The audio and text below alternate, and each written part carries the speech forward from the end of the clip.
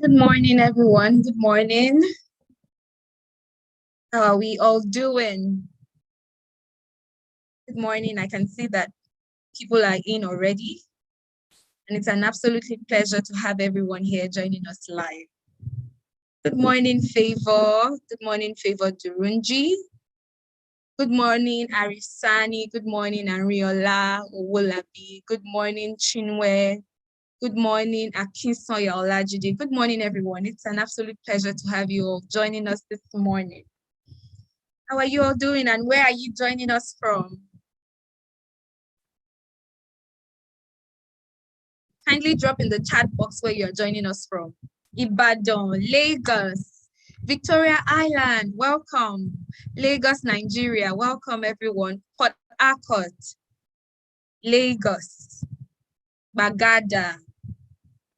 From Canaan land, wow, from the UK, welcome. Thank you so much everyone for joining. It's an absolute pleasure to see you all this morning. Lagos, thank you all, thank you all, thank you all. Nneka from Lagos, thank you for joining. Ahmed from Lagos. Omobolaji from Ibadan. Since people are adding Nigeria, you two have to add your own. Okay, that's so cool. Welcome. Obalemo Oluwabusola, I hope I got that right. From Arepo Ogun. Welcome. Welcome, everyone. Welcome, welcome, welcome, welcome. Thank you for joining in today. We love to see you. We appreciate you. Thank you for taking out time. And we know that we're all going to have an absolutely profitable, productive, and fruitful time today. Thank you so much. From Ayobo, Temi Tokwe, thank you so much for joining in. Thank you. So as we all well know, this is the Lagosmums 8th virtual conference. Actually, it wasn't virtual all along, but until last year, due to the pandemic, we started the conference virtually. So today we are having our 8th virtual conference. I thought somebody was going to clap. You can drop your, it's an absolute pleasure to have everyone here. And you may be asking, what do we do at Lagosmums? Lagosmums is a parenting hub where we help parents, we equip them with all the resources they need, with practical skills, with tools, with resources, with information on parenting, marriage, and family life. And so today at this conference, what you can expect is that you're going to get all of the skills, the resources, and the necessary information that you need to build strong families. As we well know, a lot of families, are trying to recuperate and recover from all that happened during the pandemic last year, and even our economy as a nation, Nigeria, and wherever the world over actually is trying to pick up as much as we can from all the effects of all that happened last year during the pandemic. And today, our conference theme is tagged Building Strong Families. How can we build strong families? Is it possible for us to have, to fully recover from all that has happened in the past year and the effects of all that happened in the past year, and to actually be strong as a family, be strong for yourself as a parent, be strong for yourself as an individual, be strong as a mother, as a father for the family, be strong as a wife, as a husband, and to help your children too, to raise them to be strong individuals who know what they want, despite all that happens around, and to actually stand by it, to stand for something. So yes, that's a brief introduction to ginger you to expect something beautiful, something profitable that you can run with throughout the year till we meet again next year at the Lagosmums conference. So I know you're going to get a lot of take-homes from what we are going to learn. We have amazing speakers lined up. I'm promising you they'll blow your mind. I'm promising you that your life will be transformed. I'm promising you that your parenting life will be transformed. Your paradigm will shift and you will pick something home from today. So whatever you pick home, whatever you learn, if you're going to share anything on social media, like we always share, please do not forget to use the hashtag Lagosmums 2021 as you'll be sharing across all different social media platforms. If you'll be sharing across LinkedIn, if you're going to be sharing from YouTube, Instagram, WhatsApp, anywhere, Facebook, Twitter, anywhere you're going to be sharing from, do not forget to use the hashtag Lagosmums 2021 as you're going to share across all of the platforms. So, as you all know, nothing good just comes like that. It's always backed up by something. There are people who make things possible. There are people who, give you the drive, who give you they sponsor you. They give you there's a saying that says that anybody who wants to see far, who wants to go far, would have to stand on the shoulders of those that have gone before. So everybody, we all need people in our lives. So that is why we have had sponsors, we have people who have partnered with us to make this possible today. And top of that, we want to thank them for making this possible. We want to appreciate them for, bringing this to a reality. We want to thank Maggie for sponsoring us. Maggie has actually been a sponsor from the very first year, if I'm correct, of Lagosmums. They have been very supportive, and we want to say thank you to them. We want to thank Honeywell for sponsoring the meeting today. We all know Honeywell. We want to give a shout out to them, special shout out to Bella Ninja for sponsoring today. They brought it to your screens. We want to thank Lost in a City. We want to thank Pride Magazine Nigeria. We also want to give a special thank you to every nanny. We want to thank KMC. We also want to thank Lagos Tigers Football Club. We want to specially appreciate Gradely as well. Thank you so much, everyone, for making this possible. Thank you, thank you, thank you, thank you. Really want to appreciate you for, bringing this to life, bringing this to our screens. So next, we want to share all of our social media platforms. Please, you can follow Lagosmums on Instagram at Lagosmums, Facebook Lagosmums, Twitter Lagosmums, our website also Lagosmums, and YouTube also at Lagosmums. So basically, anywhere you find yourself, on Twitter, on Instagram, on Facebook, on YouTube, you want to connect with us, just search for Lagosmums without space. Lagos, no space, Moms. So just kindly connect with us. You will definitely find useful resources beyond this meeting to help you along on this parenting journey, whether you're a parent, you're expecting, you're a teacher. There are so many, many, many resources you would get by following us across all our social media platforms. So also we have a weekly newsletter that goes out every Friday with a run through of all we have done during the week. And it also contains, we let you know about upcoming events and sales from our Lagosmums shops. So kindly subscribe to our weekly newsletter. They're going to drop the link right now and you're going to find that there. So every Friday, we're going to send out a newsletter to you. Once you subscribe to our newsletter, and from that, you're going to get to know all that we have sent out, all the resources we shared during the week. We're going to share with you, details of upcoming events and sales from our Lagosmums. So if you need anything about parenting, you can get it from our Lagosmums shop. So please find that there so as not to miss out on all the future programs and special programs that we have. And trust us, we have so many programs, so many resources that you can learn from as a parent, as a mom, as a woman who wants to live a fulfilled life, as a father, as a parent, you just want to learn. If you're a stakeholder in education, you should sign up to our newsletter so as not to miss out on all of the useful information that we share over there. So just for me to know that you are still with me and I'm not talking to myself, just drop your favorite emoji in the comment section.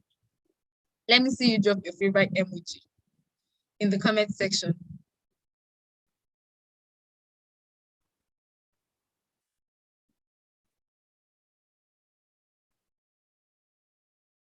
Okay. I love this your emoji, Aris. It's so, how do I put it? Cheeky. I'm also giving you a chop knuckle, if that's what it means. Shola, you must like money so much, Ada. This your emoji, eh? Thank you, Florence. Thank you, Ari. Thank you, Lillian. Thank you, Olatilewa. Thank you, thank you, thank you, thank you. Yes, I can see that you're still with me and that I have your attention. Thank you. All right, so we'll be running a quick poll. We want to know, the age range of your child. If you're joining us, you're a parent on this call, we want to know very, very quickly the age range of your child. How old is your child? 0 to 5, 6 to 12, 13 to 17, 18 and above. We want to know. Please just quickly, let's get that done. And as we do that, I'd also like to tell you that there is a section on this call where you can drop your questions. So you don't have to necessarily drop it in the chat box. There's a Q&A. You're going to see the Q&A section. So you can drop your question anonymously if you don't want us to know that this is the person dropping the question and we don't know. Just drop your questions in the Q&A box. Leave us your questions there. Yes, you can drop the age of your child using that poll so we can know, who you are and how to tailor all the resources you get that we'll be sharing from here to meet your needs. Thank you so much. Also, because we know that we have amazing people on this call, thank you. I really love your response. So I love how that you are giving me the vibes this morning. So we are going to have giveaway from our amazing sponsors.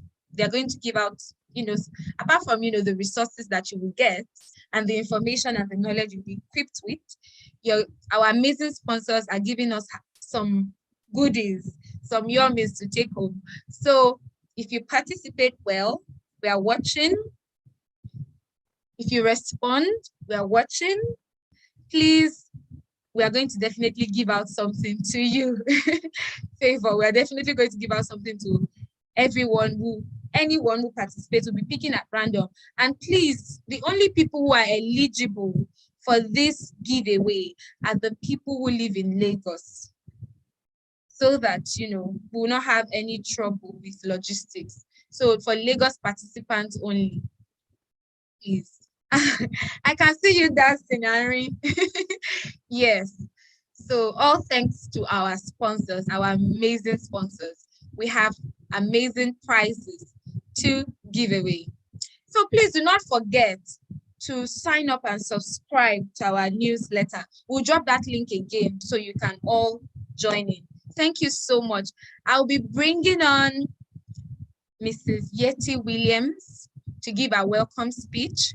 She's the founder and convener of this platform. Everything that we see always has somebody who births it. There's no child without a mother. So Lagosmums is our brainchild and she's super amazing. Thank you so much, Ma, for the honor to be doing this. So she's going to give a welcome speech. Can we just clap?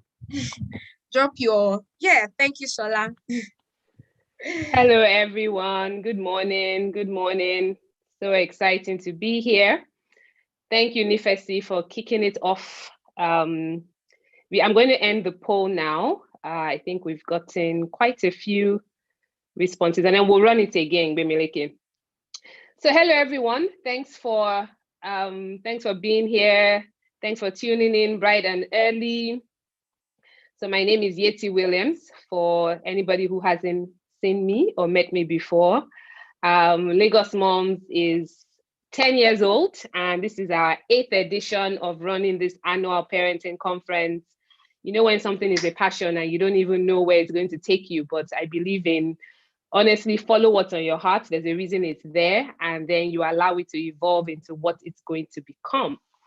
So I would like to find out if anybody who's here has been at any of our conferences before.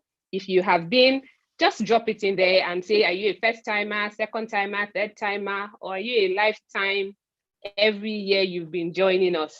So I'm going to have a very quick, welcome so that we can get started. There's so much information that we have to cover today, no matter the age of your child, no matter where you are, you're an auntie, uncle, maybe you're a grandparent, you're a teacher, whoever you are, so far you're participating today, you will take something away. But before we kick off and before I start sharing, we need to open this the right way. And so, wow, I'm seeing a lot of responses, the first timers. Ooh, Ola Tilewa, you've been joining every year. Amazing. All right, that person needs a prize. Nifesi, you need to note that. Every year, I'm clapping for you. Thank you. Fantastic. Somebody else is your 6th conference. You also deserve a prize. Thank you so much. It's really amazing. We can't parent alone. The African proverb that says it takes a village to raise a child. I still believe it does. Now it takes an e-village. That's my my modification to it. But real quick, I'm going to bring Tonya on. Tonya is a dear friend. She's also been a compere for this event for a few years as well. She's going to kick off the conference, and we're going to just pray and commit everything that we're doing to God. And obviously, we're all doing this for our children, our families, and it's important that we make sure that while we're their physical custodians, God at the end of the day is the ultimate father. So Tonya, welcome. Please kick off with a prayer and then we'll get started. Thank you, Yeti. Good morning and welcome, everyone. Our Father in heaven, we just thank you for this day. We give you all the glory and praise. We thank you, Father, Lord God, because we know that what you start, Lord, you are more than able to complete, and more than anything, you are through the whole process. We want to thank you for this platform, Lagosmums. Thank you for their 10 years, oh God, of serving with purpose. We just give you all the glory and praise. We thank you for, Lord, this 8th annual conference that you alone have made possible. We return all the glory and honor to you. We thank you, Father, because we know that today, even as we have come together, Lord God, that we're going to have a wonderful time in your presence. We're going to have a wonderful time during this conference, and we know your presence is here with us. We ask that every session and every speaker and every person attending, Lord, that they will all find a solution, an answer, help, guidance, instruction, Father, Lord, that will add value to them and add value to families. Even as we come together, Lord God, to just learn how to build strong families, Lord, we ask that you just bless each family represented on this platform and bless every child, every father, every mother, uncle, auntie, grandparents. And at the end of it, oh Lord God Almighty, you take all the glory and honor. Thank you, Abba Father. In Jesus' name we have prayed. Amen. Amen. Thank you for that lovely opening prayer, Tonya. So everybody, welcome officially. We're kicking off the Lagosmums 8th Annual Parenting Conference and our 2nd virtual one. So last year was our first virtual conference and the feedback was amazing as well. I determined last year that even though we were in the middle of a pandemic, I didn't want to break our annual conference. So very quickly, myself and the team, we pivoted and we said we can hold it virtually, which we did last year. This year, we're holding it virtually as well. Just, the pandemic is not, the virus is not gone. So we're still trying to just limit, and we don't want to bring hundreds of parents together right now. So we're doing it virtually. And the great thing is anybody can tune in from anywhere. So the theme of this year's conference is building strong families. And we all know that the past year has truly been quite a journey. It's been a tough year for everyone, 2020, across the world. It's had an effect on families in various ways, financially, mental health, children's education have been affected in some shape or form. Some children did very well with online learning, some didn't. Across the board, children are having to get used to being back in class again. The home environment too has changed. And, as the world starts to emerge from the challenges and the effect of the pandemic, we're focusing on building strong families across all areas, because it's one thing to talk about the challenges. It's another thing to talk about how to continue to build strong families despite the challenges that we face. Parenting is truly 24 hours, 7 days a week job. Who else can testify? Especially during the lockdown, it was suddenly you were everything. There was no break. You were homeschooling, you were feeding, you were entertaining, everything, and all with that, while you were also dealing with your own uncertainty and fear, let's be honest, and anxiety about what was going on in the world. So as we continue to make decisions, as we continue to serve our families, Lagos Moms continues to want to be there as a platform, as a community. We don't say we have all the answers, but together we're able to parent better, we're able to improve, we're able to unlearn and relearn, right? We're able to make sure that we're raising children who will thrive in the future as adults.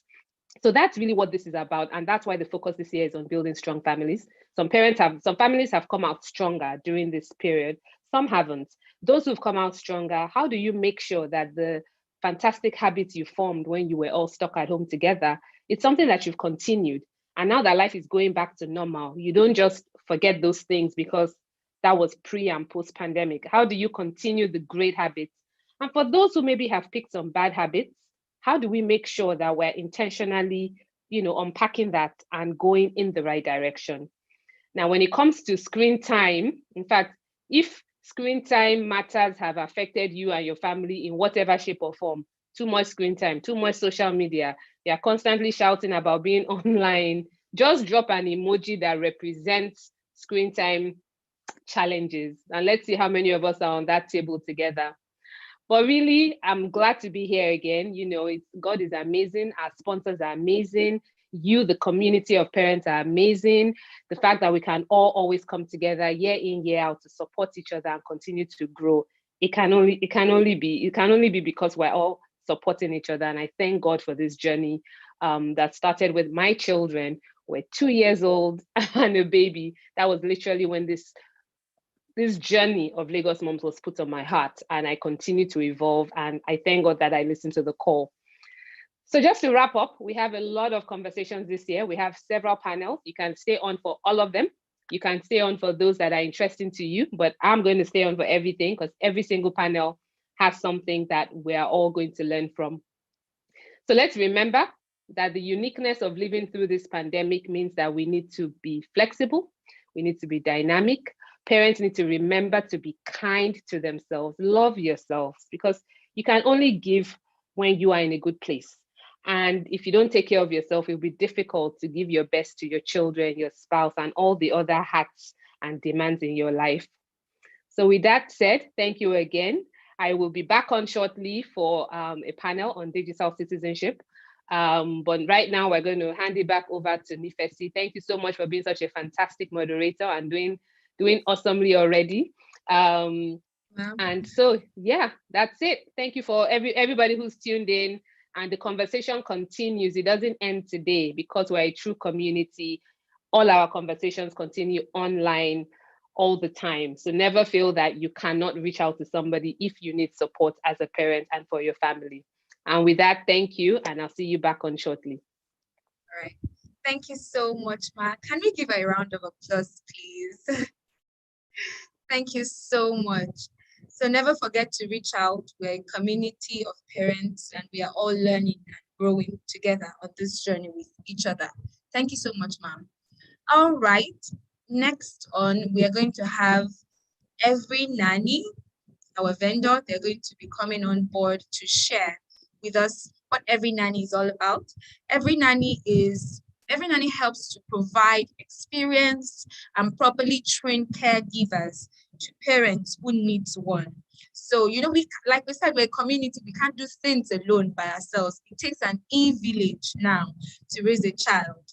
So that's exactly what Every Nanny will be helping you with. And we're going to welcome Mrs. Adaudi, lovely. I hope I got that correct. Welcome.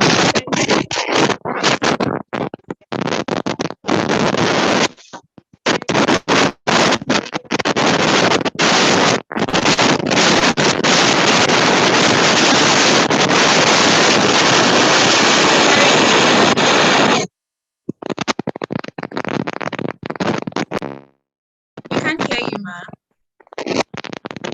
There's like a background noise.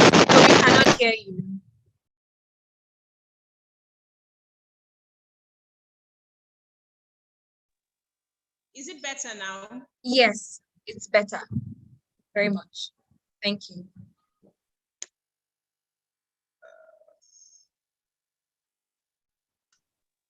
Can you hear me now? Yes, we can hear you. Okay, although I can't hear you, but I'll just go ahead.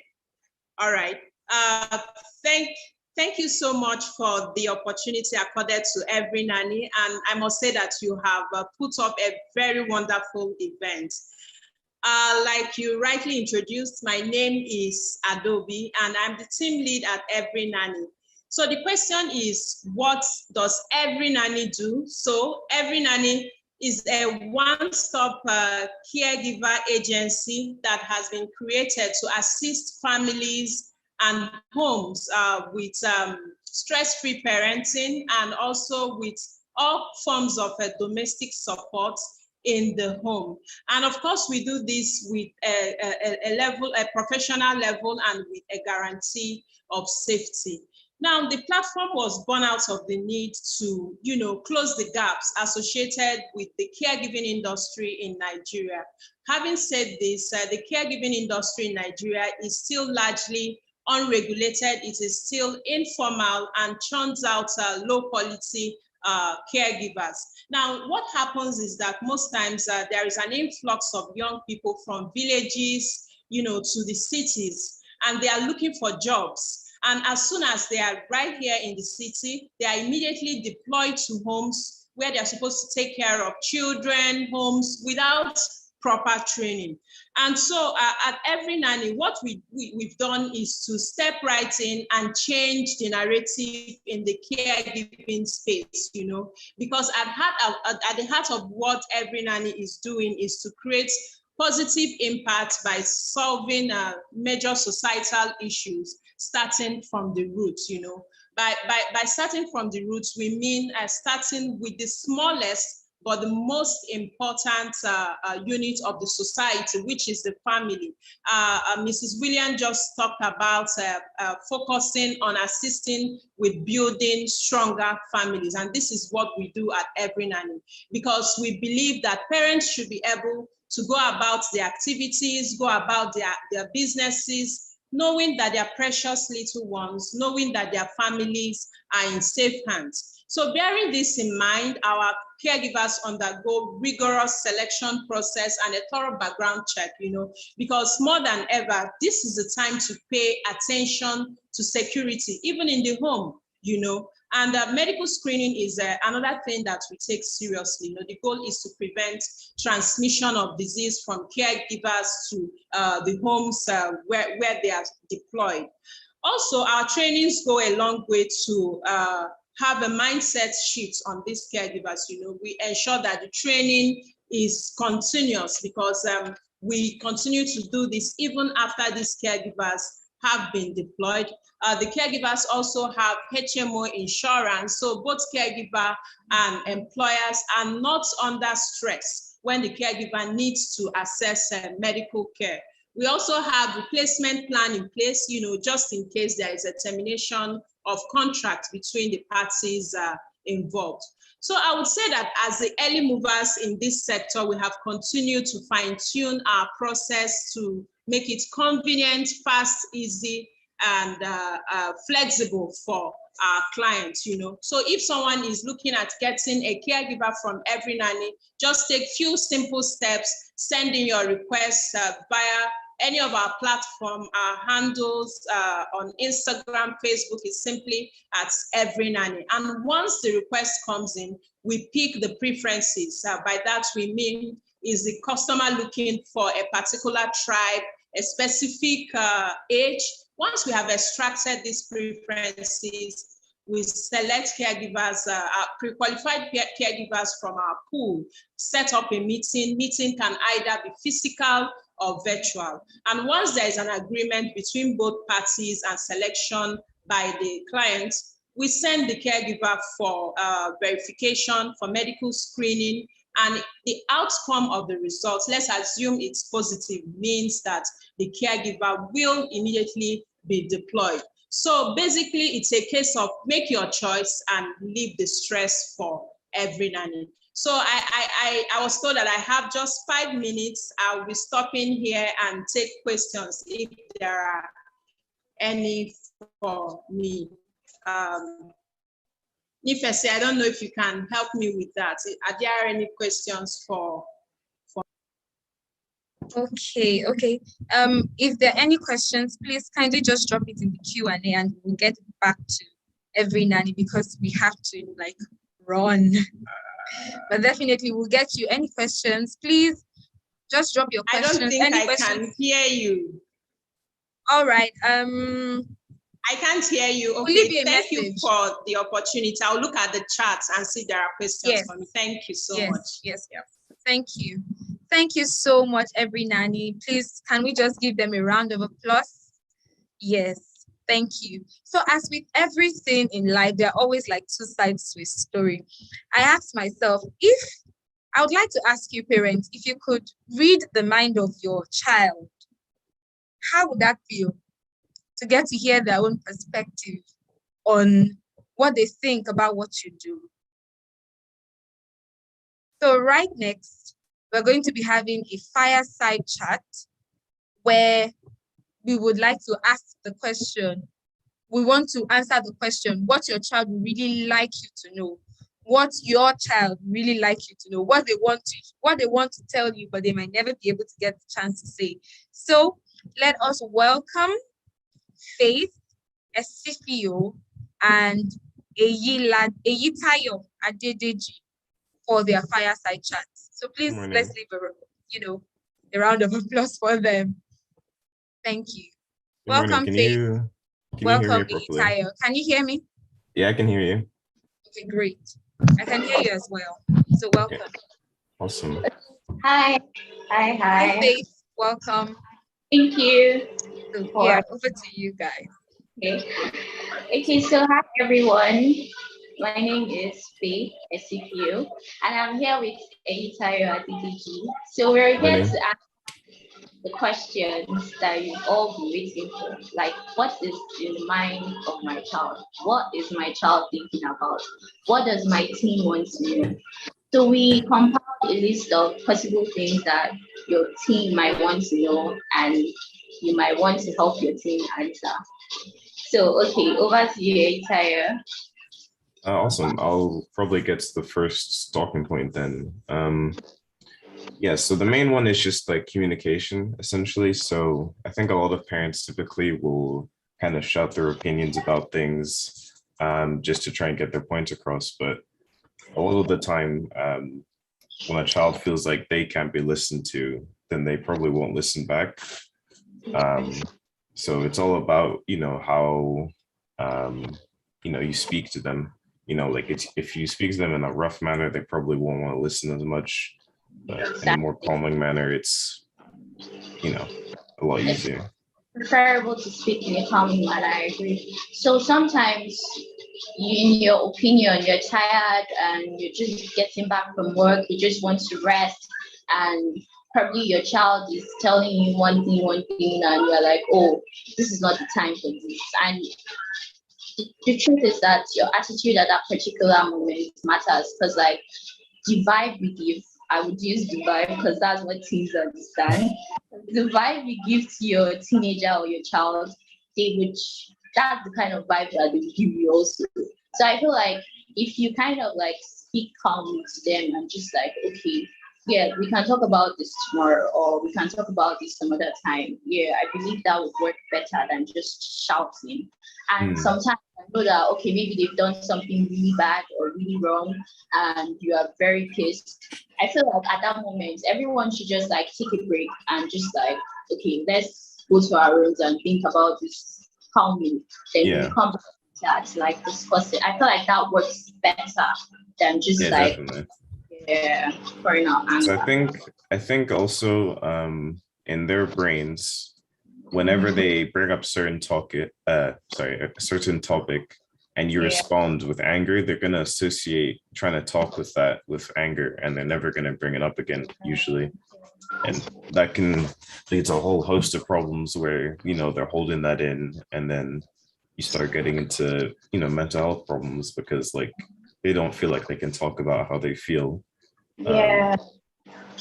And like they're also worried about, maybe it's misinterpreted. Like I know sometimes parents can like when they see their child have a certain reaction to something, they might confuse the source behind it. So let's say like a child reacts in like a very sudden, angry kind of tone.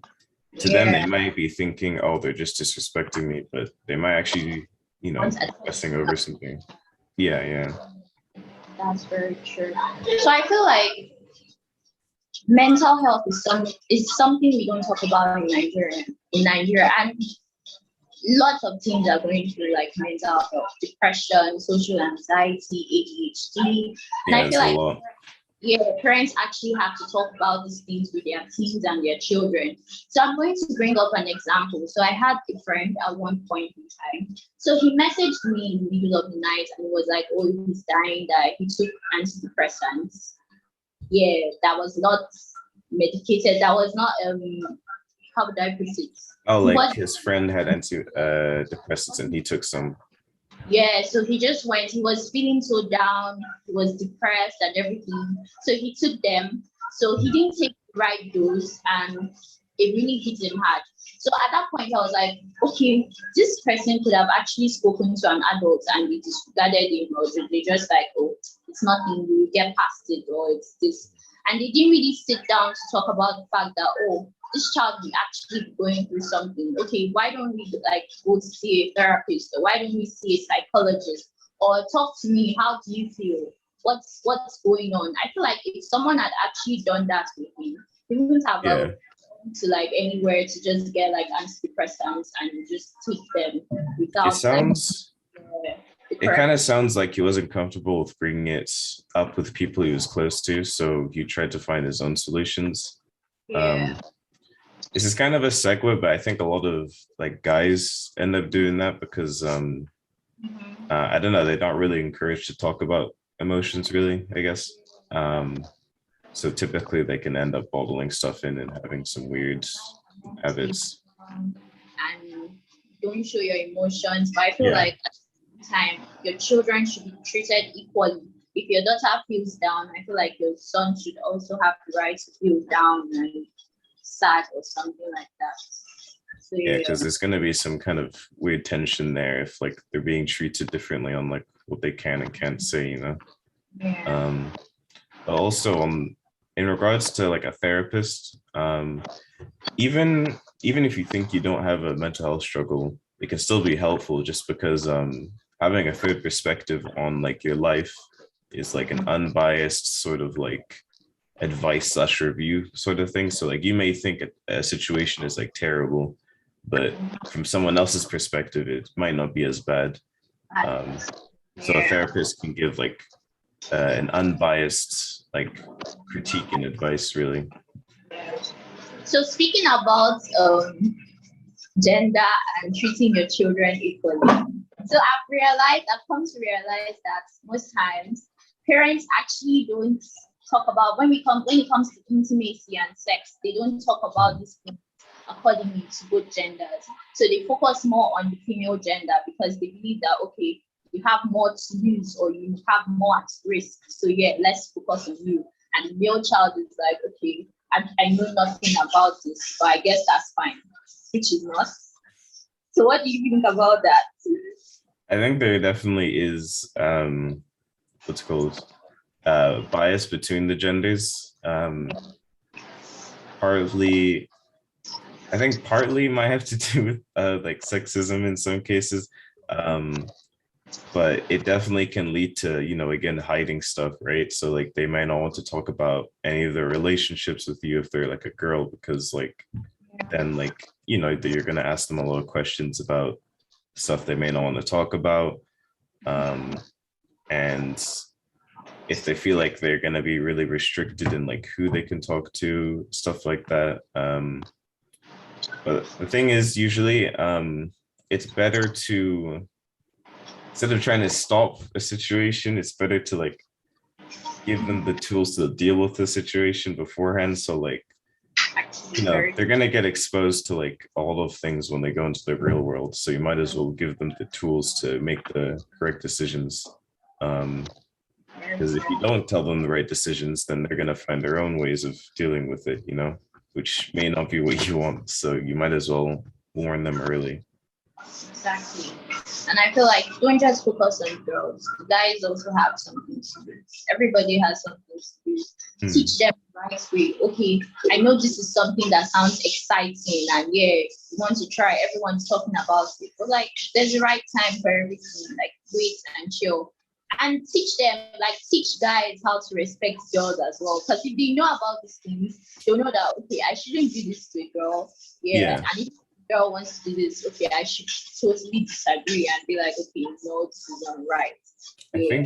I think another along the same lines, they kind of learn by what they see. So if like sounds weird to say, if you mistreat like the woman in your family, then they're gonna see that as how you treat women.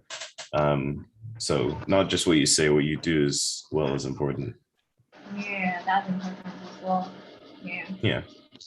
And talking about what you say and what you do is important. What do you think about parents criticizing hairstyles and like looks? So your child gets a piercing and you're like, why are you getting a piercing? Do you want to be a young boy? Or you get like long hair, dreads? Yeah. Young boy. What do you think about that? I mean, a lot of the times it's just that they're trying to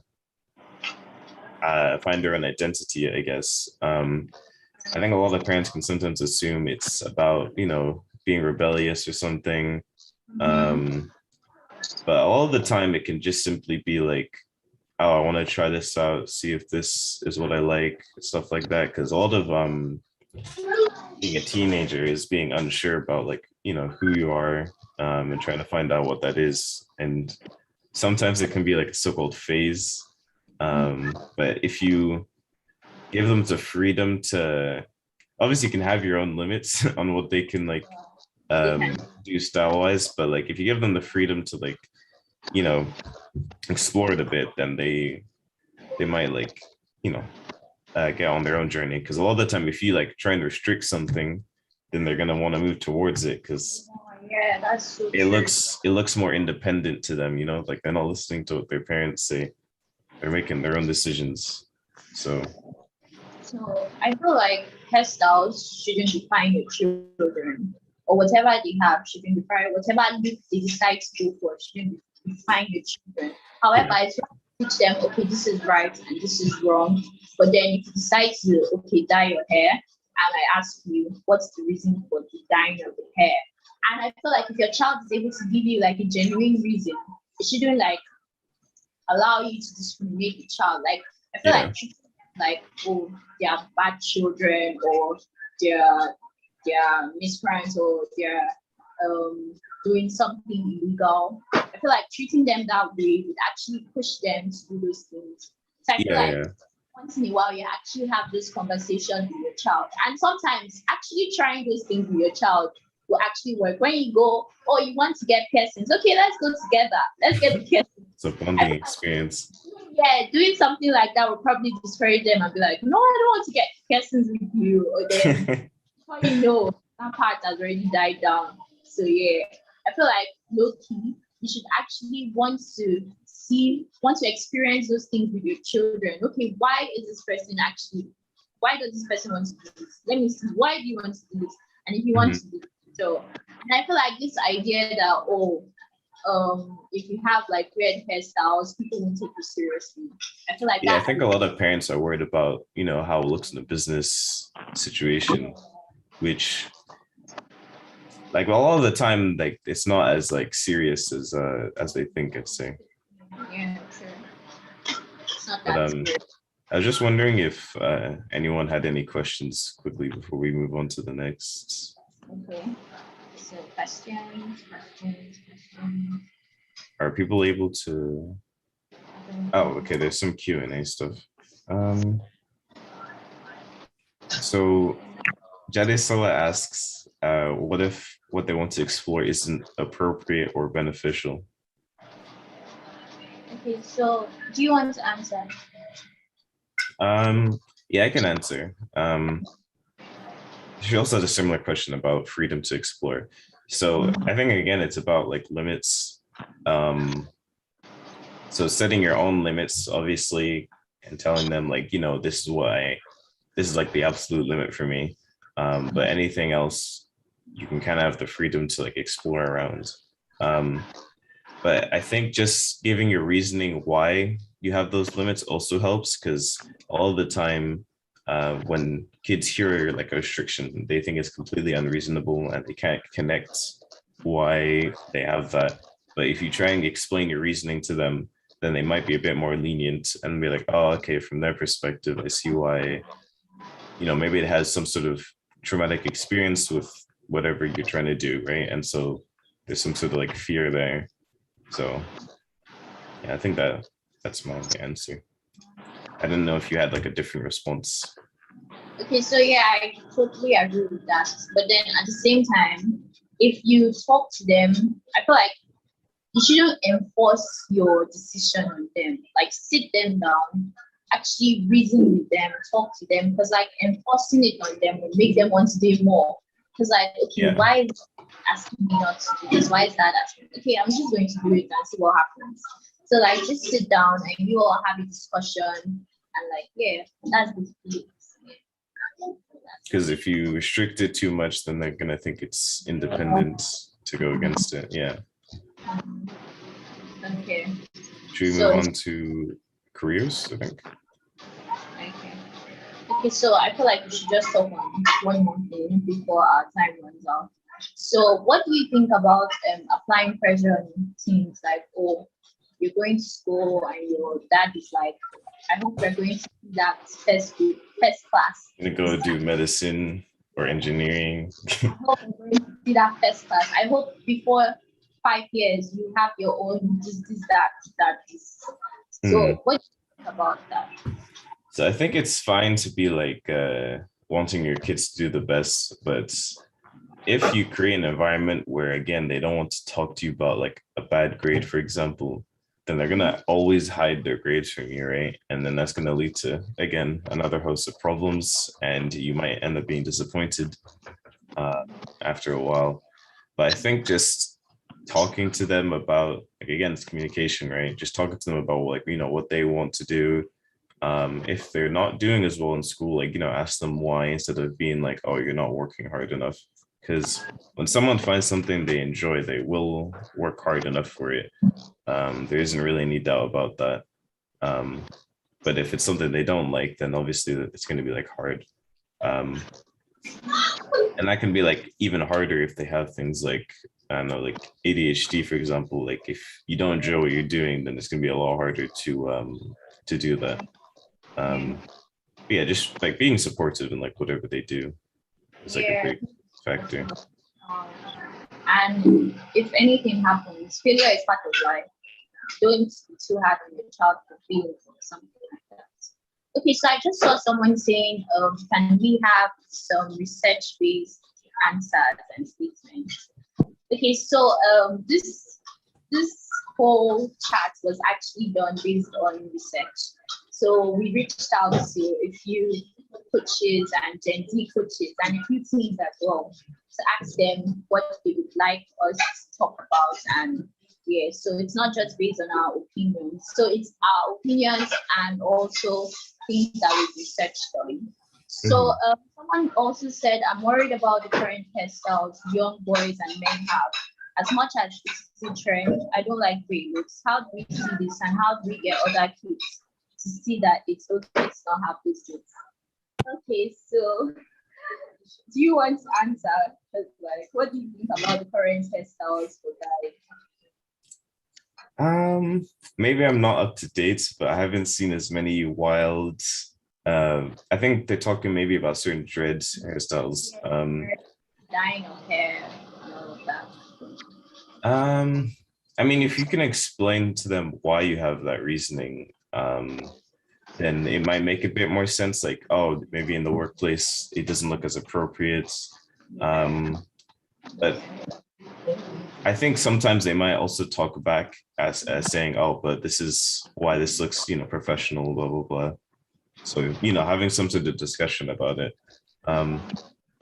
Also, I just wanted to answer the stats-based question as well. If you look up almost any research on mental health in the past few years, there's been a dramatic increase in diagnoses and problems. And a lot of it can be associated to, kids not wanting to, finding alternative means to solve their problems, you know what I mean? So it's not really just an opinion based, you can find the research out there. Okay, so also for the question about mental, so I believe that you should talk to your teen about peer pressure. So if your teen is doing this just because everybody else is doing it, then I feel like that's when you should stand your ground. Don't do things because every other person is doing it. What is your reason for doing this? And if your team doesn't have a genuine reason for doing this, then I believe that, okay, you can now talk to them about why you don't want them doing this. Then let's the good outweigh the bad, I guess, in a sense. Yeah. Let's do a question about family values before become teens, which will guide the lifestyle. Many times there are things they want to do because of peer pressure or fit in. Yeah, I think establishing your core values is important. But again, not putting too much pressure on it. So not micromanaging their life, I'd say. So I think, what's it called? Telling them oh, this is tools you'll use to get through life is a lot less harsh than, oh, you can't do this, this, and this, So yeah, just trying to be a guider instead of a dictator to them is. Yeah.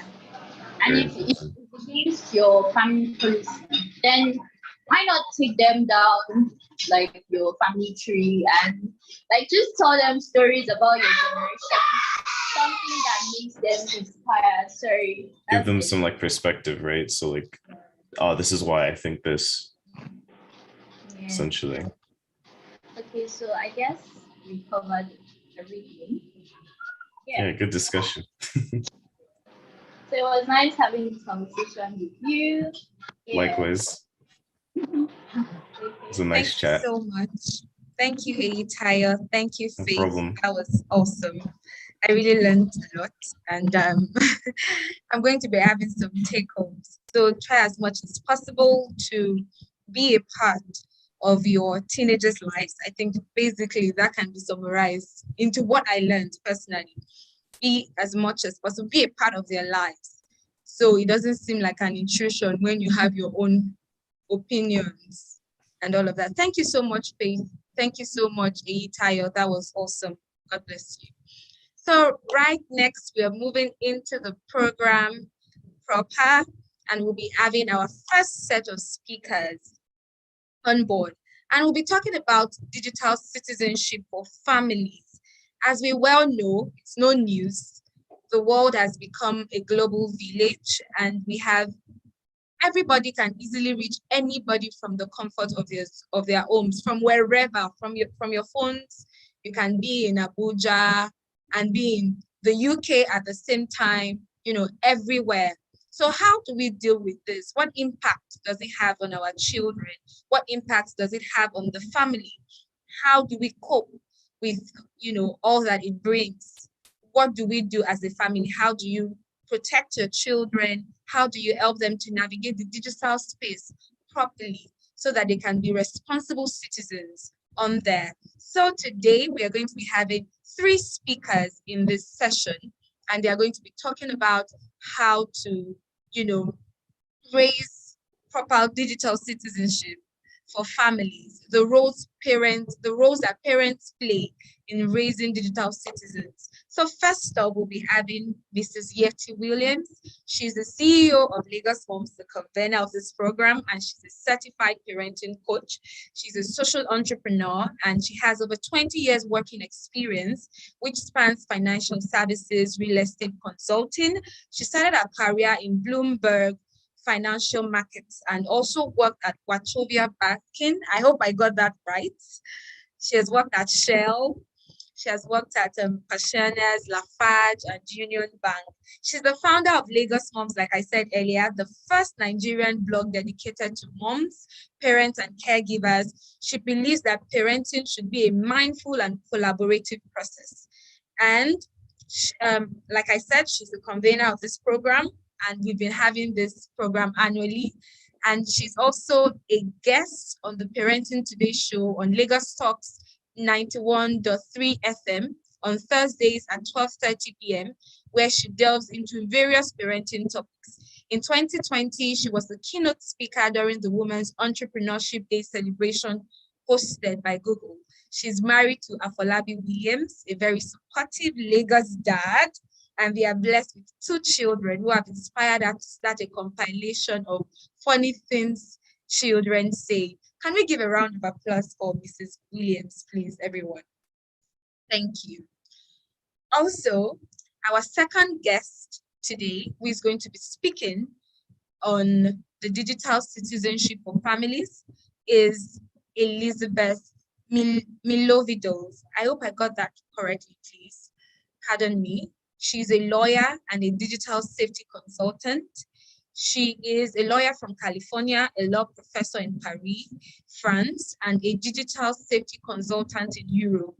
Using her European/American focus on internet, technology, and social media issues, she researches solutions to empower parents to guide their children in the digital age.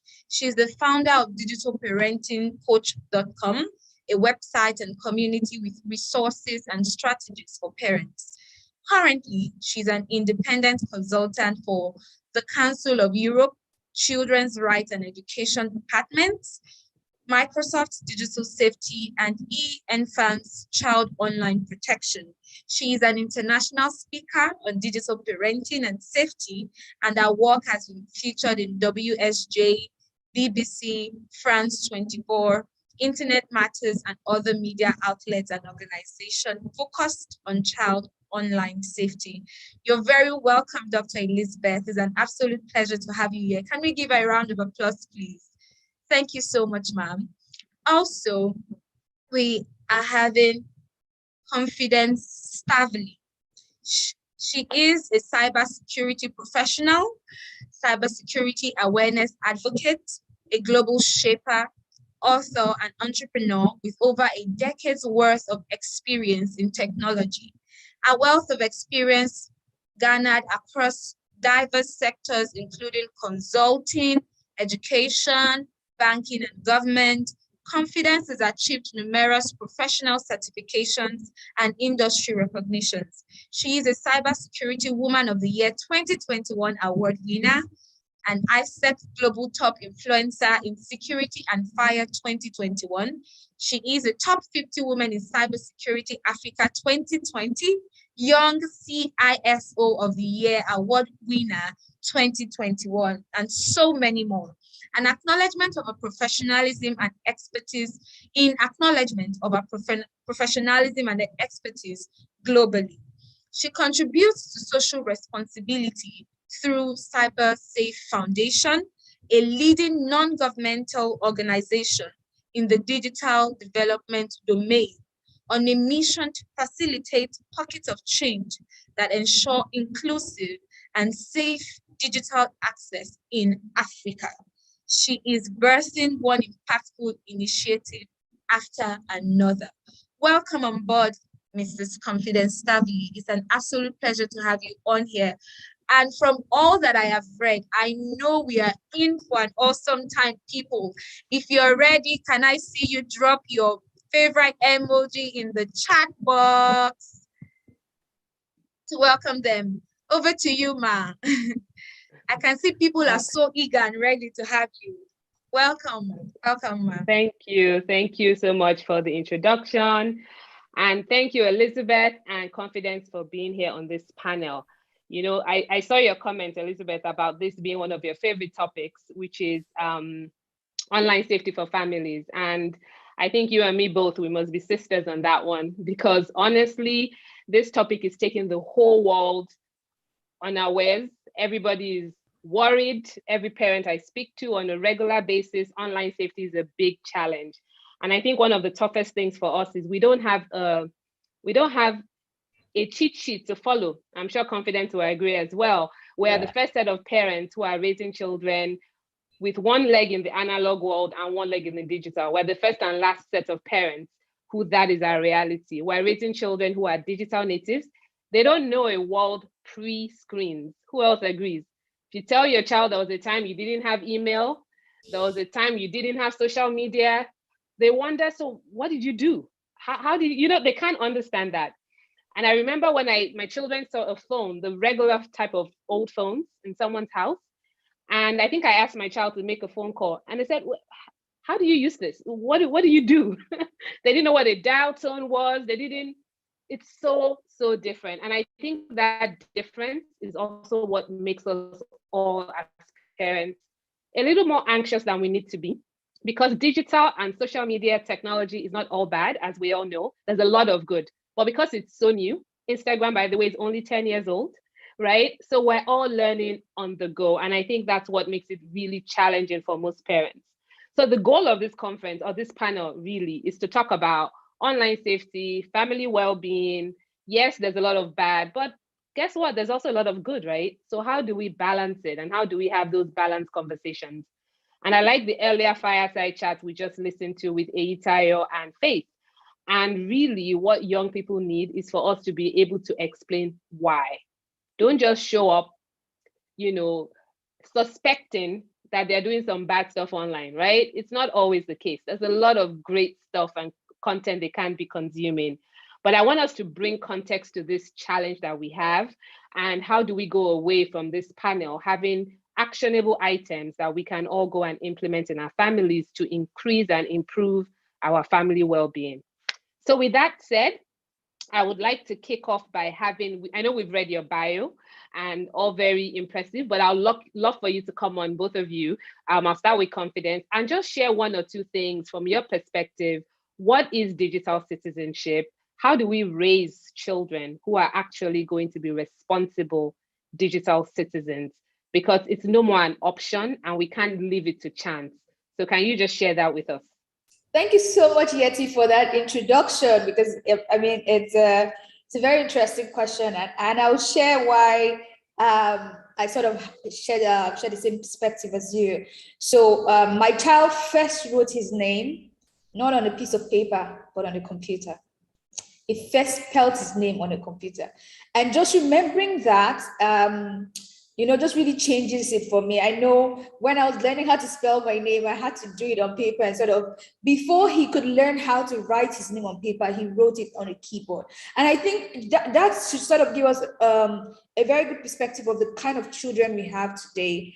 Needless to say that even a child that is less than a year old may be able to use your mobile phone more than you do. So basically speaking, a digital citizen, Jen, is a person who has the knowledge and skills, and I dare say some of these skills are innate. So like they sort of have grown in, they came into it, so it's more natural for them, and they effectively use digital technologies to communicate with others, and that's what digital citizenship is.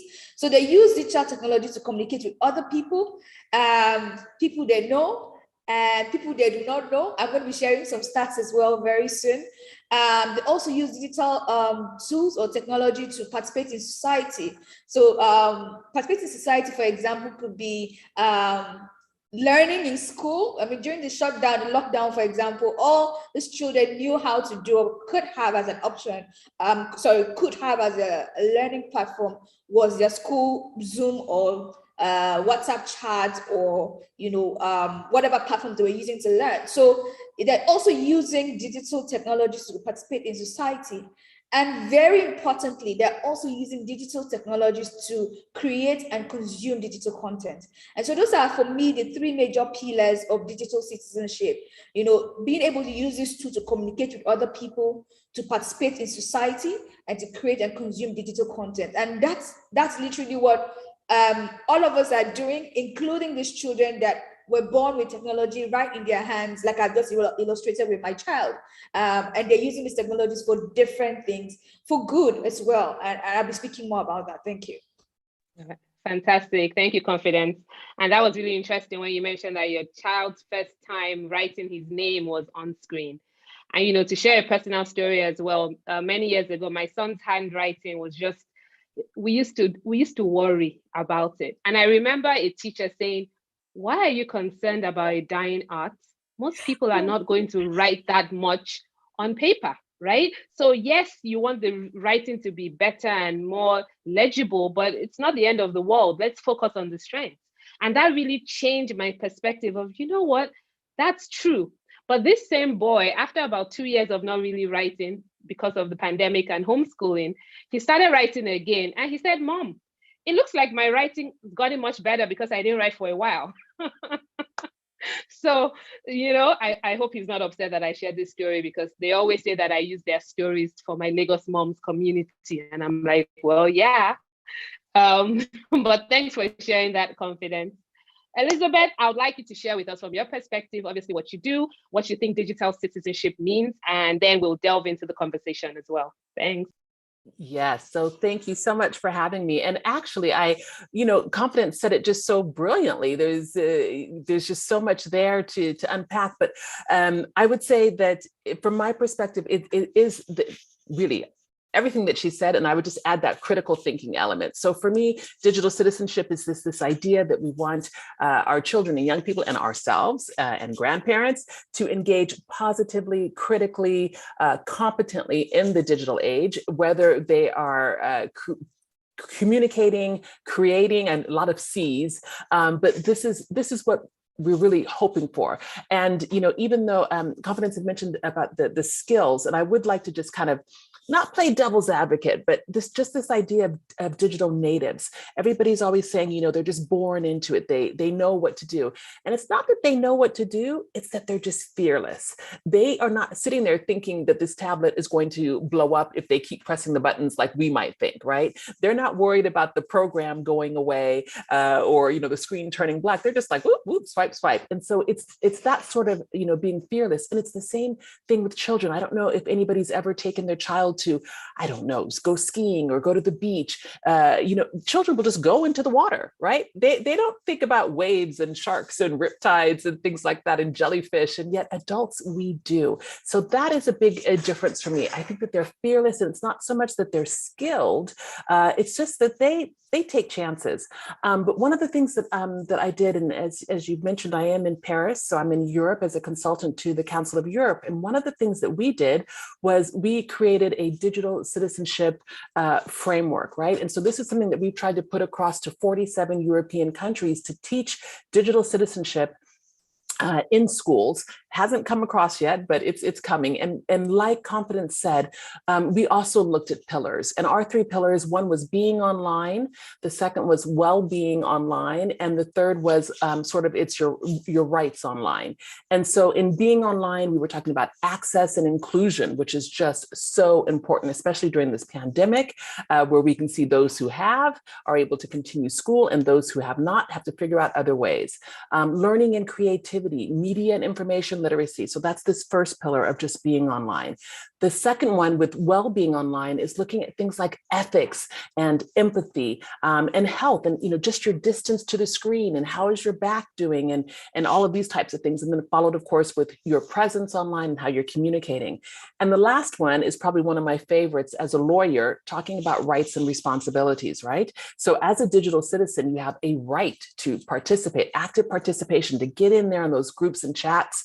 There are certain rights and responsibilities that we need to take care of. So when we hand our children a smartphone and they take an Instagram account or TikTok or Snapchat, that we read the terms and conditions. We understand, we as parents, and we teach our children who owns those photos. Yes, you may own them, but you've given the tech companies a license to use those photos. Then things like privacy and security. And then lastly, I'm sure you're going to have a lot of parents who mention this one. This is called consumer awareness. It's the 10th one under these 3 pillars. And here for consumer awareness, I am sure we've all had a child that bought something in a game that needed those Minecraft skins or whatever, or just thought they were playing with pretend money and it was real money. So all of these things go together with kind of basically teaching our children, raising them to be those same sort of contributing citizens that we do in the real world, but in the online world. Wow, great. Thanks for sharing that, Elizabeth. And I really like how you broke it down, being online, well-being online, and your rights online. All of those are important. And even when we're trying to raise a responsible citizen physically in our community, our countries, there are certain rules that we go by. There are certain things you shouldn't do. You shouldn't skip the line. You shouldn't throw trash on the floor, right? Ideally. There's certain things that we want our children to understand. A stranger, you don't go home with a stranger. Somebody doesn't show up and say, Mom told me to bring you home from school. You expect your child to know how to hopefully save themselves from that situation and not trust it. But when it comes to the online space, and I think because a lot of parents don't necessarily know how to have the conversations. In fact, let me rephrase that. I think some of the challenges with raising digital citizens is that a lot of parents don't have the pillars to work with, right? When you're raising a child, there's some pillars you work with. You tell them to greet, they have to be respectful to adults. There's certain things you will teach any child, no matter what country you come from. But when it comes to the digital space, we're all figuring it out together.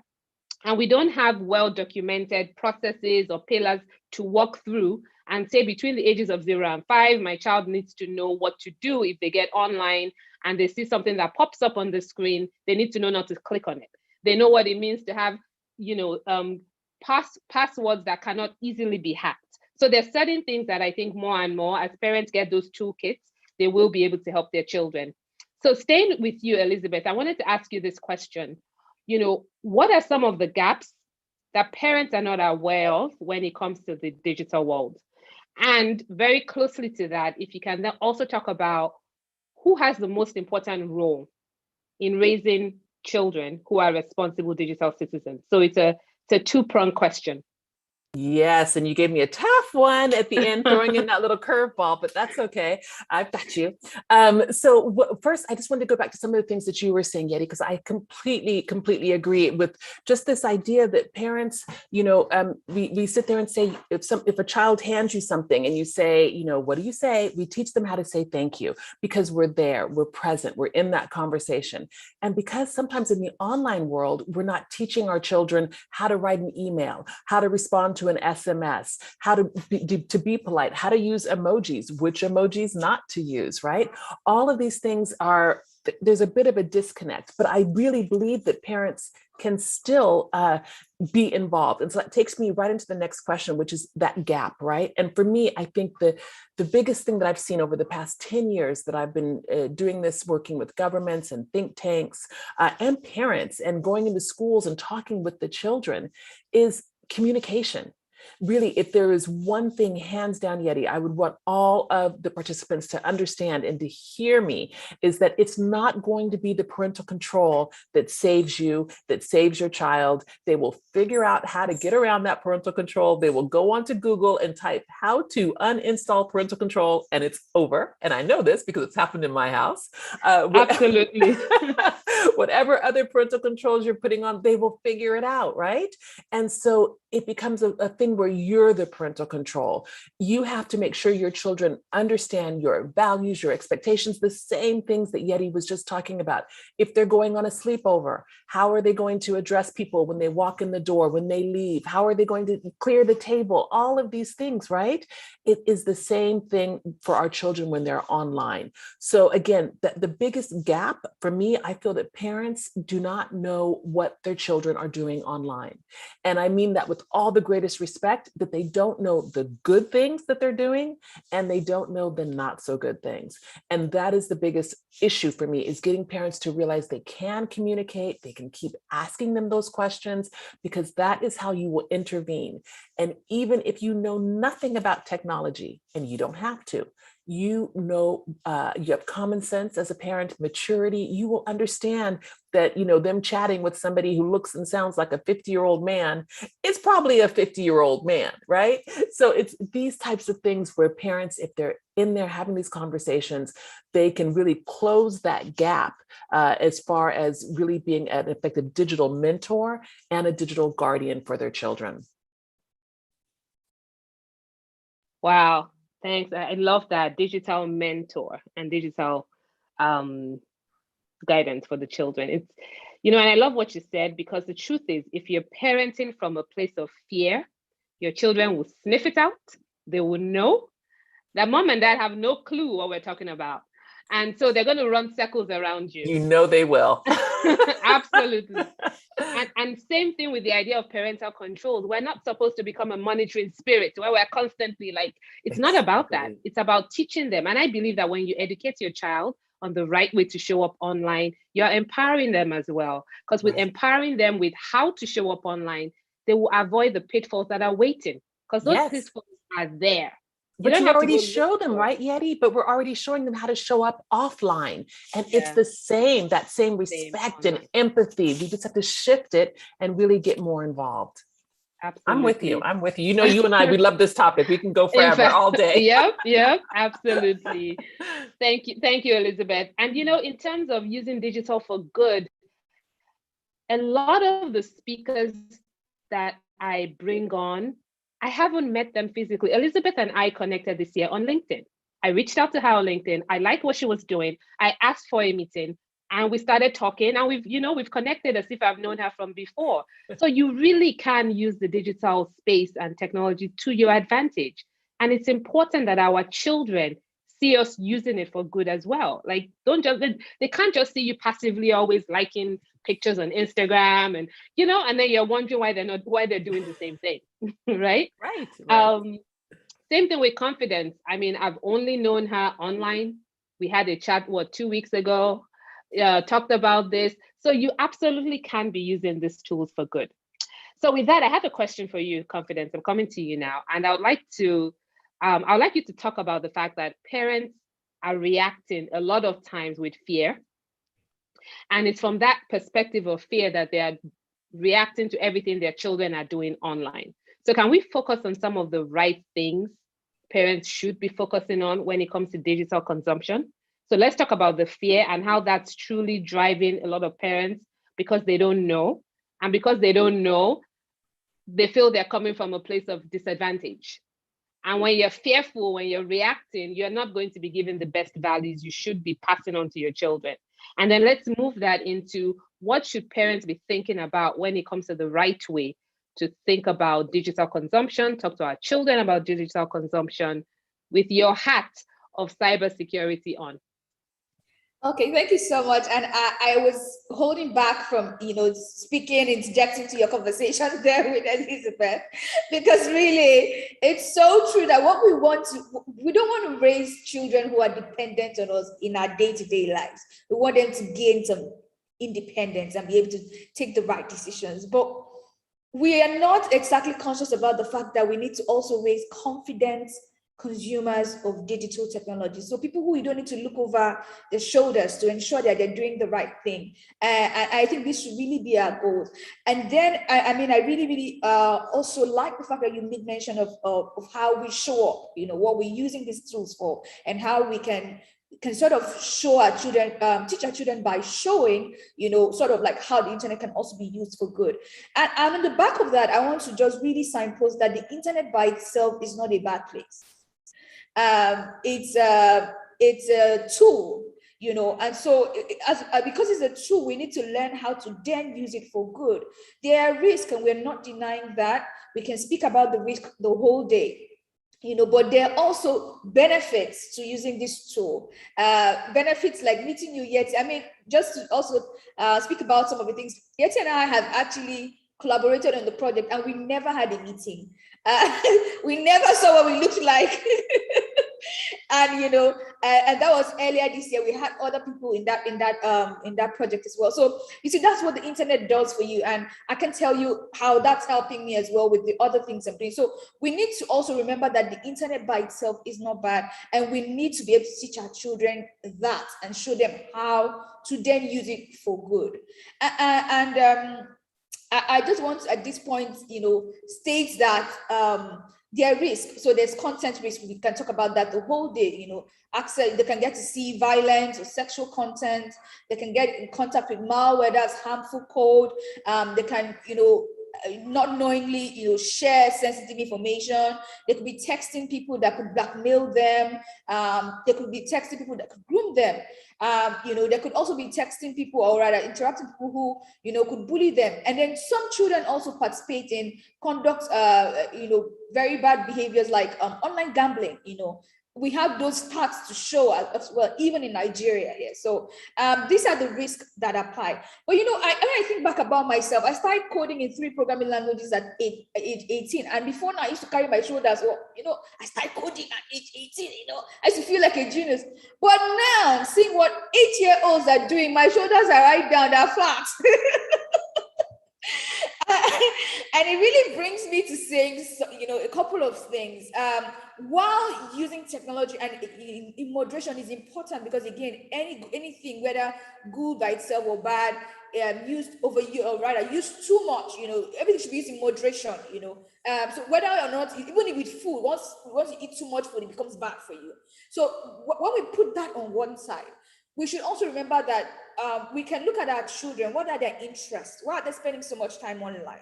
What are they doing online? How can we channel those interests for maybe a skill for the 21st century? Because we are preparing children today for workplaces that we're only imagining and sounding crazy when we're talking about them 20 years ago. We're preparing children for career paths that are just coming up. I mean, cybersecurity, really speaking, wasn't really a thing, 10 years ago, we're preparing children to use data to say things, to tell a story, to get intelligence. Those are all things that we are preparing children for in the next century. And we need to, as parents, educate ourselves on what are the opportunities that digital can help children achieve. What are those paths that you believe that your children could gain interest in, and then convert that interest in using screen time and digital into helping them on the path to becoming that thing they're interested in. And I'm using the word convert very, very intentionally, because just like energy, your time spent on the internet can be converted either way. And we need to then help guide our children. I mean, like Elizabeth has said, and I stand, I risk sounding like a broken record now to say that, it is very, very important that we're able to mentor and guide our children, and then convert that interest, that time, that zeal of sitting in front of the screen, of course, moderately, to become something that translates into a long-term benefit for them. And when we begin to take them to that direction, you find that it's a path of lesser resistance, because this is something they enjoy anyway. It's something they enjoy, and it's a win-win. They enjoy it, and that because of the education you've gotten towards how these skills can work in the next 10 years, that you're also positioning your child. I also again bring my own example. A few years ago, I just took it to my husband. I said, I really want to raise multilingual children. And we started preparing our child to start speaking other languages. Have we started also as parents thinking, what new skill, what 21st century skill should I position my child to have very early? Because again, the stars of this world in sports, for example, they started playing these sports at very young ages. So having your child pick up these skills, have this interest, pick up on them and help them, give them the resources and the platforms to learn more about this, actually starts growing the next, let's think about a sports star. What's her name again? The one that plays basketball. I keep forgetting her name. Basketball. Sorry, no, not basketball, tennis, lawn tennis. Oh. Naomi Osaka, or Naomi. We are actually for the next Naomi, because they're starting really, really early. So it's important that we begin to think about it from this angle, and not necessarily, my child is in front of the screen. Oh, she's been there for so hours. What is she there doing? How can you channel that? I think I've heard my voice for too long, so I'm going to do this. No, thank you. The truth is that when you're passionate about a topic, especially in this space, we can't truly go on talking about it all day. And I like I like all the things you guys are saying, and especially what you said as well. Now, confidence. I want to write on that, which is we really need to help our children with what they're consuming online. And I believe one of the roles as parents we play is consuming with them. helping children with context around what they're seeing online is really important. We're no longer gatekeepers of knowledge. Our children don't need us for information. So I think we should all just be comfortable with that. They don't need you to get an answer to any question that they have. Google is their friend for that. What they need us for is context. How are we spending time with them to help them make sense of what they're seeing online? So it starts from parents understanding our children's interests. Those interests they take online. How do we consume with them online? And how do we help them use that in an offline setting? So whatever your child is doing online, there's the offline, what's the word I'm looking for? Parallel that we can encourage. So how do we help them do that? In So fact, sorry, Yeti, let me just add there that really online is most times a mirror of what we have offline. If it's from morals to how they act online to a lot, it's literally a mirror. Yes, absolutely, it is. So it's not either or, it's and. So I want us to move quickly now into talking about screen time. So we've said all these great things, yes, but parents are still concerned. Screen time, how much is too much? When should my child be getting on social media? When should they get a smartphone? Those are questions we get all the time. Fortunately or unfortunately, there's no perfect one answer. For example, we all know now that breastfeeding for 6 months exclusively is the best, right? So there's some things that are absolute. When it comes to the online space, all those questions, when, how long, is very fuzzy. So I was doing some research and I saw something that says that 8 to 12-year-olds, they spend on average 4 to 6 hours per day online. When they get into the teenage years, they're spending 9 hours and more on screens all day, every single day. So when we think about those kind of contexts, imagine your child is online every day for anywhere from 6 to 9 hours a day. What are they doing online? Is it necessarily good or bad? Is it too much? Is it too little? Who are you asking? I believe that content online is not just about the quantity, but it's about the quality. You know, it's like food. If a child eats donuts every day, there's going to be a problem, right? If a child eats jollof rice or eba and soup every day, there will be a problem all day, every day. We need to make sure it's a balanced diet. Okay, so why are you using my favorite foods, Yeti? Why are you using my favorite foods as an example here? This is not good. Believe me, I didn't know. So, you know, how do we do this balance right? So I want us to talk about screen time, and I want both of you to speak to that as well. I'm sure you've heard about what China did recently with putting some rules in place, and they've limited the amount of time that children can spend on video games per week to only weekends. And I think it's only like 3 hours for the whole weekend or something like that. So you might either say it's too drastic, it's not drastic. Maybe China has some other goals behind the scenes that we don't know about. But the point is the country is making a decision that excessive video game playing is bad for our children, and they're putting rules in place. So let's talk about screen time, and I'll come back to you, Elizabeth, on this first. How much is too much?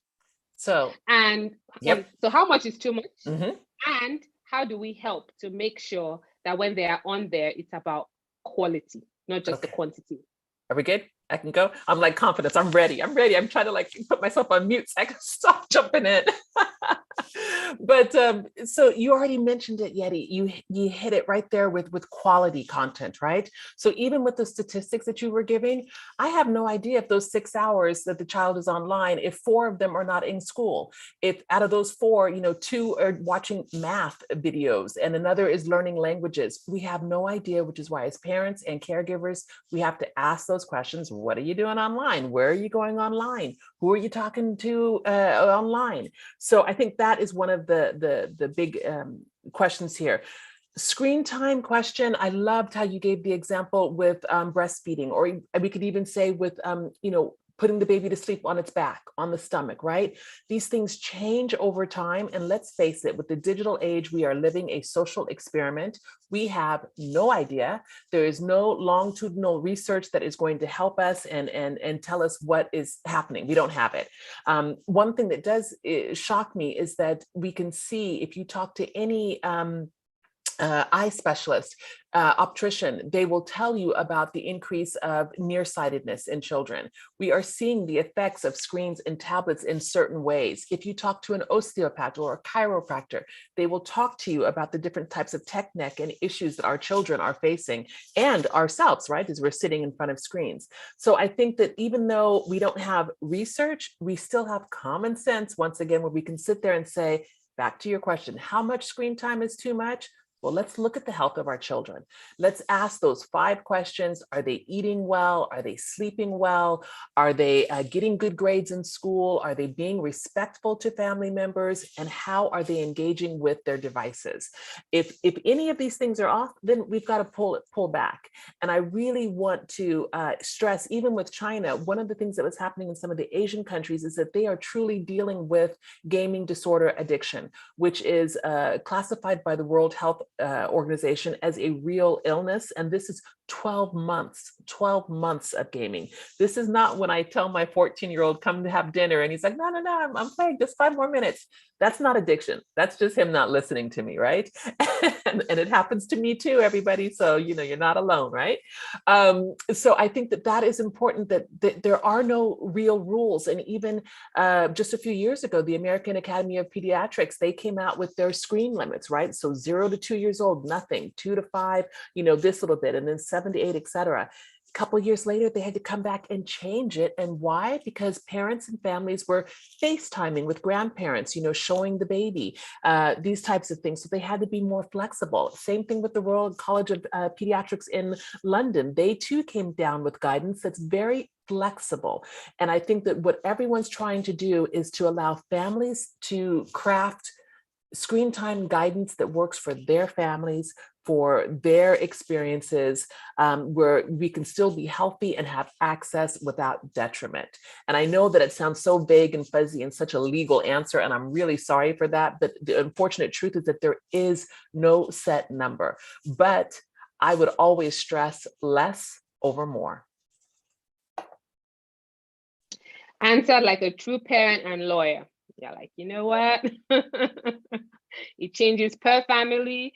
You need to kind of know what's going on, pay attention to your child, and really there's no one right answer. And I know it frustrates parents that they cannot hear that if my child is 5 years old, it's 1.5 hours.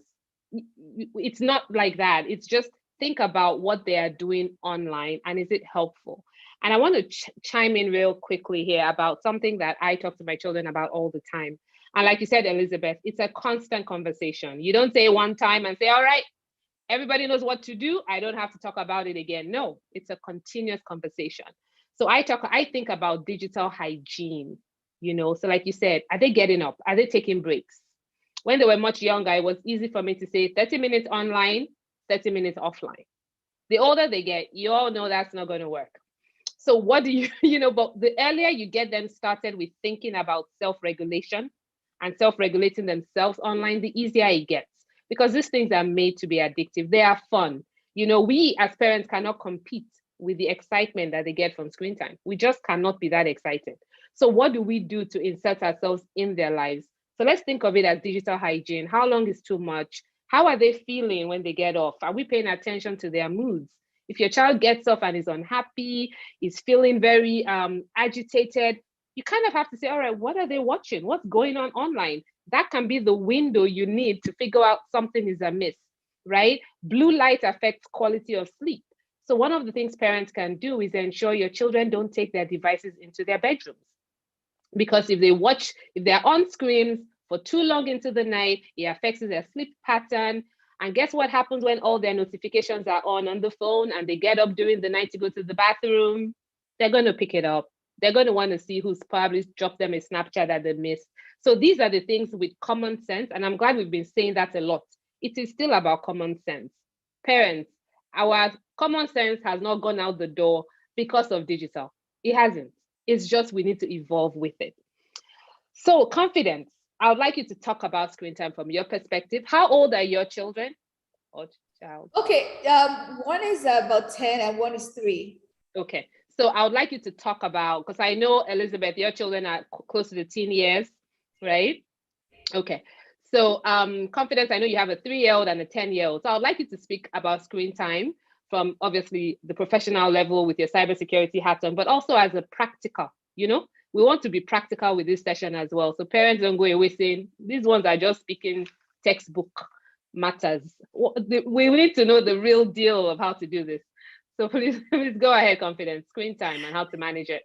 That, like Elizabeth said, really there's no one size fits all, and I'll really go back to what values there are in the family, and maybe being more diplomatic with it and ensuring that in creating what may look like a guide for your family, that you really engage your children and make them like say partners or stakeholders in that guide. So you all agree on this is sort of like what we would like to achieve, and this is our plan to ensure that this happens, and this is how much you can spend time on the internet, and these are the exceptions that can be made. That sort of, let's say, that sort of agreed structure in place. I mean, it's like having a meal plan at home.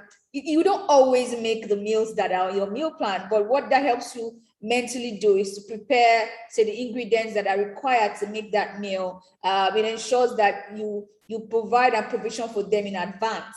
So having that sort of guide that helps the family and ensuring that you factored in, you've not sat down by yourself and assumed what your children need. They actually take them through the process is very helpful as well. Because that also helps you interact with your children and know what the value online, what they're spending their time doing online. And even if it's something that you feel like is a vice, interacting with them may be able to help you understand maybe a positive side to it. And I use an example like gaming. There's also research that has shown that gaming helps children with problem solving, so that could also be a perspective, and maybe this is the moderation part of things that may be able to help your children better. So again, those are all angles to look at and ensure that you're taking them through the process. But while you're doing that, it's also important that you educate your children, depending on their ages, on what online safety measures and things or things to do while they're online. I like what Google has done. Google has a Be Internet Awesome tool that sort of shows different paths to being safe online. It's important that you take your children through this kind of tool. I think Facebook has theirs, and there are a couple like that online. I particularly like Google's one because it's gamified. So I use that for my children. And then I also then share what's age appropriate. So for example, for my son, I won't be telling him the same thing I'm telling the older one. So use this kind of tools that are available to you to use to then educate them around how they should behave online, how they should conduct themselves, what are the things they should look out for when they're using these online tools, and have this, let's say, loose structure in place where you strongly agree with your children and the rest of the family. And of course, you also mirror this behavior. Because, for example, if you say, you know what, let's not use devices on the table, and you are the one answering work emails on the table, I mean, that doesn't help anyone. That doesn't help anyone at all. So yes, that's what I would say. Absolutely. Role modeling is still, our children do what we do more than what we say. So we can't say, oh, the screen time is bad for you, but every time they look up, mom or dad are on a screen, they are going to mirror that, and I think part of, putting rules in place for family digital well-being should include screen-free times. Dinner time should be screen-free, bedrooms as much as possible. If you can de-screen it as much as possible, you should try and do that. So we just all have to do building blocks. And the beautiful thing with this age we live in is there's no right or wrong per se. What you must be able to be is flexible. And if you're seeing that things are not working, you're seeing that your child's mood is changing, you want to start making those changes as quickly as possible. Now, I want us to also talk now about some really bad stuff that happens online, right? Let's be honest. There's some things that every parent should be aware of so that we can empower our children. What happens when a stranger gets in touch with you online? What happens when you're on a video game and somebody starts chatting with you? Because the video games now are not like Tetris when I was growing up, or Super Mario, where it was you and that was it. The video games now are very immersive. You're talking to strangers. You can be contacted by anybody. And a lot of our children are playing video games. So have we talked to them about what to do if somebody online wants to move the conversation offline, right? Somebody's asking you to come and meet them. You know, let's talk about adults content online. The average age of exposure to porn is about 13 years old. And, you know, as early as 5 years old, they're being exposed to it. The one thing about research is you can find all kinds of results all over the place. But what's critical is, or what we should keep in mind is, children are seeing content online that they shouldn't. And because of the way the systems and algorithms work, once somebody clicks on a particular type of content, the computer or the social media account doesn't know that it's a child. They're going to keep serving them more of that. So the, you know, what's that thing on TikTok? The Find For You page, or what's it called? Something that you guys know what I'm talking about? Oh, I'm not on TikTok. Oh, okay. I'm not on TikTok because of my own concerns. So I'm on Instagram. Talk about Instagram. Well, you know. But there's something on TikTok that gives you, I think it's Explore For You page or something, but basically they're going to give you more of what you click on. So our children too need to understand that, you know what, these things are skewed to give you more of the information that you click on. So I want us to talk about, you know, and I think of confidence, if you can start here, what can parents do to actually protect their children in the online space? There are a few things that I know we can definitely do to help them. Parental software is one, you know, the type of social media handles that they open, the privacy settings. So if you can just run through a few things that you would say parents can literally take down and say, these are things today that I can start to put in place, maybe 3 or 4, and then we'll move on to Elizabeth. Okay, thank you very much, Yeti. But before I start with what you can do, I just want us to sit in the realities, and I'll share some numbers from the research one of our partners did in Lagos State, interviewing 2,000 children. So we found out that a good number of children lie about their age to join social media. We also found that 23% of children personally know all their Facebook friends. That means a whooping 77% do not know all their Facebook friends. 12% of the boys that were interviewed have been involved in online betting. So that means out of 2,000 children, we had over 200 that had been involved in online betting. That were boys. We also had that, we also found out that, let's say 1 out of 4 girls have been asked by someone online to send an intimate picture of themselves. This is in Nigeria, just so we don't think it's somewhere else. It was in Lagos, Nigeria, this research was done. 1 in 2 girls say someone online tried to have a sexually explicit conversation with them. I can almost bet that this person, or a huge majority of these children that, you know, had this encounter, most likely had them with adults and didn't know that they were adults. 7% of the people, you know, 1 in 2 girls, that's 7% of these people who said, yes, someone has asked me to have an explicit conversation with them, actually obliged and sent a nude or semi-nude picture of themselves in response to such requests. Now, these realities really should hit us and know that these things we're talking about, although we have a culture of hush-hush around these issues, they are existent. Maybe your family friend isn't sharing them, they're keeping it on that burner, but it's actually happening in and around our community. And so with that said, you know, it then comes down to, you know, what can we do? So the first thing we can do, is we mention it over and over, and I'll keep it reiterating, like you should actually reiterate it in your homes. You cannot overemphasize things. Education is very, very key. We've mentioned a tool that you can use. I think I mentioned Google's tool. On Facebook as well, Facebook has something for children. I'm going to look for the link and share. They recently worked closely with us to improve that this year. So Facebook has a tool as well that shows you what you can do. And in those tools, aside just educating you, there are also settings, privacy settings, like Yeti mentioned, that you need to turn on. And to be very honest, your children lying about their ages to join social media, especially when the age they put there is over 18, isn't helpful. Because what that means is that some of the privacy settings that are sort of almost automatic for minors would be turned off for them because they have lied about their ages and they've said that they're over 18, for example. So that's very important to note. And going through these resources, I'm going to share the link, I'm saying that again, I'm going to share the link so you know these are the settings these are the settings available. These are the things to do if my child is having this sort of experience online. This is what to do to protect the privacy of my child, and then you can turn on those settings. Another key thing I want to say is, I always use this analogy that if there was a beer parlor like the one that people go and just waste away their time, gamble and drink and get drunk and come home staggering. If there was such a place down your street, I don't know that there's any parent here that would take their children there. But that's exactly what happens if we are giving our children devices and we're not putting some control measures in place. So for example, if giving your child a device, have you put an antivirus on it, for example? Are you teaching your child how to choose right passwords, like strong passwords? Are you teaching your child, or have you by yourself turned on a second layer of verification for their social media accounts, or encourage them to do that?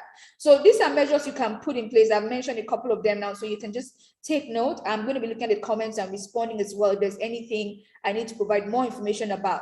But it's important that while you're giving them these devices, that you also have tools in place to protect them. So these antiviruses, for example, some of them that are really designed for families may not just protect you from malware, which is, again, I like to run away from big jargon, is harmful code. So harmful things for your computer, something that comes in and does something that your computer or your mobile device was not designed to do.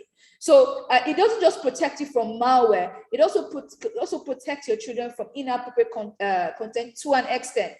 Again, emphasis to an extent. So putting those measures in place could really, really help with your children. And just remember again that values are king. The internet is a mirror of things, like I said earlier on. So it's still important that the things that you do offline really reinforce how they should behave online. And I'll share an example.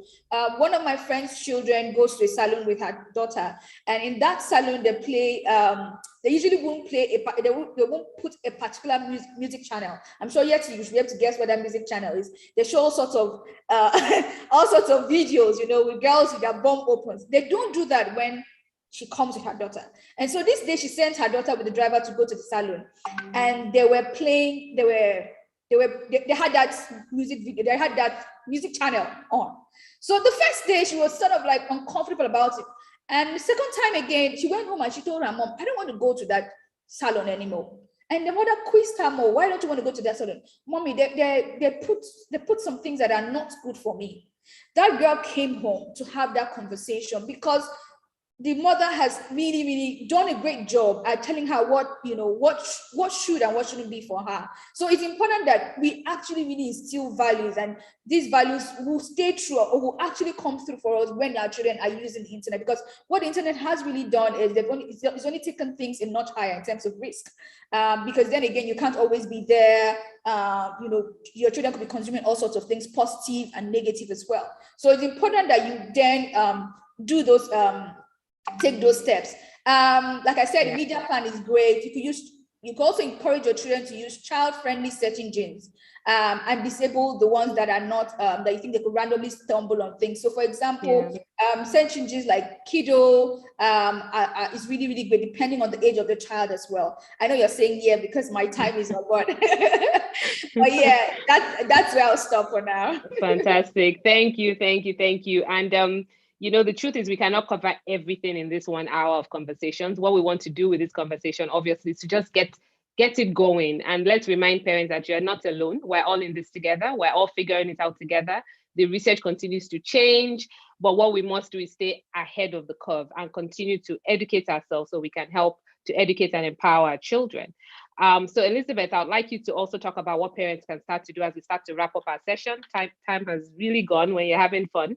And with that, I would like to pull up a question that came in as well in the Q&A, which is somebody who's talking about the fact that, by the way, thank you. I've seen that some of the questions you've answered them already. I'm multitasking. Yeah, great. And all the links you're dropping in the chat, fantastic. Thank you. So this person wants to know what's wrong with watching TV during dinner time, that her children only watch TV between 6 and 7, which is during that time dinner. Is she doing it wrong? So I'd like you to address that parent's question, and then we'll start to wrap up. Yeah. first, I'm going to say, no, you're not doing anything wrong. But what I would like to say is that when we can disassociate screens with eating or screens with other activities, only because this, you can look it up and find the statistics. And I can say, as an American, we watch a lot of TV and we have a high rate of obesity. And so that is what you're trying to avoid, is having your child just, shovel food in and not paying any attention to eating, satiety, how do they feel, etc. So I would, if I were going to switch it up a little bit, I would let them watch while you're preparing dinner. And then once it's dinner time, you sit there and it's face-to-face conversation and interaction, because these are the best moments that you can have with your children, is just talking to them while they're eating. And I know you're saying, oh, you're not in my house, you don't know. And it's like, yes, I get it. It's crazy in my house too. Sometimes I don't want to look at them either, but it's okay. It happens. So Yeti, if I can go back, I just want to say confidence. I love that example about the salon, okay? Because that's really all we're talking about here. This is what we are trying to raise our digital citizens to do, to be the same people online that they are in the real world. That is like the best example. But more specifically, I think, just because I know Yeti was saying that she wanted concrete examples and trying to just have people not say, oh, they were just talking all day, having a great time. I specifically put in the chat, for example, the reference to the link for Be Internet Awesome that the Confidence was talking about, because it is an excellent program. I also put in research from the Council of Europe. That's some things that I've worked on, free guides and everything. And I really want to draw attention to one of them. They're free videos talking about these hard things, right? They're just 5-minute videos, 6-minute videos, talking about grooming, talking about sexual online abuse of our children. You cannot run away from these things. They exist, right? They do happen. I think I even put a Europol statistic in there about what's been happening during the pandemic. The sad fact is that more of our children are online, playing, going to school, and so are more pedophiles, because they're at home, just like we were, working, and they're on their computers, and they are just multitasking and finding children to speak with. But that is not to scare you and have you think, oh my goodness, just like what I saw in the media, this is horrible. These risks are very, very small. And if you talk to your children yourselves and ask them what scares them about being online, you would be surprised. It is not the same things that we're thinking. It's not stranger danger or grooming. The things that are scaring them are, the fact that people are being mean. There's cyberbullying, or they're watching a YouTube video and they're seeing a cat or a dog be harmed. These are the things that our children are seeing. And if they don't know that they can come and talk to us about it and share what they saw and, empty these emotions and have you calm them down, this is where we start to go off on a different path. There was something else that I know what I wanted to mention in the guide, the one that says free guide in the chat. The one that talks about sexual exploitation and abuse. Inside, there are digital parenting tips for each of these sections, talking about ways to save evidence and screenshots and things like that, because it is important that we know that things can happen and that you have to, think ahead, don't panic, but parent. And I think lastly, I would just like to mention, Yeti had started this off about, my children are on social media or games. What can I teach them? What can we do? The first thing any child needs to understand is how to block, mute, or report online. And these things are absolutely fantastic. Reporting is always anonymous. I too have been able to have partnerships with Instagram and Facebook and Roblox, and it's fabulous. They really do have reporting mechanisms for us to make it easier for our children. There will be no repercussions. The person will not know that they were reported by your child. And this is the way that we can keep a safe digital environment. Now, I'm conscious of the time, so I'm just going to invite everybody to keep asking those questions. So if I can keep answering here on the chat, I will. So throw them in there. Fantastic. Thank you so much for that, Elizabeth. Thank you, Confidence. We're going to start to wrap up now. In fact, I think our time is literally done in 5 minutes.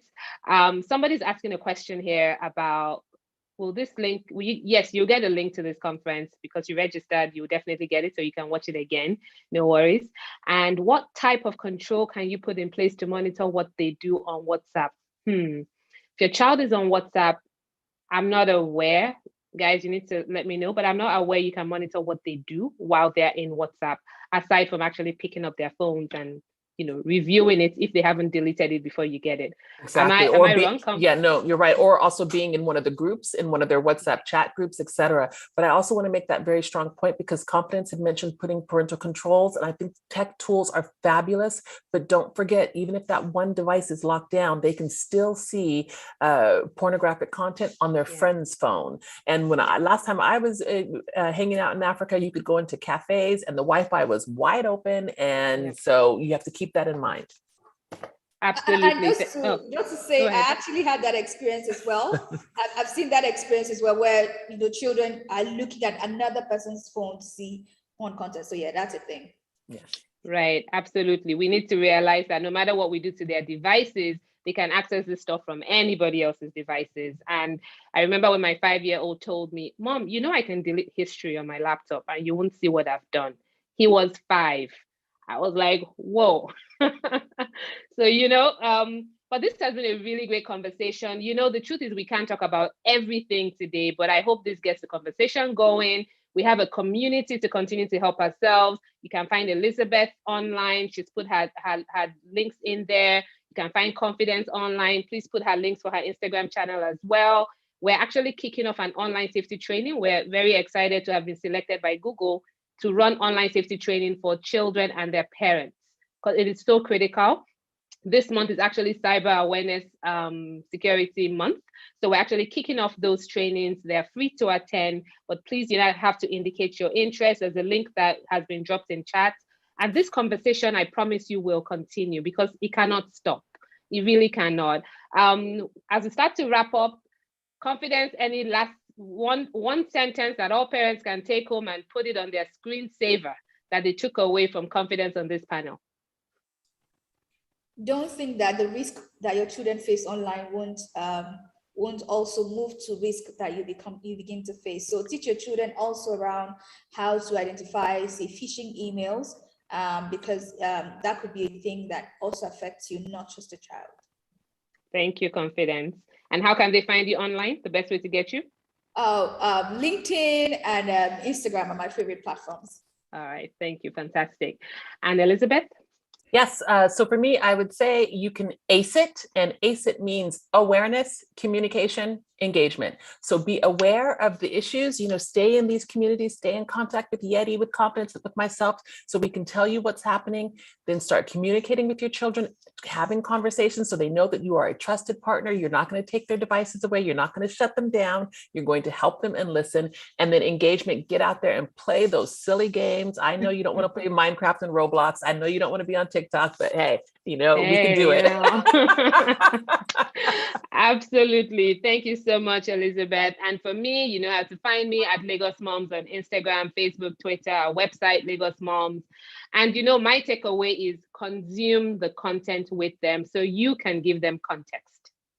That is tweetable right there. So guys, this was an amazing session. I'm really glad I was able to do it with you, and I know we'll continue the conversation. Thank you again, ladies, for being here. Thank you, Confidence. Thank you, Elizabeth. I appreciate the time. And Nifesi, over to you for the next panel. Thank you, everyone. Thank you so much. Thank you so much. Thank you, Mrs. Yeti. Thank you, Mrs. Confidence. Thank you, Mrs. Dr. Elizabeth. That was awesome. So parents, we need to learn to engage with them, consume the content with them so you can give them context. Thank you so much. So we're going to be going on to the next thing for today. And the next panel session we'll be having is on recovering from challenging times and building strong families. Remember that the theme for this conference is building strong families. So how do we recover from all of the effects of, the COVID-19, the pandemic on families? How do we recover? How do we build strong families from all of those things? Like they say, tough times do not last, but tough people do. So how do we become those people who will last despite all of this? So we're going to be having Dr. Timi Oyebode, who is the founder/head counselor of ADI Counseling School and is also a certified counselor. He's the founder of an Ed Counselor at Attitude Development International, an organization focused on promoting professional counseling and counseling education in Africa. She is a seasoned, passionate, and certified professional counselor with over 17 years experience working with individuals, couples, and families. Our focus is on mental health, emotional wellness, self-discovery, trauma, abuse, addiction, and sex recovery therapy. Dr. Timi is passionate about family, young persons, healing, and restoration from trauma. She's an associate chartered mediator and conciliator with Institute of Chartered Mediators and Conciliators, a member of various counseling and psychotherapy associations, including International Association of Counseling, Canadian Association of Psychotherapy and Counseling, Counseling Association of Nigeria, CASN, African Network of Professional Counselors. Dr. Timi Oyebode is the president, African Network of Professional Counselors. ENS, when it is about trauma, abuse, addiction, or regaining your life and sexuality, Dr. Timi Oyebode is the counselor you want to meet. A regular guest speaker at various programs, TV, radio, and conferences, both local and international. A recipient of various awards and a lover of God. Welcome, Dr. Timi Oyebode. We are so pleased and we are honored to have you here. God bless you. Can we give her a round of applause, please, as always, in the comment section? Thank you. Next up, we'll be having Mrs. Titilola Vivo Adeniyi. She is a legal practitioner and a public administrator with over 10 years in public service. She has served in different capacities within Lagos State government during this period. She has been instrumental in ensuring a coordinated response to sexual and gender-based violence in Lagos State. She currently serves as the pioneer coordinator of the Lagos State Domestic and Sexual Violence Response Team. Titilola is committed to formulating and implementing sound public policy as a catalyst for economic growth and development. Welcome on board, Mrs. Titilola. We are so honored and thrilled to have you here. Thank you so much for joining us. And as always, give a round of applause. Next up, we have Damilola Adedeji, a certified counselor with degrees in combined psychology and cognitive behavioral therapy, with many other qualifications in line with mental health. She is a transformational and leadership coach and a member of the John Maxwell team. She has over 9 years experience in providing support, counsel, guidance, and clarity to individuals in various walks of life. She's also the founder of the Fellowship 12 Network Africa, a private counseling platform for young ladies in Africa. She is the co-founder of John Ashley Development Foundation, an NGO that is focused on educating children, empowering youth, and creating sustainable solutions for underdeveloped communities in Africa. Damilola is known to be a deep thinker. She expresses her passion by helping individuals navigate through life mentally and emotionally, and guiding them towards living a holistic life. It's an absolute pleasure to have you on here, Damilola Adedeji. Welcome, welcome, welcome. We are so thrilled to have you. Can we all give them a round of applause, as always, in the chat section? Thank you for joining us. Yes, over to you now. You can as well unmute your mics and let us keep the ball rolling. Thank you. Thank you very much. Good afternoon, everybody. Good afternoon. Hi, everybody.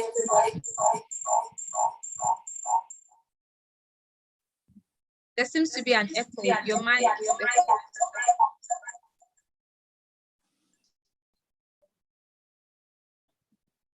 Can you try again now?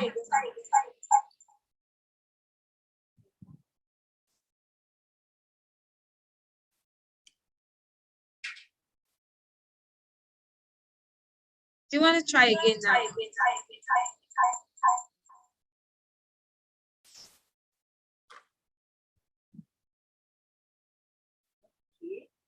Just want to say if there's somebody who's connected with two devices. Yes. Why? Yes. I think Okay. that's been rectified already. She's here All now. right. Great. Welcome. Thank you. Good afternoon, everybody. It's a great pleasure to be with us today. Good afternoon, everyone. I'm happy to be here. Always delighted to share and learn with like minds. Yes. Good afternoon, everyone. Thank you so much for having me. Sincere apologies, I'm unable to put on my camera at the moment. I had my first jab of the vaccine yesterday, and it really took a toll on me. So please just bear with me. Thank you very much.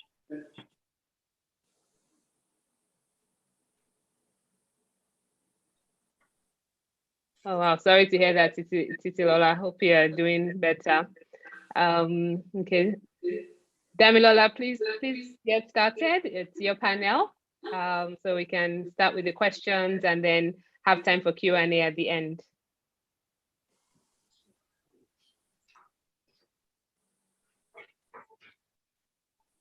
Oh, I think she's frozen. Can you hear us? Oh, yes, I can hear you. Sorry, I lost you at some point. Yes, it's your panel. So over to you, Ma. Okay, so first of all, I would like us to just address some general questions that will be very helpful to everyone first. And then we will take the Q&A moving forward. So first for me would be, and I would like Mrs. Dr. Timmy to just help us answer that. It's around us talking, what's the effect of the pandemic on families, on children generally? What has been the effect? And now that we are gradually coming out of it, what could we expect to experience in form of whether in the mental, emotional, even physical well-being of families, children, parents, and everything? Yes. So Dr. Timmy, please. Okay, thank you very much once again. And candidly, it's an honor to be here with us to share.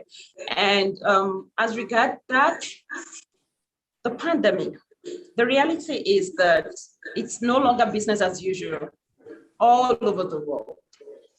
We here in Africa, Nigeria, we are no exceptions to what is ongoing, particularly families. The effect has been massive, as in we cannot, it's like many people just want to remove the year 2020 from the calendar. But unfortunately, we cannot. And the impact of it tells much more from the younger generation, the children. And you could see playing house in some of the basic family values that a lot of people had over time being almost swept under the carpet or away. Some can't even find their footing yet to begin to instill those values again. The impact, still talking about the impact on the family in particular, you could see dynamism where in time past before, maybe you had dad away at work, mom being the maybe the major present, and then during the pandemic, particularly during the lockdown, we had family being first to stay together. You know, these are families who had to stay together and they had to rub off on one another. The impact had not been so good for many. We still have young teenagers, young people coming into therapy because they just detested their father the more after the pandemic. Oh, because they just detested their mom the more. Or a lot of them begin to lose a lot of sense of self. Actually, because they stayed so much with this parent that they've not been staying with for a long time before, who began to see some of the negative vibes of these children and then couldn't manage it so well and used it to label them. So we have that. We have young people, even young children, struggling with depression after the pandemic. We also have this upsurge of the use of the phone or the internet.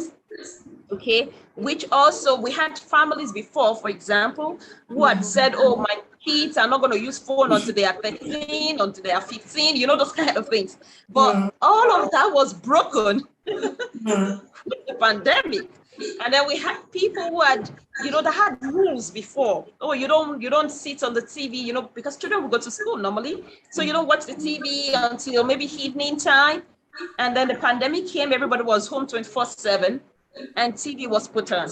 So you could see a lot of dynamism on how this had affected the family. Another major impact I also want to quickly point out is the sexual surge, as in there was high rate of sexuality awareness. When we talk about, no, awareness might be the wrong word, much more is a high rate of sexual engagement. So we had, of course, like they always say, an idle hand is the devil's workshop, or once you are not engaged, you end up doing a lot of other things. So one of the major outcomes of that pandemic was the sexual drive for many people was increased. And children, the family was one of the major places where this escalated. So we had young children who started, maybe because of access to the phone or more access to the internet than usual, they began to explore. They saw a lot of things and they began to experiment. So masturbation increased, pornography increased, sexual intercourse increased, even within the home. Of course, you could see that a lot of skits and all of those things also came up, which is also part of the effect of the pandemic, where people are coming up with a lot of things online. So you have a lot of young people also trying to create things online. And so there's also this sense of autonomy or independence that is also coming in, and so many other things I'm sure we could address as we go on. So let me just leave it at that for now. Thank you so much. Thank you so much. Thank you. Titi, do you want to talk into that as well? Do you want to speak into that as well, please? Yes, thank you so much, and great to be here. So by virtue of what I do, I work at the Domestic and Sexual Violence Agency.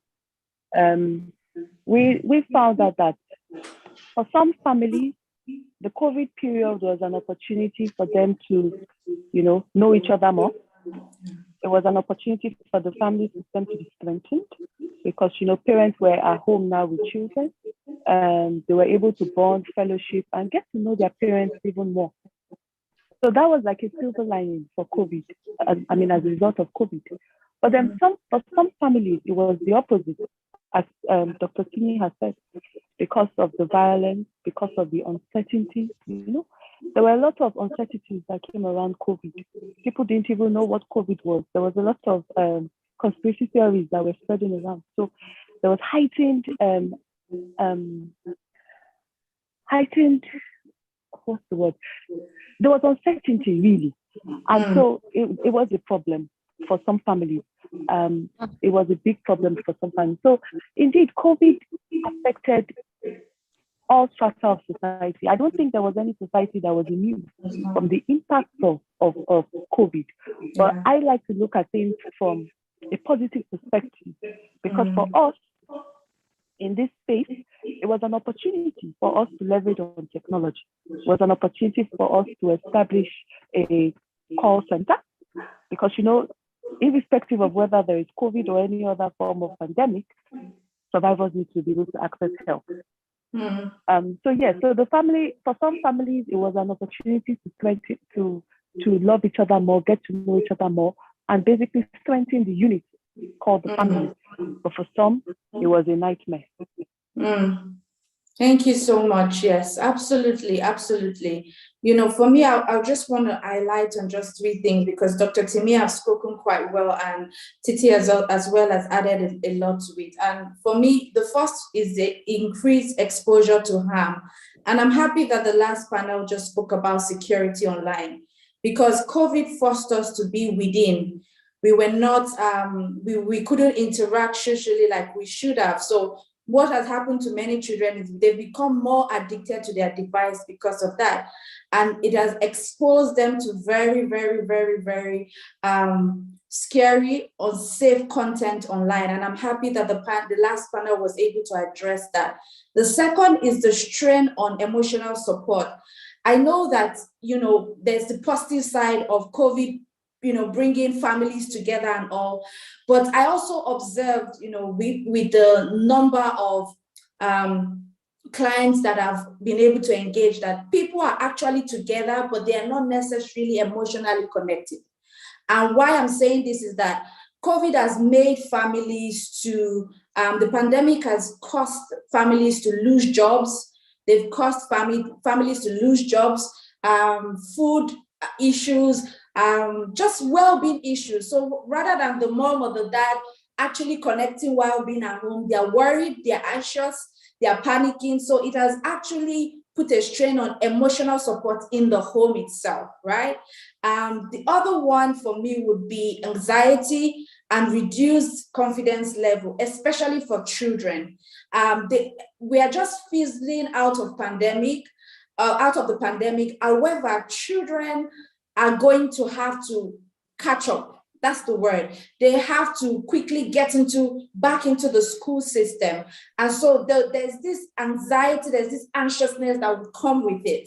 And then their confidence level too will be a bit shaken. You'll be surprised that you would see children who are high performers come into school after COVID, and it's like they've gone below the low. So the pandemic has caused that high anxiety levels for children and reduced confidence level for children. So I would like to encourage teachers and carers to be patient and engage these children with grace, because children generally, or we generally, will respond to things differently. We might say, oh, we all feel the same way, but there is a different response to this impact on each of us. So I also would suggest many organizations to try to invest more in employee assistance programs and student support programs, because right now people are emotionally strained. They are mentally and emotionally strained, and people can't give what they don't have.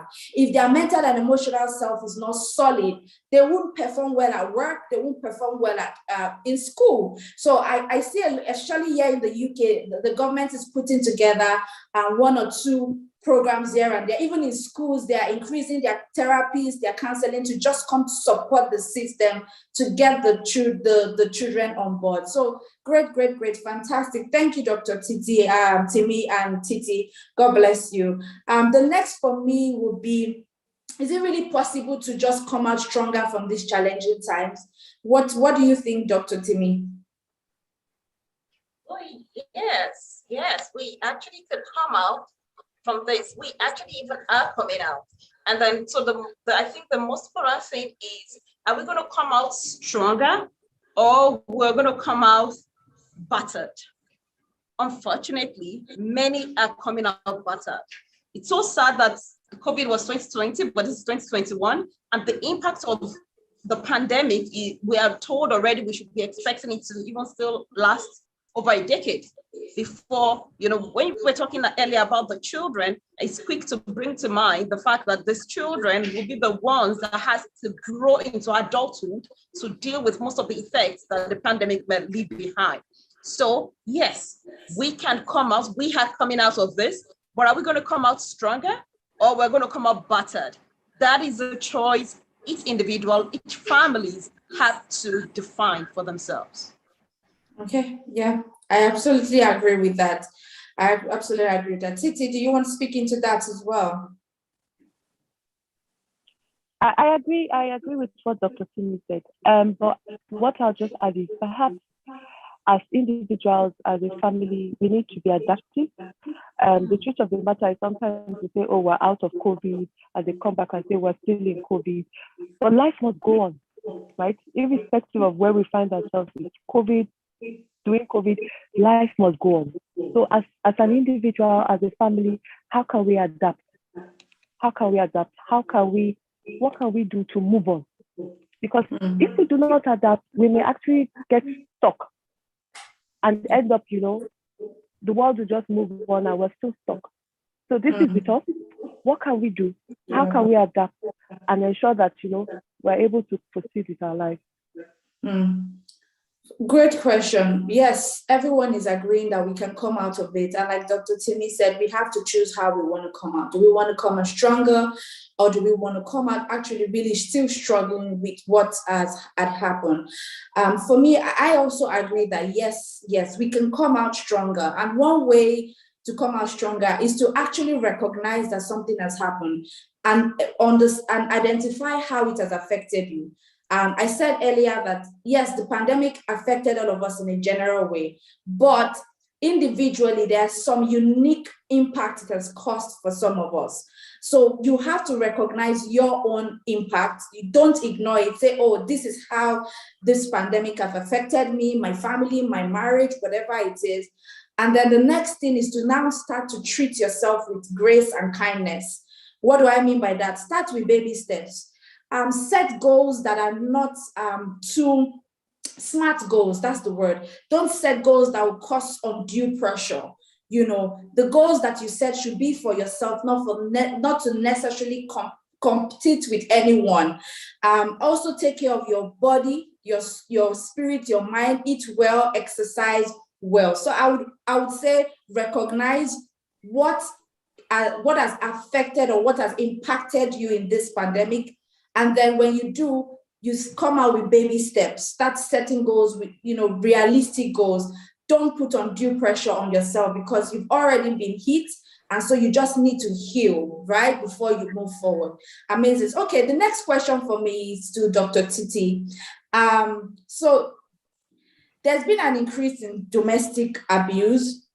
Why is this, and what can victims do? There's been an increase in domestic abuse. Why is this, and what can victims do? Okay, so it's important that we work with data, right? So data should drive it. So the data reveals that there is an increase in formal and informal reporting of cases. So that means that, these things have always been there, but perhaps before now, people were not encouraged to report. Many people didn't even know where to report to. And then COVID came, and it was, in fact, domestic violence was referred to as a shadow pandemic in a pandemic, because globally, there was an increase of reporting of domestic violence. To zoom it home for us in Lagos, we actually recorded a 35% increase of domestic violence cases, especially during the period where there was total restriction of movement. That was, I think, April and May. So we actually recorded over 280 cases, new cases. So these are not just people calling because they're anxious. These are people that were experiencing abuse, right? So that does not mean, some people say COVID was the one that caused the violence. No.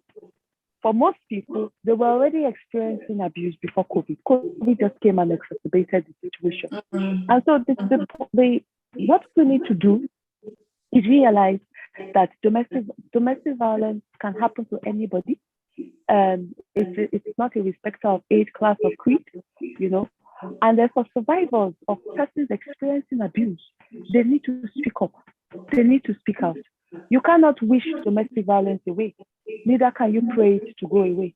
There must be deliberate action that is taken to address the issue. And so we also need to inform survivors that reporting does not necessarily need to mean jail or prosecution. There are different opportunities and options that survivors can explore. So for instance, there is mediation.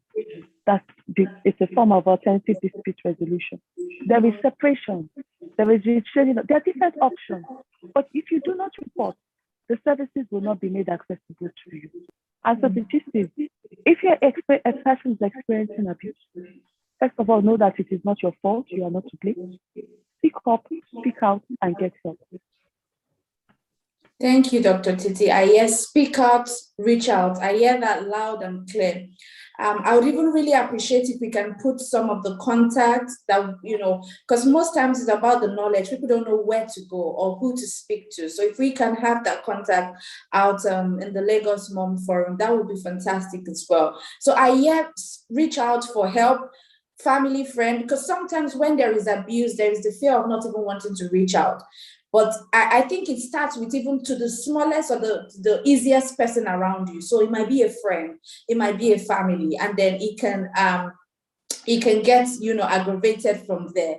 And then there are also many care services for abuse, religious body, government, NGOs, and all. So I'm sure that Lagos Mom Forum will have all of this contact shared, and so we can help anyone going through it, or if we know people going through it, we can, provide that help and support for them. Thank you so much, Titi.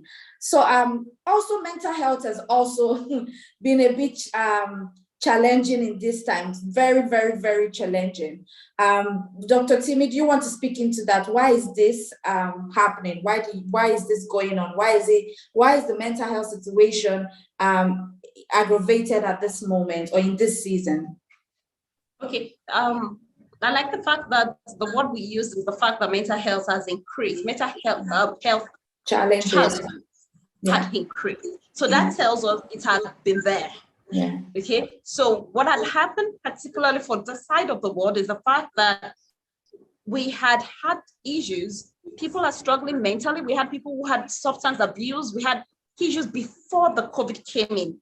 In fact, the economic situation or the insecurity level of Nigeria as a country, or most other places anyway, is also there before COVID came in.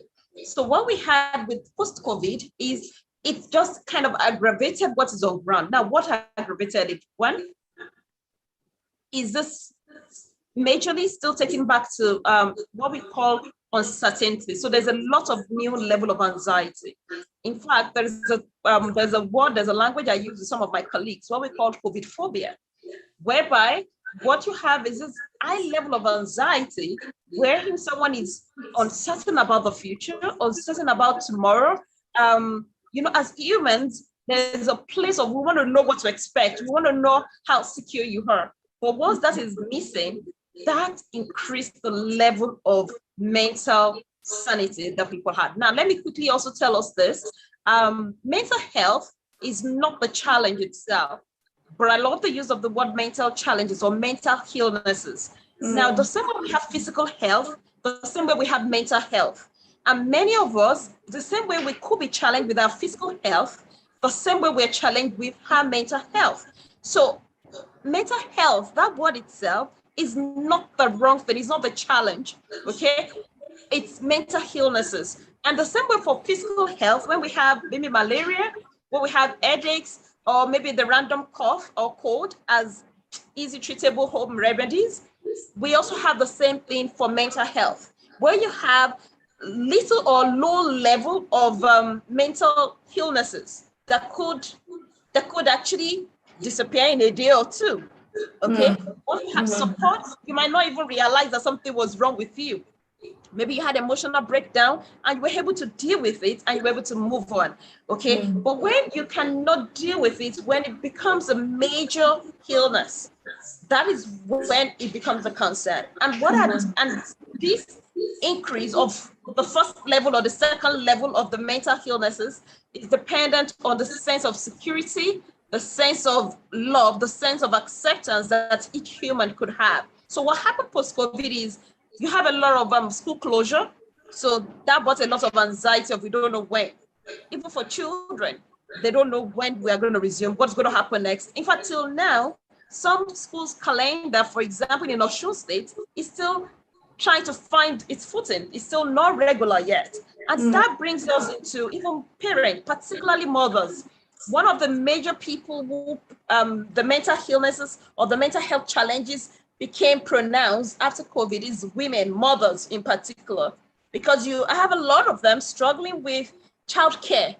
Where do I keep my child? What happens next? So even while offices had resumed, workplaces had resumed, schools were not allowed to resume. Childcare centers could not open. So you have mothers who are struggling to think, where do I keep my child? What's happening to my child? That's one. Another one also to quickly address is even young people, young adults, young children, rather, I won't call them, mature children, all right? Which are talking about teenagers, pop up to age 18 now, or the early adults, 20, 19, 20, 21. Many of them, the uncertainty of when their schools will resume was a major one. And you begin to have people play out looking for substance or something to help them deal with this uncertainty. Another major one I probably would also want to put in is health anxiety, which is another reason why the mental illness has increased. So ordinary sneeze, you just had a sneeze. Could I have COVID? Ordinary, maybe headache. Even some people did not sneeze, they didn't cough, they didn't have anything like that. But once you have a headache, could it be COVID? And then it got to a point, once you get to the hospital, whatever it is you're taking there, you're almost diagnosed as COVID, plastic. So health anxiety also increased the mental health challenges people began to have. And there's something about what you focus on, actually, when it comes to the mind space. You begin to attract it. So where there's a lot of fear out there, the mental health challenge increases. Thank you so much, Dr. Timi. Thank you. So when I just picked the pattern, it first starts with the anxiety that comes from the uncertainty, and then from that anxiety it moves into stress, fear, and sometimes it's actually because there's been even an underlying issue at first, and then it's either you're aggravating it or something new is surfacing. All right, amazing. Thank you so much, Dr. Timi. So I'll give this question to Titi. Lagos can be really stressful. Let's say Nigeria generally can be stressful, but we're focusing on Lagos. It's like Lagos is the headquarters of stress. How can parents manage it all in this stressful time? How can parents manage it? Manage it. Thank you. So I think many a times there's a lot of pressure to be the perfect parent, to be the perfect mother, to be the perfect father. Even right from when a woman conceives, the sex, the gender of the child, how the child is delivered, it's natural. There's so much pressure. Even up to breastfeeding. Are you doing baby friendly or are you introducing formula? There's a lot of pressure on parents. And I don't think just parents in Lagos, like parents generally, to be the perfect, the model parent. And social media is also not helping. What we see on social media, we see houses clean, children always looking neat, as if that happens in reality. So I think as parents, we need to take it step by step, number one. And we need to realize that it is okay not to be okay. So it is okay not to have it all figured out. It is okay to make mistakes. The most important thing is be the best of you per time. Per time. And you are not in competition with anybody. What you can do, how you can be a good parent, a good mother, a good father, be the best of you per time.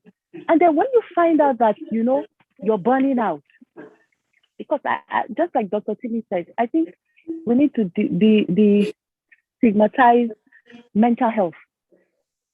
Absolutely. In my office, we stopped referring to it as mental health. We stopped saying perhaps see a clinical psychologist, because the next thing is, are you saying I'm mad? We are not saying you're mad, but perhaps you have trauma that you need to debrief, you need to be a professional. So we've couched this as counseling. Would you like to speak with a counselor? So we need to really destigmatize mental health.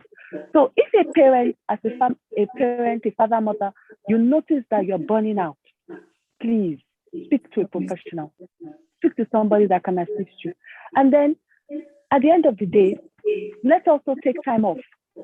It's not until we travel out of the country that we can embark on a vacation. And as I'm saying this to myself as well.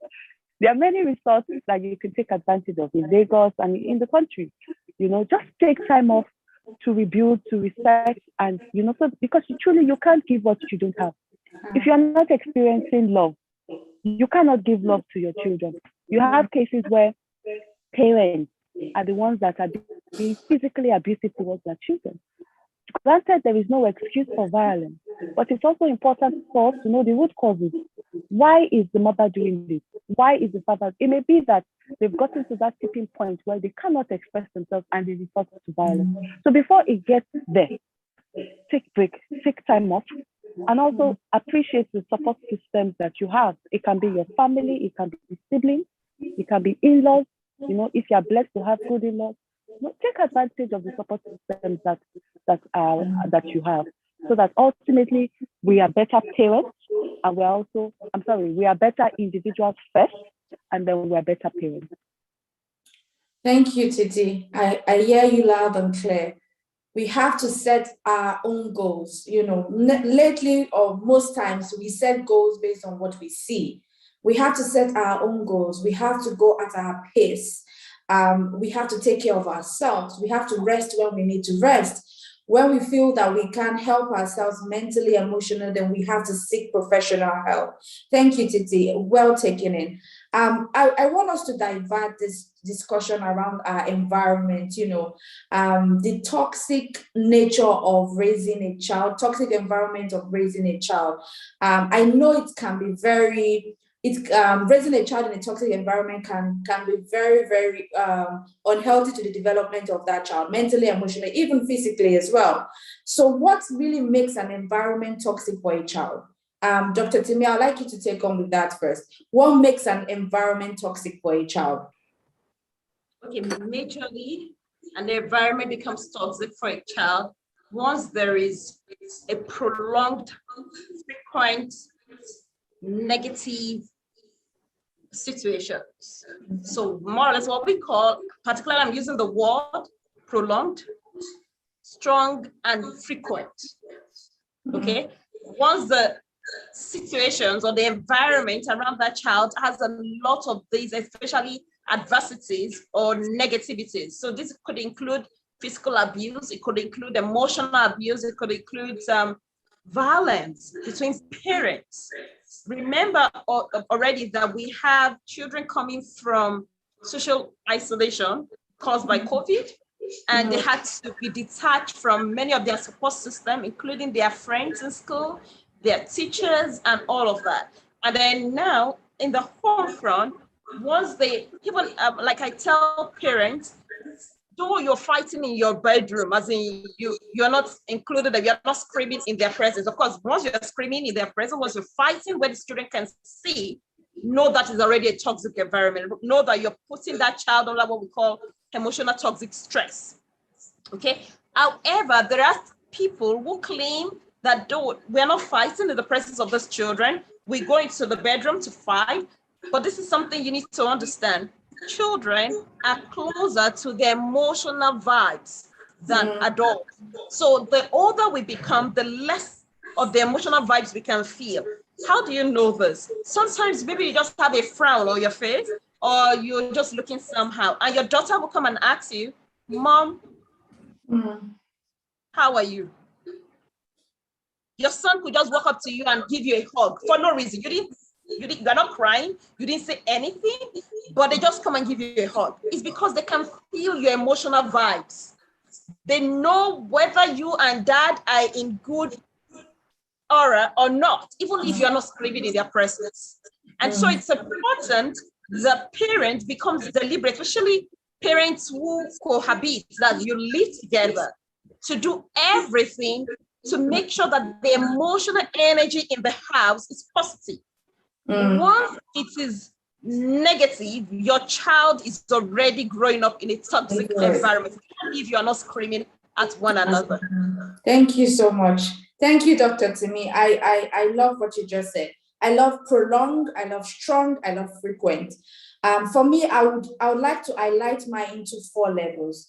The first is an environment is toxic when there is rejection in that environment. There is rejection in that environment.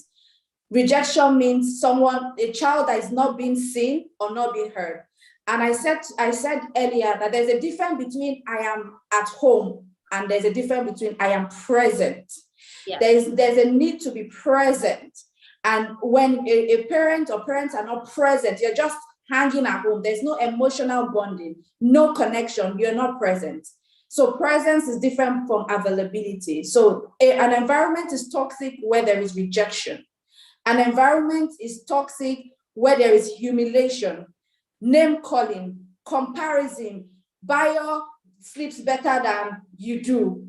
This person does something, humiliation, no, name calling, comparison, and then you telling your children how to feel in different situations. Let me explain better. Maybe a child is hurt and the child is crying. I often hear, why are you crying? Stop crying. Why you crying is okay, but stop crying it's not right. You have to understand the why a child is responding or feeling that way emotionally. When you start to control the child's expectation of how they should feel, they become trapped and they are unable to express themselves. Another thing is rejection. Another thing is unhealthy attachment style. And what do I mean by unhealthy attachment style? Every one of us, we grew up with different attachment style. Our children are growing up with different attachment styles. There are 3 unhealthy attachment styles that exist. So I'll just quickly run through that. The first is the anxious attachment style. The attachment style happens where the parents that, or the carers, in carers general. So when I say parents, I'm talking of carers. The carers are inconsistent. So the child does not know when mommy will be around or when she would not be around. The child does not know, I can come back from school and dad is away. There's an inconsistency in the availability of that child, of that carer, of that parent, sorry. And so what happens to that child is there's now an anxious attachment to the child. Now, once a child starts to have an anxious attachment style, it starts to make the child have a negative view of themselves. They think it's them that is causing or being the result of your non-availability. They personalize your absence as what they have done or what they have not done. So they usually often have negative view of themselves. An anxious attachment style child also is very dependent, very, very dependent. The person is always scared of losing someone. So this kind of child, even if the person is in an unhealthy gang or clique, the child will remain there because he's receiving what he's not getting. So we need to be careful of the kind of attachment style we are building with our children. The second kind of attachment style is avoidance attachment style. The avoidance attachment style is the style where the parents are not available. Like 90% of the time, the parents are not available. And what happens to that kind of attachment style is that the child is forced to be independent, over-independent. And I know that in Africa, we say, oh, my child is independent. You have to be careful when someone is over-independent. They are self-reliant. They don't know how to seek for help. That's why many of us, we've grown up as adults, we don't even know how to ask people for help. We find it uncomfortable to ask people for help. Why? Because there's an attachment style we have learned, and it has caused us to be independent. So an avoidance attachment style is the one where the parents are not available, so the child is forced to learn to do everything themselves, mentally, emotionally, physical help, everything by themselves. What happens to that child is the child has a positive view of themselves, but not necessarily a positive view of other people. And then they are too self-reliant, and then they find it difficult to nurture relationship. And then it leaves and avoids they avoid conflict because they are used to being by themselves. So they don't want to get into the conflict or solve problems. They just want to move on. So the last attachment style that we must avoid is the disorganized one, or sometimes called the fearful one, where the child is growing up in an abusive environment, sexual abuse, mental abuse, emotional abuse, whatever kind of abuse, physical abuse. What happens to that child is that the child forms a fearful attachment. So that child has a negative view of themselves, negative view of others, and they start to self-harm each other. So I think for toxic environment, rejection in that, if there's a lot of rejection, unhealthy attachment style, if there's humiliation there, and there is a parent figure who has mental health challenges they are going through and they are not regulating it properly. So if you as a parent, you're going through mental health challenges and you're not regulating it properly, you begin to cause for a toxic nature in that environment for your children as well. So that's That's my own input on that. Thank you, Dr. Timi, for your input. Also, I want us to find what are the signs of abuse that parents should look out for. I want us to address that as well. What are the signs of abuse that parents should look out for? Titi, please, can you speak into that? Thank you. Thank you so much. So the first thing really is change in behavior. So usually there's a change in behavior. Perhaps your child is the life of the party. All of a sudden, your child is being withdrawn. Your child does not want to go out. Your child does not want to speak with friends. There's a change in behavior. Something is up. That's a red flag. A child used to be an A-star child student. All of a sudden, the grades are dropping. Why is this? That's a red flag. There is a change in behavior. Something as basic as the way the child walks, especially when it involves sexual abuse. The child is walking funny. You can't overlook it. There's something has happened. You know, they say parenting is intentional. We need to be intentional as parents. A child at 4 or 5 years is already having inappropriate knowledge of sexual behavior. That's a red flag that something is up. So a child has stopped bedwetting, all of a sudden the child resumes bedwetting. That's a red flag. Perhaps the child is having nightmares. That's a red flag. So you need to notice how the child was before, and then the child's behavior has changed. What is going on? So that's not to say that once this happens, the child is being sexually abused. No, but it's a red flag that something is up. And let me use this opportunity to do some advocacy. As parents, we have a duty to empower our children. Children have a role to play in their protection, because we cannot be with children every day of we can't be with them 24/7. So when we are not there, what values, what information have been inculcated in them so that they are able to stand and resist pedophiles and perpetrators? So from a young age, some people say from 2, you need to teach them with age appropriate, give them age appropriate information, empower them on body parts. Ladies and gentlemen, we've moved beyond. For a boy, your private part is the penis. For a girl, it's vagina. The whole body is private. You don't allow anybody to touch you in any way that makes you feel uncomfortable. And if it does happen, speak to me. A secret is still a secret if shared with me. Sexual abuse of children thrives in secrecy. But when the child is able to break the silence, they stop the violence. It is important for us to prevent. Permit me to say this. A pedophile doesn't just see a child and immediately abuses the child the same day. There is a process called grooming. Children are groomed by pedophiles.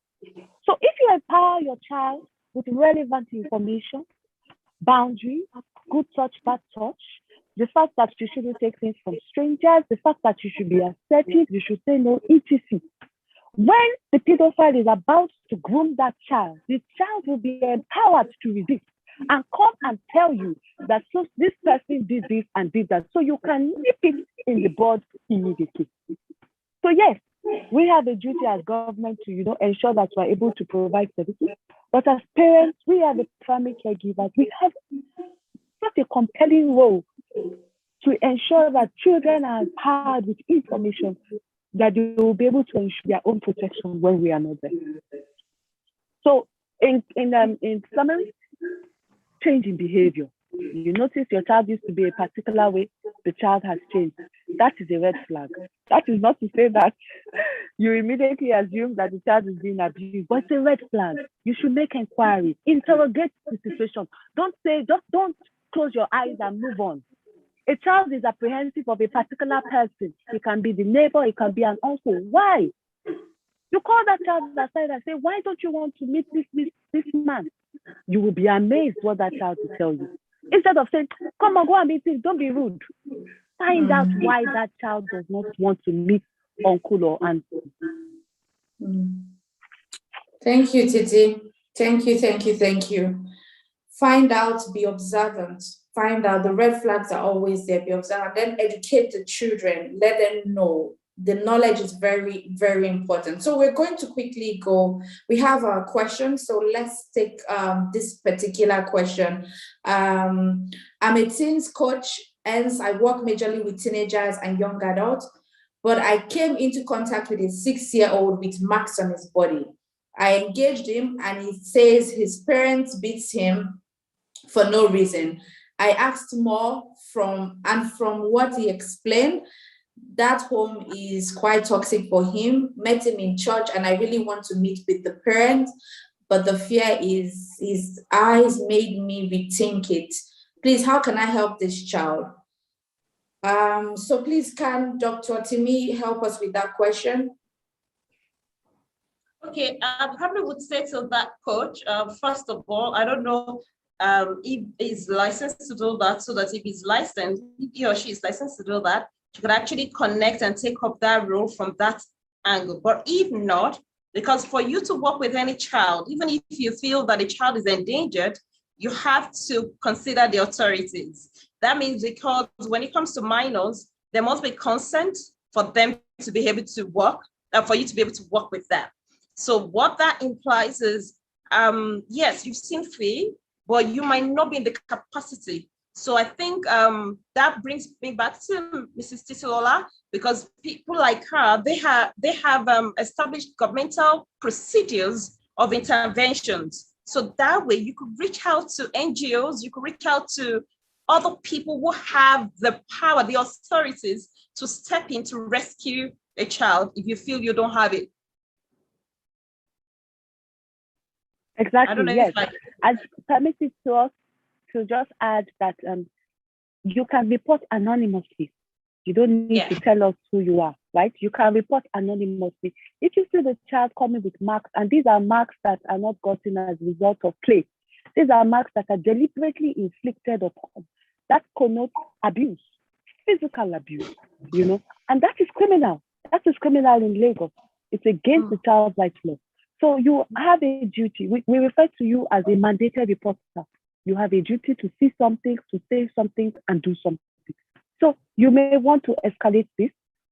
You can reach out to DSVRT, you can reach out to Child Protection Unit of the Ministry of Youth and Social Development, so that an investigation is conducted with a view to ascertaining whether that child is protected in that environment. It may be, we never know what we may find after the investigation, but it needs to be addressed.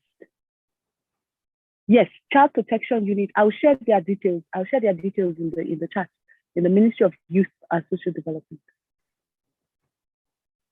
Okay, and then let me also quickly add this, so that we could add that for people who work as coaches or counselors or whatever space that you had to engage with the child. Please, once the code of confidentiality that we carry that is important in the field of our work may come in like an obstruction here. For any time you're working with a minor, the code of confidentiality, especially once there is abuse or there's threat to life, threat to endangerment, any form of it, we are allowed to break that code of confidentiality.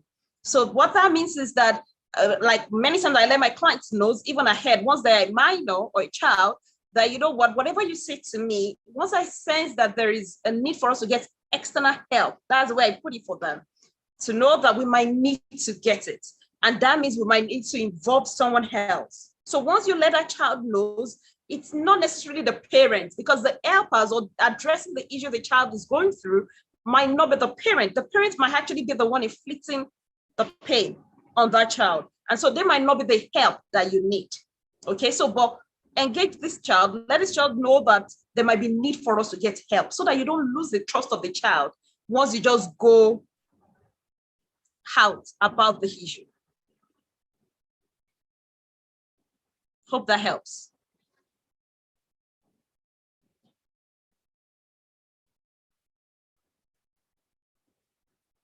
Thank you, ma'am. Thank you so much. Thank you so much.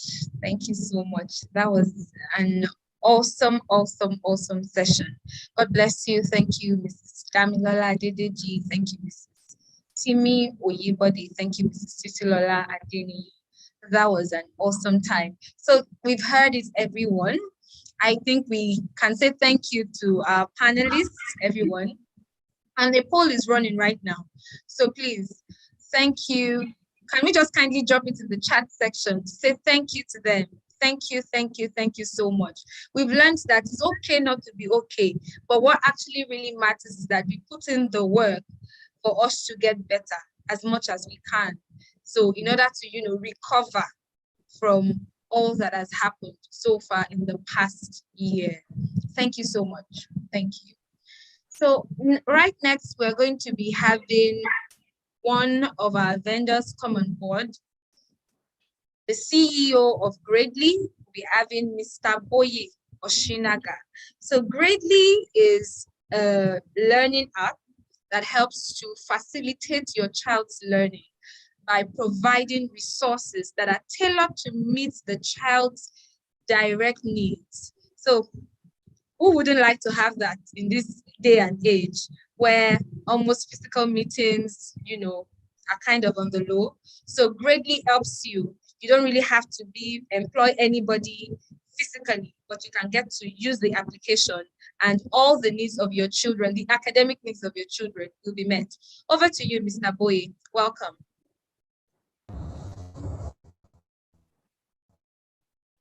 Thank you very much. I hope I'm audible. Yes, you are. Hi. Okay, perfect. Thank you very much. Yes, we can hear you. We're Gradely. My name is Boye Oshinaga, and I'm co-founder at Gradely.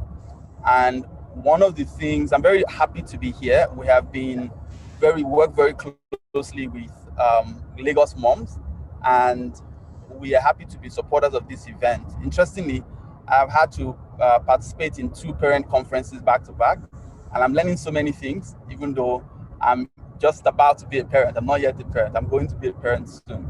But I want to say something about, yes. So I want to say something about children's academics and start with the idea that what the pandemic has done, right, has both pros and cons.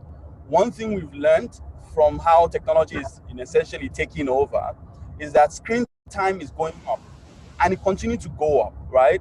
The idea is that we're going to be in a global internet connected world where we are able to, my entire team has been working remotely for the last 20 months. And so you would have people build professional careers with more and more access and more engagement with devices and things like that. So it's not something to be scared about, that your child is excited about using a computer or wants to get on the internet. As long as we are aware of the activities, we're able to secure those activities, we should differentiate between good screen time and bad screen time. And good screen time is when screen time is used for education. And not only education, but in the way that Gradely delivers it, which I would explain a little bit, it's essentially the best form of education you can have online. Gradely personalizes, supports parents and schools to personalize learning resources and tutor sessions to students to help them improve academically. The current model of education, which we are all used to, which is that you see a report card at the end of 3 months, is broken. And it's broken because by the time you find out about your children's gaps, it's too late. You essentially want them to move to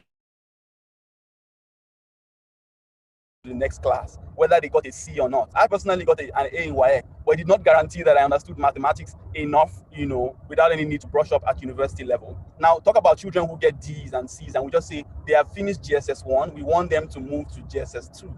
And there's a lot of gaps that is going to hinder their academic performance at the end of the journey. I personally, in Gradely, one of the interesting parents we come across was a parent that a child failed mathematics in IGCSE and in WAEC after spending about 20 million in the education system. These are outcomes that should not happen, right? Personalization can help that. So what Gradely does is you go on gradely.ng as a parent, you can add your child and get them to do a diagnostic test. That diagnostic test will help us, in mathematics, in sciences, in English. We help show where the gaps of your children's learning is. Don't ignore the fact that they got an A last term. You may not mean there's schools that finesse a lot of these things. You want to know for sure in which topic areas are your children lagging behind and which ones are they strong in. And on the back of that, the system will now recommend animated video lessons, that the kind of one that children like to be engaged in, as well as tutors. We have online tutoring sessions, one-on-one online, that help you to focus on the areas that you need to improve on. And that type of package will ensure that nobody comes out with a C at the end of the day. So that's it really. And there's a video that we'll be sharing. I hope, Nifesi, I hope we have that video, just to show a testimonial of a parent and child and how they've used Greatly. But we've seen amazing results. Okay, great. We've seen amazing results with over 12,000 students, and we're currently in over 100 schools that are actively using Greatly. So we're excited to introduce it to the community of Lagos moms, and I'm sure you'll be hearing from us more and more. Thank you very much for the opportunity. Thank you so much, Mr. Boye. Thank you. So we have the video, and that will come up at some point in the program. So Bemileke, please, can we quickly display the agenda so that people can see it? I know some people want to know what we're doing next. Then I'll just reel off whilst you put that up quickly. We'll be having the next panel session after this, but whilst all right, okay, great. Thank you, Bimileke. So we've already done the welcome address, we've had the fireside chat already. We've had the session on digital citizenship and online safety. We've also had the session on recovering from challenging times and building strong families, which was just recently concluded, and it was a fantastic one. Thanks to all our panelists so far. And also the digital citizenship and online safety was a fantastic session.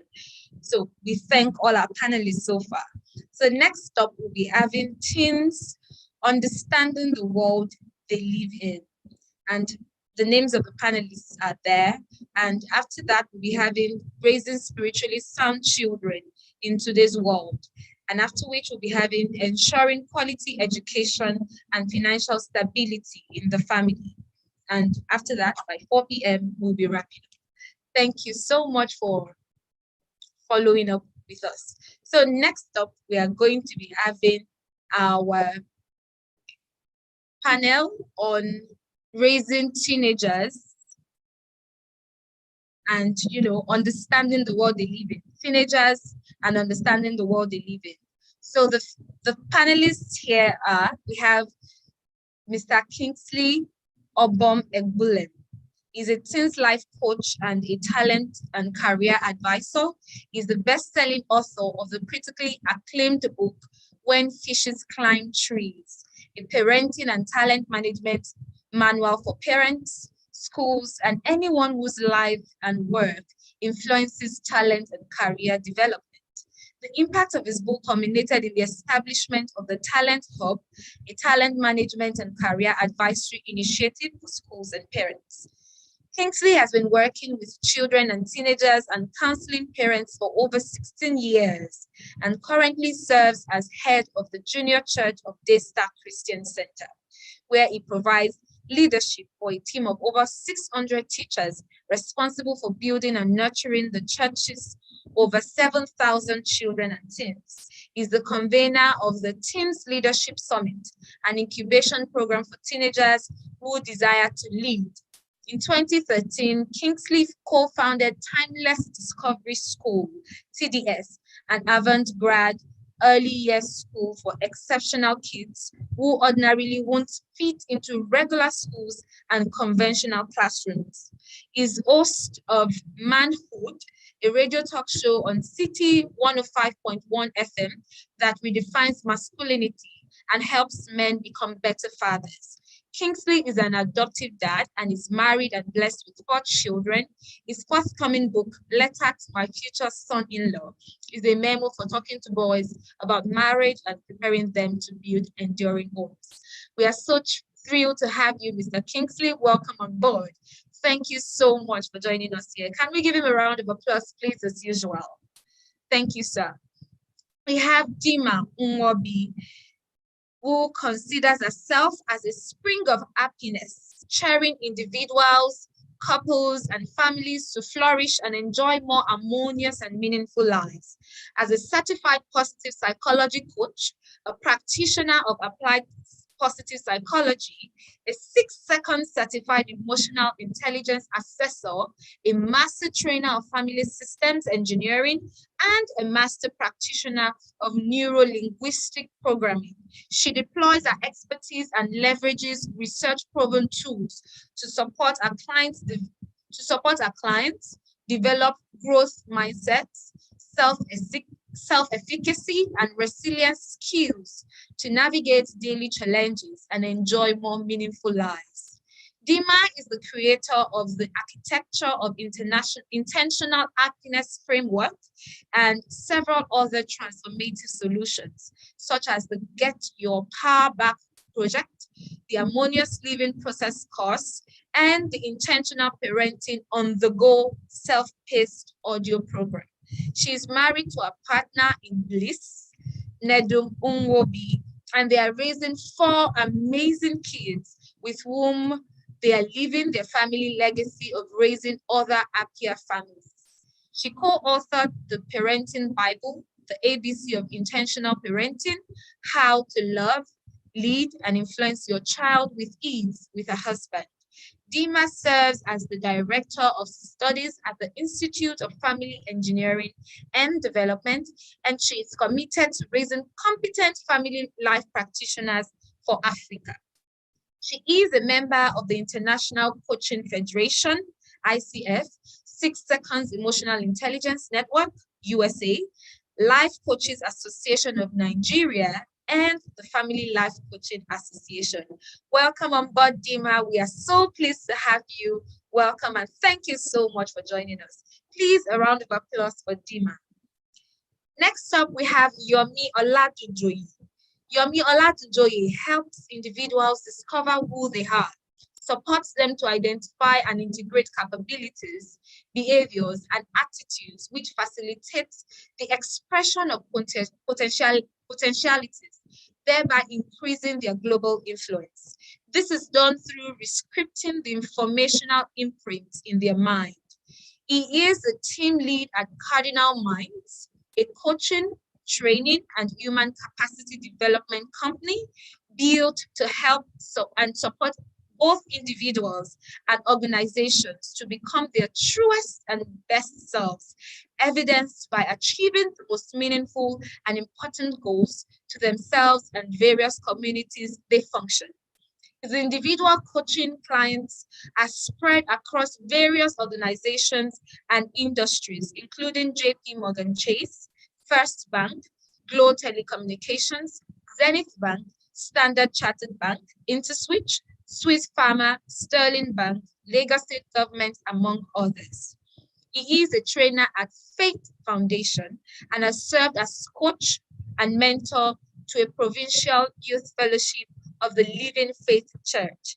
Through his quarterly training and coaching program, Unleash the Power in Your Identity, he has been able to help hundreds of individuals recognize their identity, realign with their purpose, improve their self-worth, overcome fear culminating in the reaffirmed desire to pursue the life they truly desire. He also holds a Master's of Business Administration degree from the Obafemi Awolowo University and is happily married with children and lives in Lagos, Nigeria. We are so thrilled to have you, Mr. Yomi Olatunjoyi. Welcome, welcome, welcome. Thank you so much for joining us today. We are honored to host you. Welcome. Over to you now. Welcome and good afternoon. Can you see me and can you hear me? Yes, I can see you. Awesome. And I can Dima, hear you good clearly. afternoon. Good Kingsley. afternoon, Yomi. Good afternoon, Good everyone. afternoon. How you doing? Good afternoon. I'm Awesome. very well, thank you. Awesome. And for everyone listening to us, good afternoon. Right. And for everyone and my panelists, you'd all agree with me that raising family units has been and will always be a fundamental part of our society, right? And many studies have also shown that for us to have great societies, we've got to have strong family units.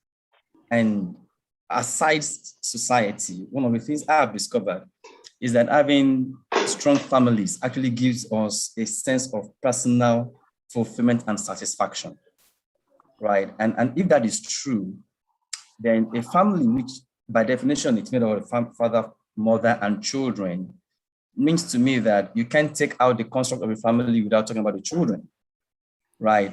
And if our children are getting to a point where they are transiting from childhood to adulthood, then it is cogent that we pay attention at that particular phase in their life. And I believe that's what Lagosmums have been doing since morning, looking at this period of life of children where they are transiting from being a child to an adult. And this phase, for me and for different parents I've interacted with, is more also the most challenging periods of time, because the child you feel you're grooming gets to a point where you seem not to understand that child. And it's as though, is this actually the child has been in my house the past 10, 13, 14 years, right? And there's so many things that actually go on with children in that teenage period of their lives. The way they see things is different. What they feel about life is different. The way they interpret the things going on in their environment is different, which influence the kind of actions they begin to mete out, right? So I'm going to start with Dima. Parents always have this issue, understanding their teenagers, right? Teenagers always want to take risks. Parents don't want them to take risks at the point when they want to take risks, right? At times, parents say, these children think as if there's no tomorrow. As a coach and someone who has worked in this field for a very long time, what would you say is responsible for this diverse views between what teenagers want to do and what their parents want from them? Interesting conversation, Yomi. And good afternoon to everyone. It's my pleasure to be part of this conference.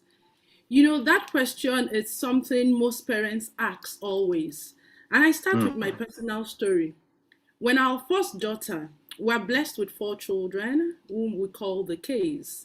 So when K1 was 11, she wrote me a letter and she said, I may be 11, but I have the mind of a 13-year-old.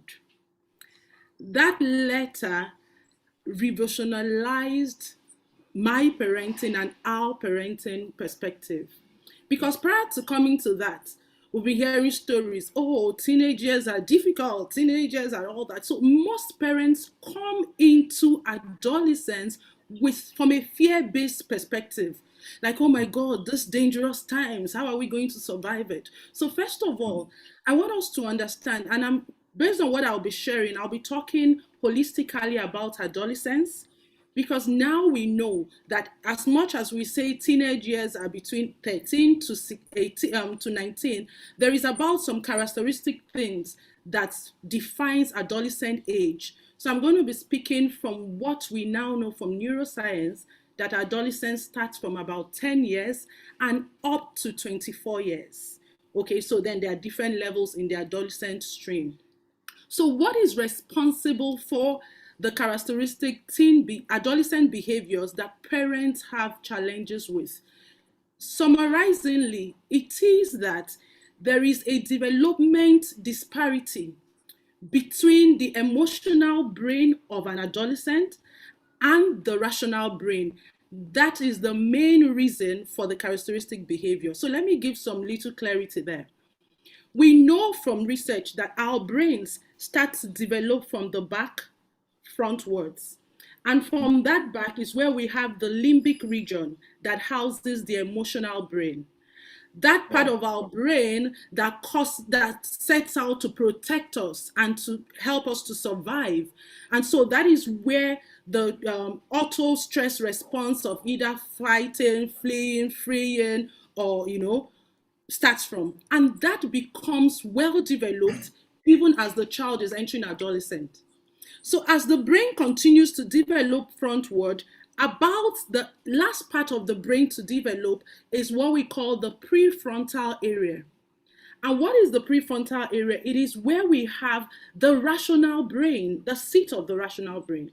So because the emotional brain is almost fully developed in our adolescent and the rational brain is still developing, perhaps we might want to clarify what is the function of the rational brain.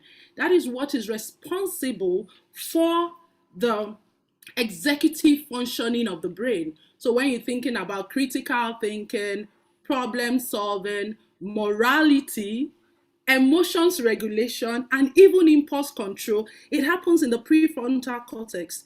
And through adolescence, it's still developing. So two major things that this throws out for us that we should be conscious of, and if parents and adolescents themselves realize this, they go from that state of I am crazy to this is the change happening to me.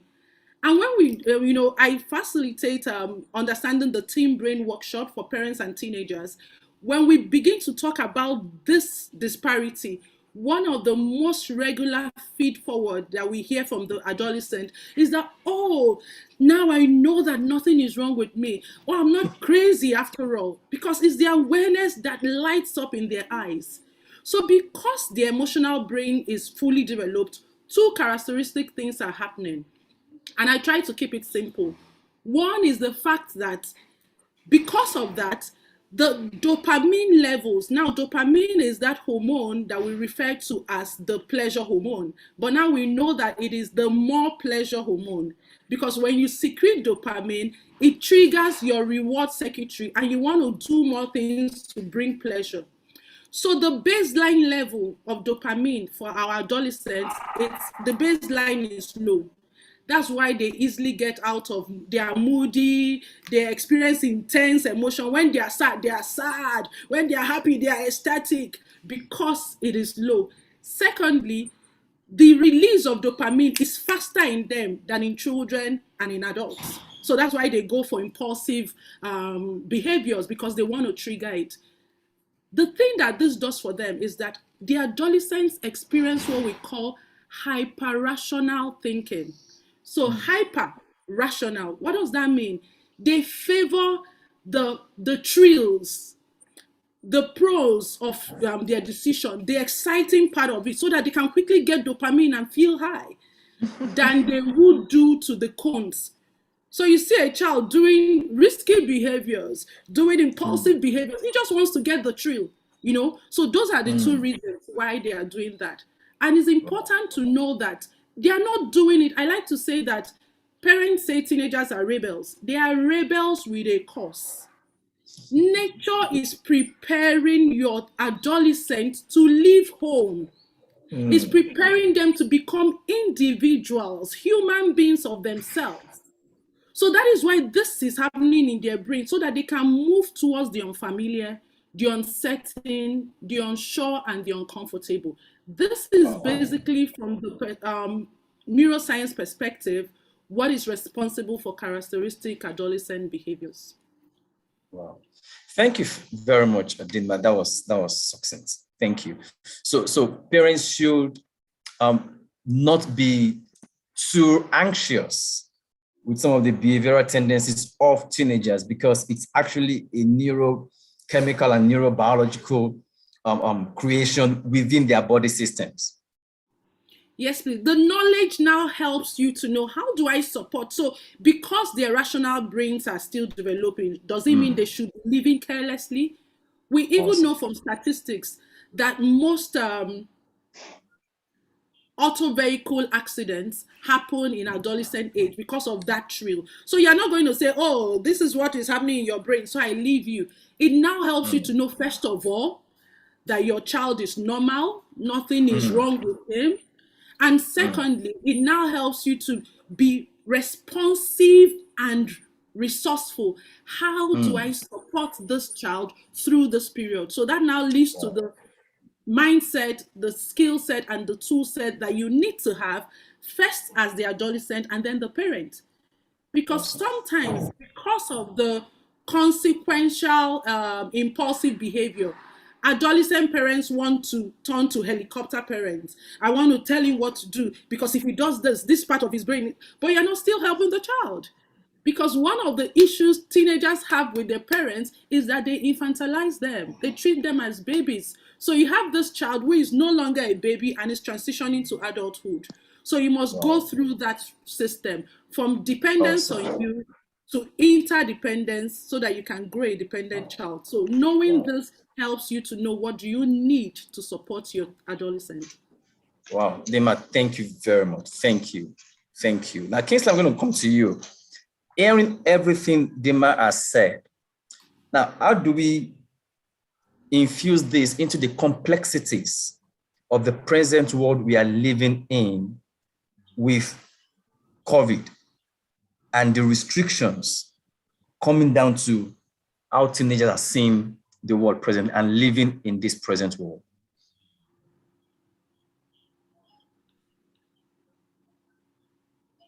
Oh, Kingsley, I can't hear you. That's a lot. Hello, can you hear me? Okay, good. Yeah, we can hear you now. Hello, you can hear me? Yes, you're audible now. Okay. Okay. I think the first thing we, as parents and every adult who has a role to play in the life of a teenager needs to understand is that the same way the COVID situation is affecting you, it is also affecting teenagers. Adults are currently going through the pandemic-induced stress. A lot of adults have had to, rework their lives. So teenagers are also being affected. Now, you find teenagers who usually are very physical. They, like Dima said, who are used to, in quotes and unquote, high risk behavior, physical activity, now having to be confined. Some are no longer going to churches. Some who are in school, once in a while, they have to come back home because somebody just tested positive to COVID. So they are going through stress. And don't forget, the teenage brain, like we already are aware, is still under construction. This brain that is still developing, this brain that lacks capacity to make decisions based on understanding of consequences, will naturally want to do things impulsively, will naturally want to do things that gives him or her the rush. And that is why for parents, understanding the nitty-gritty of mental health becomes very critical at this time. So if you are a parent and you know that, and you know what mental health is all about, now this is the time to do the things you need to do. And what are those things? Is to talk more. Unfortunately, we have parents who don't know how to engage. So this is the time your teenager really needs company. Your teenager needs somebody who can be a friend, who can converse, who can understand. Now, addiction also is high at this time. Addiction to gadgets, addiction to TV, addiction to anything that gives that child the dopamine rush, the feel good that the child needs. And I'm on the board of an NGO that rehabilitates drug addicts, and they've never had it so bad, this period. It has never been this bad. The number of inmates checking into their rehab and waiting to be rehabilitated, it's mind-blowing. And the majority of them in fact, they had to open a site in Abeokuta only for students. So it tells you that once the brain is not given the opportunity to to give expression to whatever stressors that lies within, then there's going to be breakdown. And so that's why you're hearing about suicide rates increasing. You're hearing about rebellious activities. It all boils down to what we're going through right now. Now, don't forget, teenagers don't know how to manage stress on their own. teenagers are not good with dealing with stressors. So when they are stressed, what do? I mean, you got the background that Dima provided. They are either hyper or hypo. In other words, they can be extremely moody, or extremely happy. And now you have a pandemic that has contained them.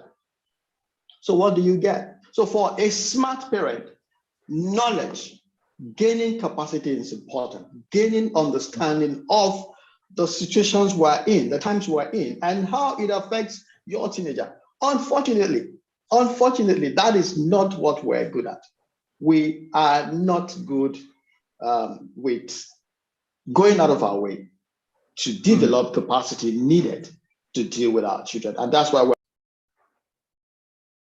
Oh, you're muted, Kingsley. Kingsley, you're muted.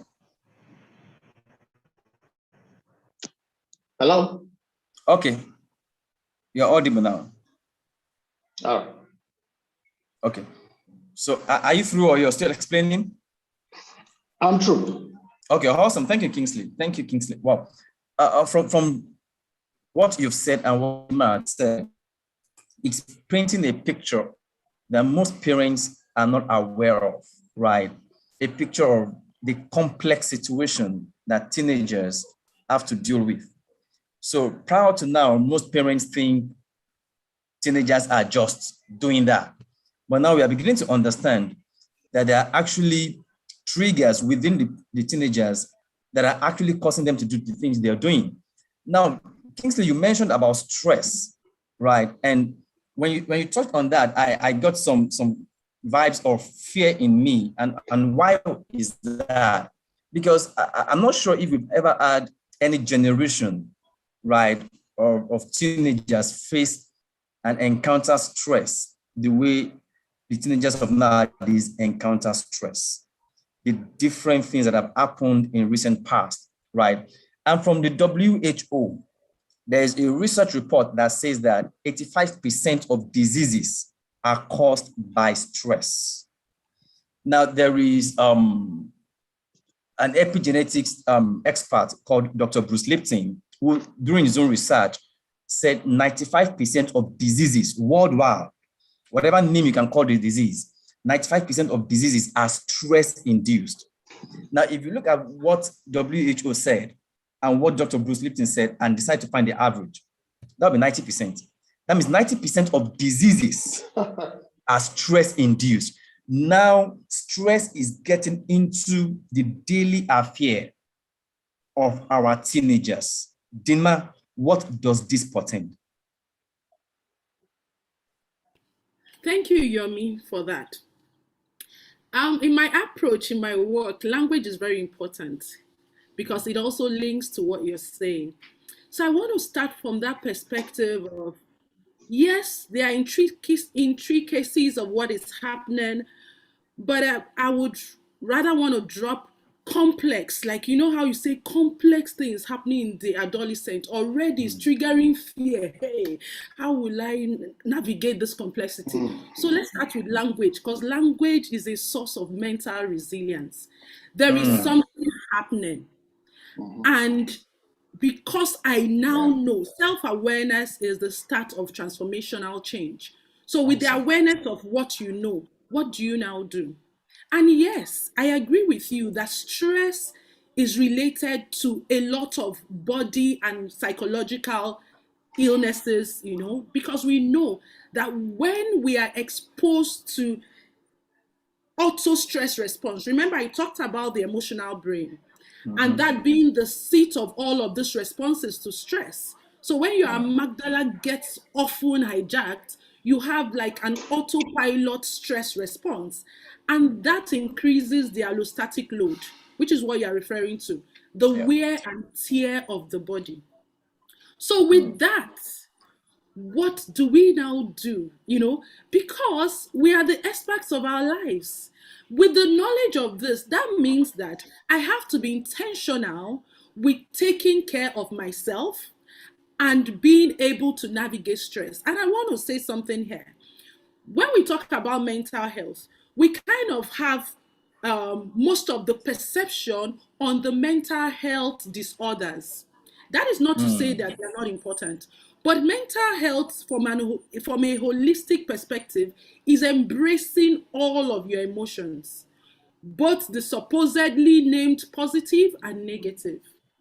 Mental health is you being able to embrace your emotions, go for more positive. Now, I hope I'm not taking so much time because I need to explain what is happening when we're in No, auto go stress. ahead. Go ahead. Because when we're in that stress position that you're saying that is triggering, it literally, when you, the hand model of the brain, when the emotional brain is triggered, it literally flips our rational brain. So you can't even use the rational brain to navigate the emotion or to make critical decision. So what you need to do is, how do I keep my rational brain working? Which is the focus for any intervention we want to give to our teenagers at this time. Whether they are doing hyper-rational thinking or they don't apply consequential thinking, every intervention should be geared to moderating this emotional brain and causing the rational brain to be able to function. Okay. So I'm going to share two research with you. We know from research that when we feel positive emotions, it actually broadens us and causes our rational brain to be alive and active. Say, for example, I want to ask you, Yomi, when you are excited, what do you naturally want to do? When you're excited, what does that make you want to do? Wow. Well, I'm a movie person, so when I'm excited, I just want to watch a movie. Okay, and when you watch the movie, what do you feel? Wow, I feel good. I feel I've added something to me. Okay, so let's not go. So I just wanted to bring out that when we feel positive emotions, it builds on it. It wants us to go for more things that will give us more positive emotions, and it activates our rational brain.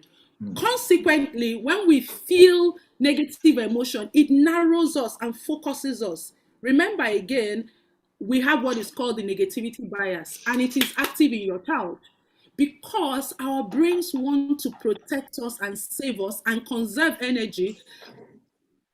Paying attention to the negative seems more of it than paying attention to the positive, because if you lose the negative, it can cause more harm to you. So why am I driving at this? To help our teenagers and even ourselves to optimize our mental health, we have to intentionally, that's why the architecture of intentional framework is there. We have to intentionally go for experiences and do things that will increase our positive emotions so that our rational brains can do their work, whilst we're also teaching our teenagers the skills of applying consequential thinking. And in that same way, you also have to teach your teenagers what to do with their negative emotions and negative experiences. Because we know that every emotion is valid. It's a message. Emotional intelligence tells us that emotions are chemicals that our brains secrete to tell us something. So if you do not be, I like what Kingsley said, that teenagers may not be able to apply consequential thinking. That's where we come as the formators in their lives, their parents and caregivers, to be their emotions coach. And you really cannot coach a teenager to be an emotion, to handle emotions appropriately if you are denying yours and you are numbing yours and you're pretending that yours is not there. Okay, so that's where the skills of resilience comes. So whilst you're teaching them to go for positive experiences that will bring up positive emotions for them and open up their prefrontal cortex, you also want to teach them resilient skills to know what to do with negative emotions, which is why it is not helping our adolescents when parents do not normalize feelings. Your son is crying, and you're saying, why are you crying? How will he know to tap the wisdom from the tears, from the emotions that is coming up for him, if you make it feel that it's inappropriate to cry? So every experience is a message, is a data. That's where stress management comes from. And of course, the other side of it, the mind and body tools. What are the mind and body tools that our teenagers have? So like Kingsley said, unfortunately, we're in an environment where parents say, oh, all of this you're saying, brain science, all of that. When my parents were raising me, what did they know about the brain? Did I not turn out right? I don't even want to start that conversation of being turning out right or wrong, because we know from the work we do that many adults are traumatized and dysfunctional and are just moving around without actually living. So let's leave that conversation for another day. So for mental health and even for stress management, it is being able to, because when you go for more positive emotions, you can handle the negative. I was saying to a teenager the other day, when you're excited and somebody says something that will ordinarily make you feel ashamed, because there is a reservoir of positivity in you, you can let that slide. But if you are tense, if you are stressed out, any small thing is a trigger. Just the person looking at you somehow, you're already offended and you want to fight. Which tells you that if you have a reservoir of positive emotions and experiences, it will help you to deal with the negative. And as much as also the resilience skills that we teach them even at this stage. So maybe let me pause. Dima, that was robust. Thank you. Thank you. Thank you. I just want to tell our participants, if you have any questions, please drop them in the chat room. They will be picked. They will be picked. Right. Thank you. Kingsley, Dima has said a lot of things. Right. Now, I just want us to quickly look at, we've looked at how parents look at teenagers. Now, in the context of all we have discussed, how do teenagers, right, see their parents in our present environment?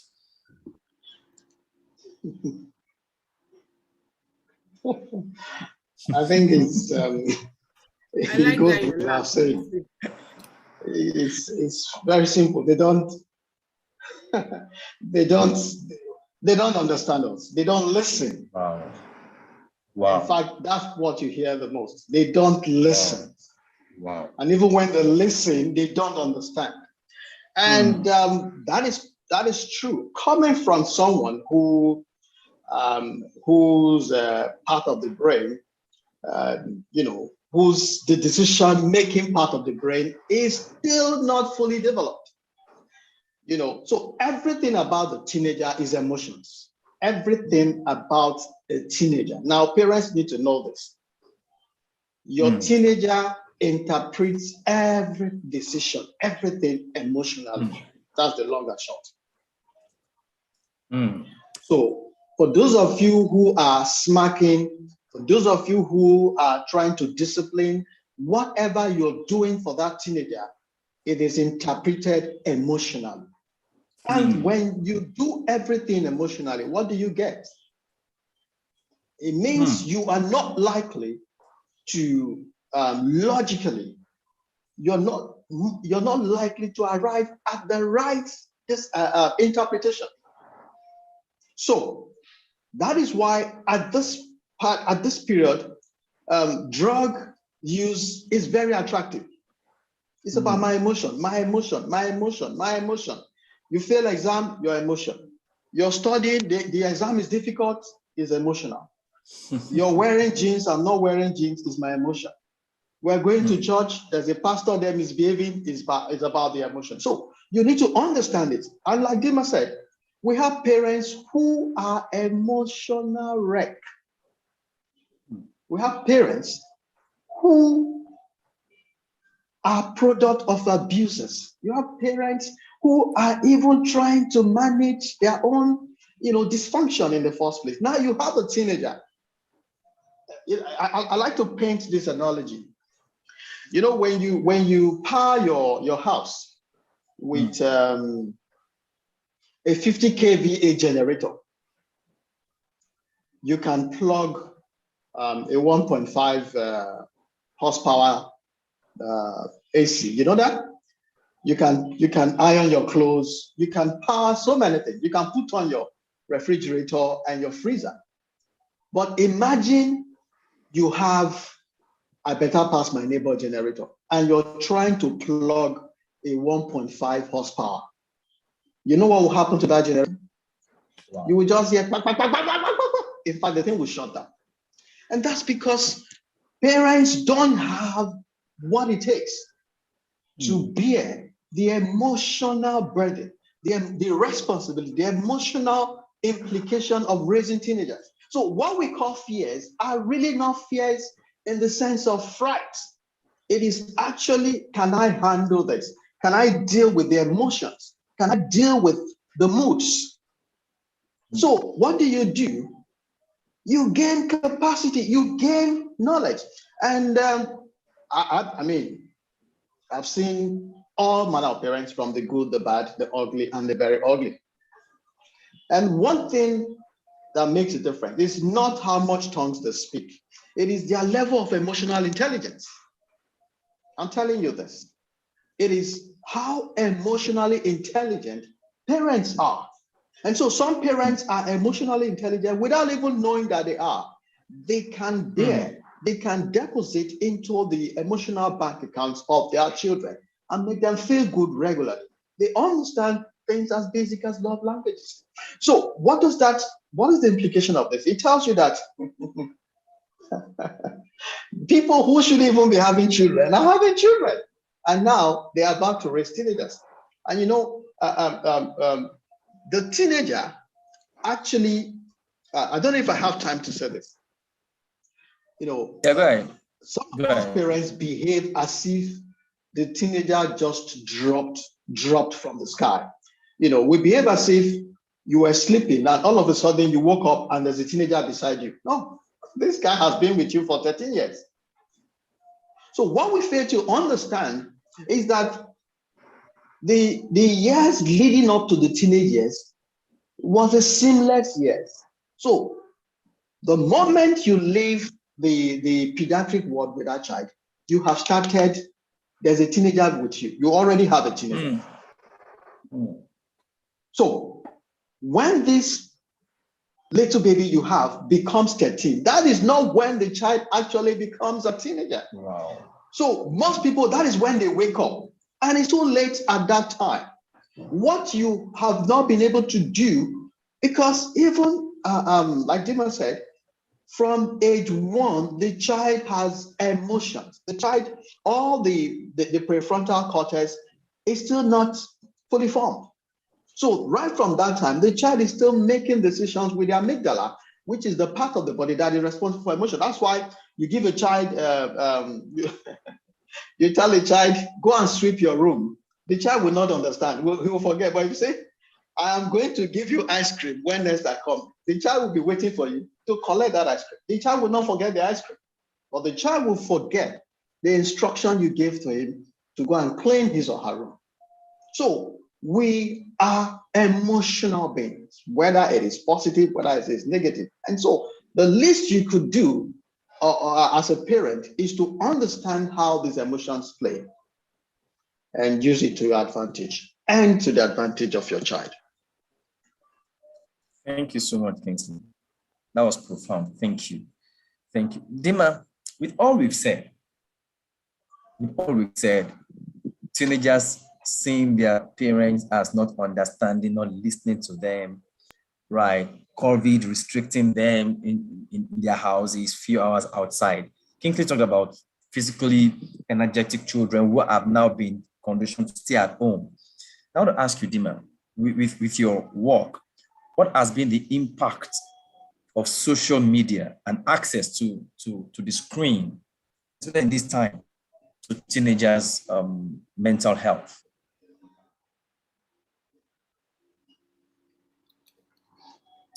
Okay, is Dima there? Thank you, Yomi, for that. Okay. Yes, can you hear me? Yeah, I can hear you now.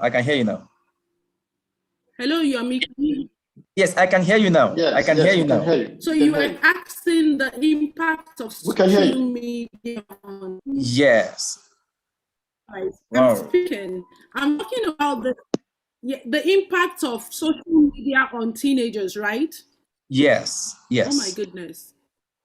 Yes. Am I the only myself? Because I'm actually talking. Okay. So just give me a social media on teenagers. It is. Yeah, we can hear you. We can hear you, Dima. Different ways it can impact teenagers. Parents. I want to say to parents and caregivers, not because of what you hear happening on social media, you want to take your children away from social media. Everything, even sitting at home, they can get good and bad lessons from it. So everything has its own advantages and advantages. It is how you use it that is important. So I always say to parents, you have to have an online well-being policy in your home. Take, for example, COVID came and introduced most of us to online schooling.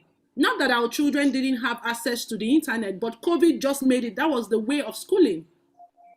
And then our youngest child, who is 11, COVID introduced him to, I like to say to him, you're showing signs of device and internet addiction. But he says, no, I'm not addicted. But you see that it's already affecting his sleep patterns, is affecting his concentration and all that. So what did we do? We didn't say you are banned from social media, because we know that we're in the age of automation.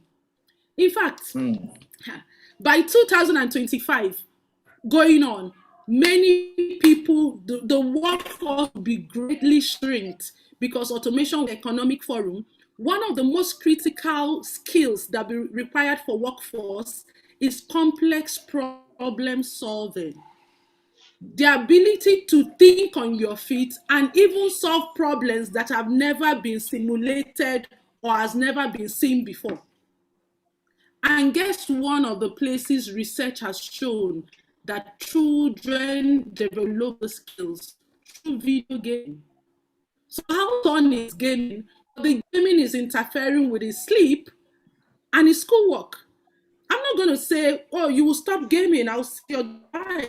No, because I know that he's developing something critical routine. So first of all, there are basic guidelines, and we call it SAFE.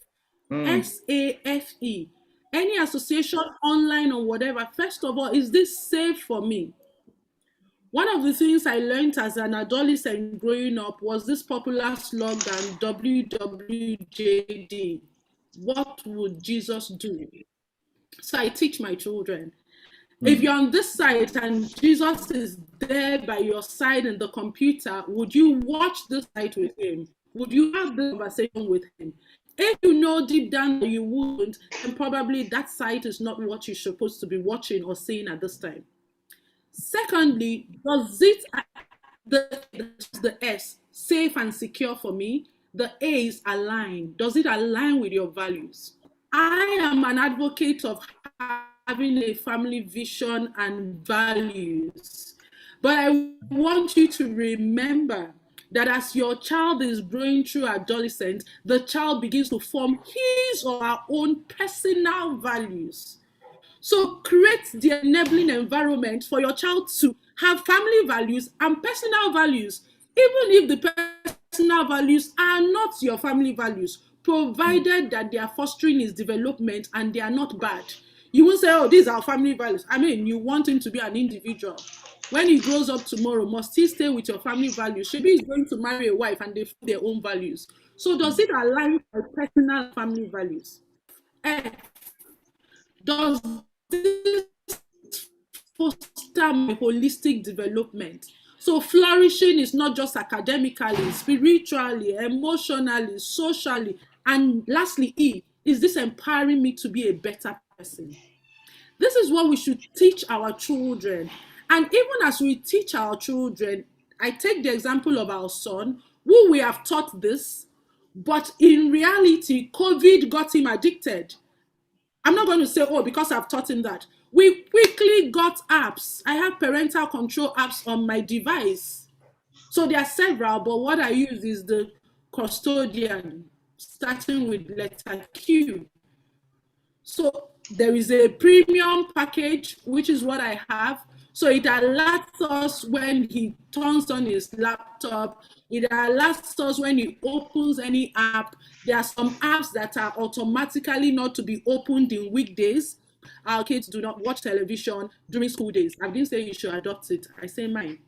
So Monday through Thursday, no no internet only for schoolwork, but no entertainment of television and all of that. You have the weekend and the allowable time to do that. So right now, we have a case of our son struggling to maintain his well-being with his internet usage. And so we're being there, available, present, and resourceful.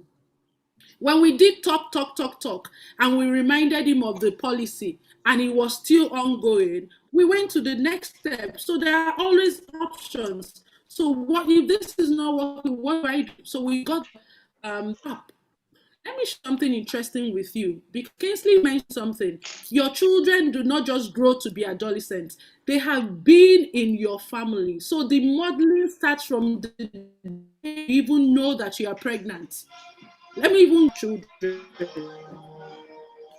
because I know that you can choose to be married, have children, but if stages of their lives.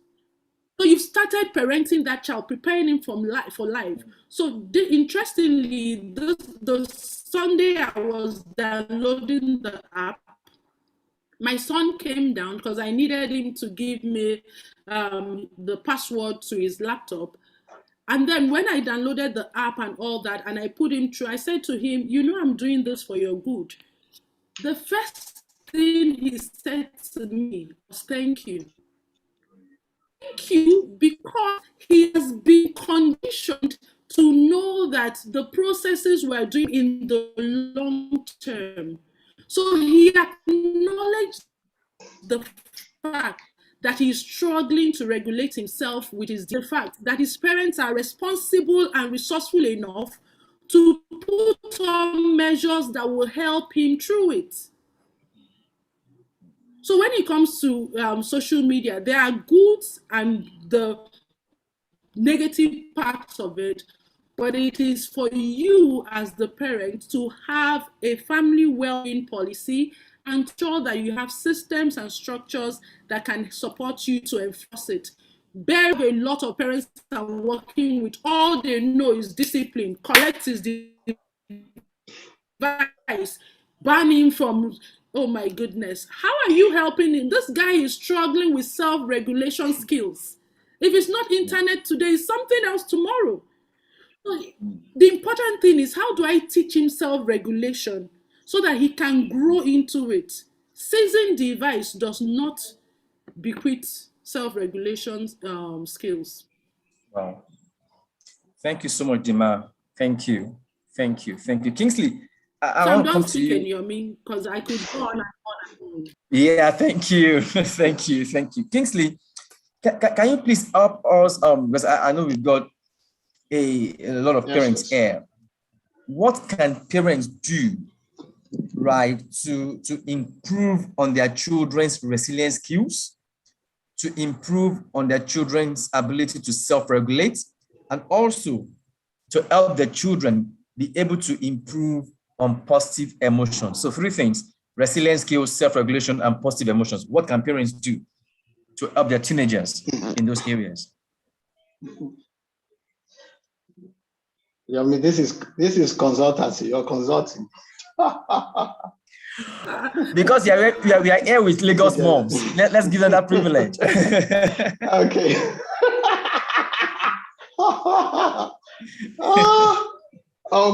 Okay. I'm gonna share my personal recipe. You don't have to adopt it, but it works for me. Now, I started parenting before I even started thinking about getting married, and that was because I had the privilege of working in the junior church. So I've seen all manner of children, all manner of teenagers. And then I made up my mind that, hey, come on, guy, you need to decide what to do. If you want to live with this kind of children that you're working with, the ball is in your court. If you want to avoid having this kind of children, then you need to decide. So that was my cheat sheet. It was like an expo for me, an insight. So one thing I did deliberately was I raised my children to have a sense of consequence. But then I didn't even know about the amygdala and the prefrontal cortex. I didn't even understand. I never knew what the teenage brain was like. So in my house, consequences are things you know. You know that if I'm doing this, this is what I'm going to get. Not from me, but there are laws. For instance, when I wanted my kids to understand what drugs do to an average drug user, I took them to CADA. They saw addicts everywhere. They were like, what? I said, yes, that's what happens to. We went to the joints. So they know all of these things. We've been to the red light districts of Lagos. They see what happens to girls who somehow they weren't too fortunate to be raised properly. So there are consequences for every decision. And then because I knew that they are not going to live with me forever. They are not going to live with me forever. So I started doing what I call controlled experiment with them. So sometimes I drop them off some bus stops near my house and I ask them to walk home. And I pretend I'm driving off. I'll park the car and I'll be watching. I'll take a bike and I'll tell the bike, just slow down and let me watch these kids walk home.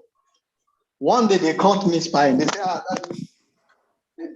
you're watching us, So what am I trying to say? Resilience. You need to know that these children have to be resilient. So expose them early. Expose them. I tell people, you don't raise a lion in a poultry. If you want to raise a lion, move the lion to the jungle. It's as simple as that. So if you want to keep your kids under your apron string within your bedroom and you still want them to be resilient, honestly, I don't know how you're going to achieve that. Because every time they keep crying, mommy, mommy. So send them out for camp out. If there's a camp meeting happening, send your children there. When they come back, take notes. How did you fare? Were you calling home and asking for money then? Boarding school is another opportunity if you find the right one. All my kids are in boarding school, and I chose those schools very well. So while they are there, they learn to live, take decisions without calling me until you are threatened, until something affects your safety, until our family value is tested. Please don't call me.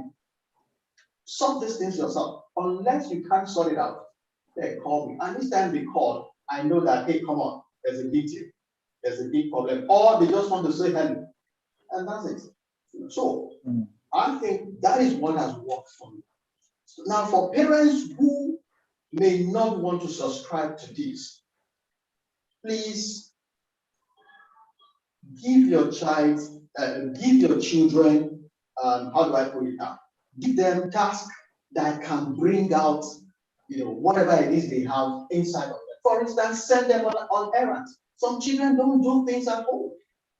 Some children don't, the house help does everything. I don't want to go into, you see teenagers who can't use the washing machine at home. You have 5 house helps at home, including the drivers, the gatesman, all of them working for these kids. How would they become resilient? It's not possible. So give them things to do. You're going to the market. Yes, you're going to the mall. Go with them to the mall. Let them see you handle. Let them see you buy things. In this house, in fact, my wife and I, we don't even do anything anymore. My last child is 10, and everybody on your own. I'm done. And that's because you know that by the time your child is 10, you're almost done with parenting. Every other thing you're doing is adult. Thank you very much, Kingsley. Thank you. Would have loved to go further, but time is never friend when you're discussing cogent things. But I want to believe that there are so many things that parents here have been able to go on with. Dinma, thank you. Kingsley, thank you. God bless you. Lagosmums and the team, thank you. I just want to leave a note with each and every one of us. one of the key ways by which you can actually build resilience with your children is to affirm your children. Let your children know you love them, not because of what they can do, not because they perform well in school, not because they speak well, not because they come home with gifts, but because they are your children. Let them know that they are loved. Create an environment of love within your household. Let there be a difference between the environment you are creating within your household and what is obtainable outside. When you train your child with that environment in mind, when they see a different environment, they'll be able to internally compare and know what is right. And then it will also help them to be able to speak with you more often. Thank you, everyone. Have a great afternoon and God bless you. Kingsley, Dima, thank you. Thank you, Yomi. Thank you, Lagosmums. It's been an amazing time. Thank you so much. You're welcome. All right, so Bimleke, you can take over. Thank you.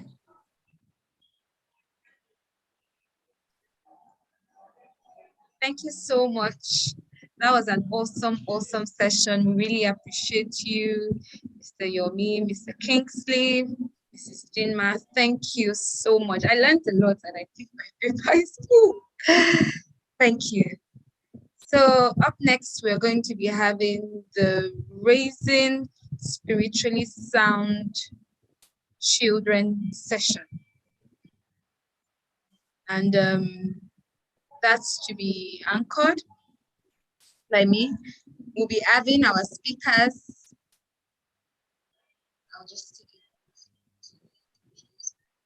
We'll be having our speakers, Chanenka Ayan Chebelu, Mr. Sheon Jolayemi. I hope they're up here already. Yes, we are. Hi. All right. It's great to have you here. Thank you. Okay. Welcome on board. Welcome on board, sirs. Welcome on board, ma'am.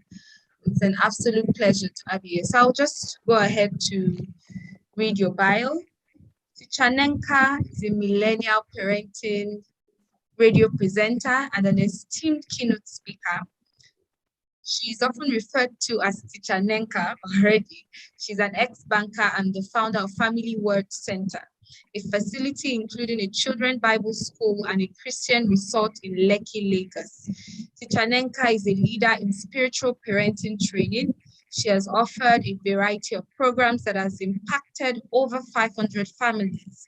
She runs a virtual children's Bible school for ages 4 to 18, empowering children spiritually and positioning them for a purpose-driven life since 2005, which has impacted thousands of children and youths, giving them the spiritual foundation needed to navigate to this complex world. She is the lead facilitator of the DREAM program on work-life integration and the manager of the Millennial Parenting Program for over a decade, a member of the Institute of National Transformation, facilitator at the Word Center, and an author of several books on spiritual parenting and family devotionals. She is married with children. Can we all welcome Teacher Nenka as usual, like we all do in the chat section, please? Thank you so much. It's an honor to have you here. Thank you. Thank you so much. Also, we have Mr. Sheon Jolayemi, who has a master's degree in operations management from Georgia State University in Atlanta. He has also completed courses in CEIBS China and Harvard Business School. Sheon is the executive director of Daily Needs Industries, Pharmaceuticals Manufacturing, and an executive director at Onyi Industries and FMCG. He's also the youth pastor at the Underground Church, Teenage Church for this present house. Mr. Sheon is married and is also blessed with 2 amazing boys. It's an honor to have you here. Welcome, Thank you welcome, very much. welcome. Thank you. Yes. And I'm going to read Nifesi's profile so she doesn't read her own profile. So Nifesi is a lady on a journey of growth and development. driven by a passion to help people become the best versions of themselves. She's a speaker and counselor. She also crafts content and runs a podcast called Inside Life, which airs monthly across all streaming platforms. And she has featured some global guests from all walks of life. She currently works as an executive assistant at the Floria's House Initiative, an NGO in Nigeria. And she also volunteers with Psych Babble Foundation, a youth-led mental health nonprofit organization. So thank you all for being on this panel, and we're looking forward to the conversation. Thank you, Thank you so much, Ma. Thank you. Thank you so much. Yeah. And as we well know, we believe that the spiritual controls the physical, and there is nothing that you want to do here on earth that would not first have to be settled first up there before we can find a manifestation here. So, if we want to raise children that will be balanced in all ramifications of life, we have to ensure that we are able to settle things first with God. And because we know that God is like the major factor that runs everything. So it is from there that we are going to, set them on the course that they should run for life. So Teacher Nenka, let's start with you. Why did you start the Family Word Center? Okay, thank you so much, Yomi. Thank you, Lagos Mom. Thank you, everybody. It's been a long evening, a long day for everybody. So I'll try. It's a deep question you just asked me. But the Word Center, what the Word Center does is that is a facility for wellness, and it also takes care of children. So there are two stories to it. Now, when I was a young mom, in quote, I have a challenge with my son. My son couldn't speak, and they diagnosed him for autism. They said it was autism. And then as a young mother, I didn't know much about all of these things, and I was deeply intense with work. So every day, it got to a point where we found out that the challenge with my son wasn't a medical thing, and it was more of a spiritual thing, because I had tried everything I knew to do medically. And I was looking for God. I was looking for God. I knew that if God didn't help me, there was nothing I could do. But then because of the pressure of the work at the bank, I used to leave the house very early, and I usually came back very late. So I didn't have time to pray and all of that. So, but I knew because of the intense burden I had with my son, and I always wanted a place where I could pray, where I could spend time with God, just because the burden was so much for me. And then I never found anywhere. Sometimes during my break time, I would come out to pray in the office, in my car, which was hot, in the car park, or go to a restaurant. But it was a burden. And I kept saying, for that, what that did for me was, I noticed that there could have been so many people who had who left their house early and didn't have time to commune with God, who will want a midday getaway where they could just stay and spend time alone with God, So long story short, fast forward, when every other thing finished, I'm talking about the result now. So I had a plan, I had an idea that if this was a burden I had, a million other people had that burden. So I had to create a space, that's the Word Center facility, for midday getaway, where sometimes you don't have to go to camp or somewhere far, where you could just come in and just stay in a serene place where you just want to talk to God. Because I know people work, but so many people have burdens. They just want a place where they will just connect with God. And that was why the Word Center was created, with the ambience, so people can just come in anytime during work, or just leave their home and just come and pray and stay connected and live. So that's the Word Center resort, the wellness section. And then about the Children Bible School, which is the other arm of the Word Center. In the course of going through this with God, with the challenge with my son, it was something that went on for like 5 years, and it was just unbearable. The more I prayed for him to get better, the worse he became. And I got to a point where I prayed and I said, God, I want this boy to die. I think then I was 32. I said, God, if he dies, I'm still young, I'm going to have other children, but I can't imagine living with a child that can't talk, a child that can't connect with you. I just said, God, let him die. But, surprisingly, the more I prayed for him to die, the more he grew. And it was becoming so clear that I couldn't hide it anymore. People around knew there was something wrong with him, and I couldn't hide it again. So life was just meaningless. Long story short, fast forward again, because I know it's been a long day for everybody. One thing led to the other thing. And then finally, miraculously, some people that already know me know the story, my son started speaking. And then when he started speaking, I had made a vow to God that I was going to go to 50 churches to testify that he was real. If my son was going, that was in the midst of all of that. I said, God, if only this boy can talk, don't do any other thing for me in this world. Once he can talk, I'm going to go to 50 places and testify. Don't do any other thing. And I was just 30 something. I didn't even know that life, I was going to ask for so many things. So he started talking. So when he started talking, I now started going from church to testify. And in one of the churches where I went to testify, that day the pastor was talking about purpose. He said, why are you here? Why were you born? What is the reason?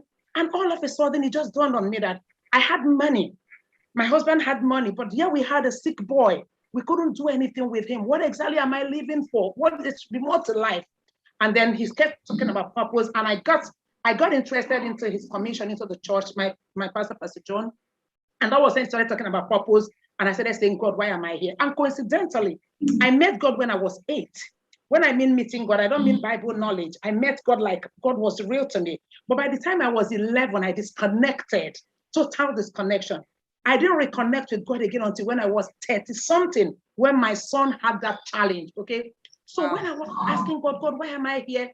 Show me my purpose, show me. And I didn't know how to do any other thing because all my life, all I have done was work in the bank. And there was nothing else I knew to do. So suddenly, while I was doing a 30 days fast and prayer, I heard a voice say to me, Neka, look at you. You had all of this problem and there was no way you could come out. There was nothing to help you. The only way you could come out is because you met me as a child and I was real to you and you were able to reconnect. He said, imagine so many children, they don't know me. Nobody takes time to pour me into them, to tell them about me. Imagine if they go through life and they have challenges, how can they connect? If not for what you knew about me as a child, immediately it was just like, boom, I got it like, yes. And I knew why I had that connection at 8. So I said to my pastor, I think I found my purpose. He said it like a joke. So then the burden also to meet children, because I said, if I could go through this, who knows? Because a 7-year-old is going to be 17. A 12-year-old is going to be 32. An 11-year-old is going to be 41. Nobody knows what they're going to go through. When I was 8, I was cute. I was 18, I was cute. I didn't know I was going to have an autistic child, but if not for God. And that was when the burden came to actually separate church from children. That church, there has to be a gap where they have to be taught about God diligently for them to be able to face real life issues and also for them to fulfill assignments. And that was how we started the Children Bible School. So those are the two arms of the story, and that's how we have the Word Center today. Thank you. Wow. Wow. I think, oh my God. Thank you so much. This is so deep. I'm allowed to use that, right? This is so deep. Thank you. Thank you. Thank you, ma'am. So I'll go to you, Mr. Sheung. We are in a world whereby, of course, we know that Jesus is the truth. But we're in a world whereby there's so many truths. There are so many truths. And people will say, oh, find your truth and run with it. Do this and do this. Like everybody has an opinion. I was watching something some days back and somebody was saying that, oh, for any opinion you have, you would always find something to back it up. For example, so the person brought up about tracing how that drinking coffee will be responsible for blindness. Yeah. Checked on Google, and there was a research in quotes that showed that it is true that it was responsible for blindness. So he said, okay, let's do the reverse. Oh, then there was a research that says, oh, drinking coffee would, help your eyesight. So now, and this is the kind of world where we find our children find themselves. There are so many opinions out there. There are so many truths. Oh, find your truth. How do we now help them to connect? And, how do you not enforce, because you can never force them to do anything, actually, because no matter how much they try, they would always go on their own way at the end of the day. So how do you help them to connect with the truth that is Jesus in the midst of so many voices in this world? Thank you. Yes, you're right. And I love the example that you used, because the times that we're in are times that a lot of parents are trying to grab because we don't understand what's going on. there's a lot going on in the world that we never went through when we were younger. And the example you used was very apt because for everything you Google, you will find an answer to your own belief.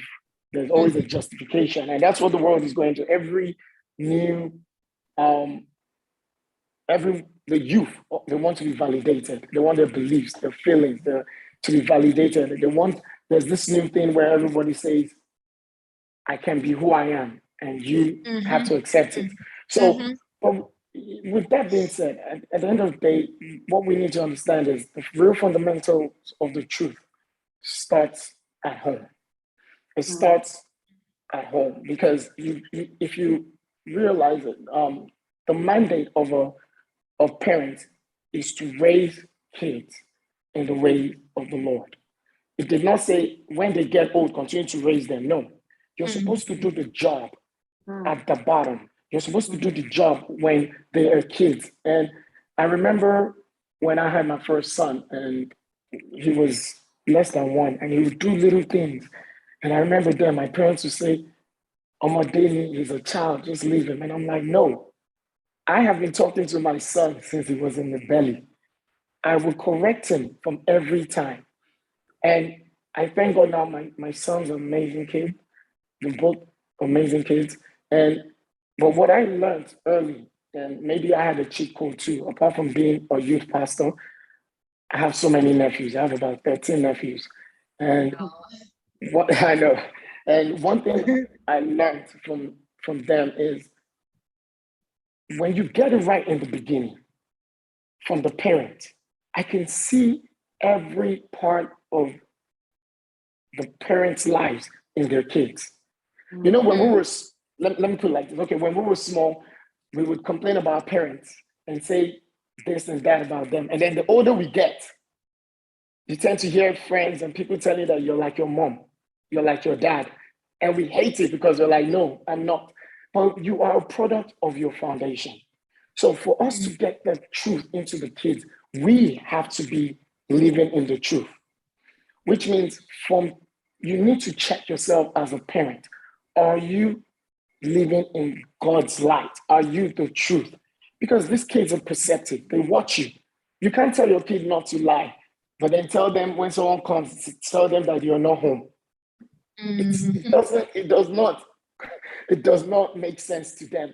They look at your life and they say, Daddy lies. Now, they might not say it, but it's ingrained in them. So tomorrow when you see your son lying and you forget that he's lying because you lied, or he's angry because you're always angry at home, or he's not talking to you because of you don't even let your wife talk to you. These are the factors that we have to just realize that our job is to plant the right seeds in the kids. And when they get older, they will germinate. They will understand their truth. So that goes back to just round up, that goes back to your example where if they grow up in that truth and they know what the truth is, what they will be researching are facts to back up their own truth. They will hold on to that truth knowing that this is wrong. This is not the way of the Lord. And I think that's the best way to just navigate the new age. Thank you so much. Raising them in that truth so they can grow up to know that this isn't the way of the Lord. Yes.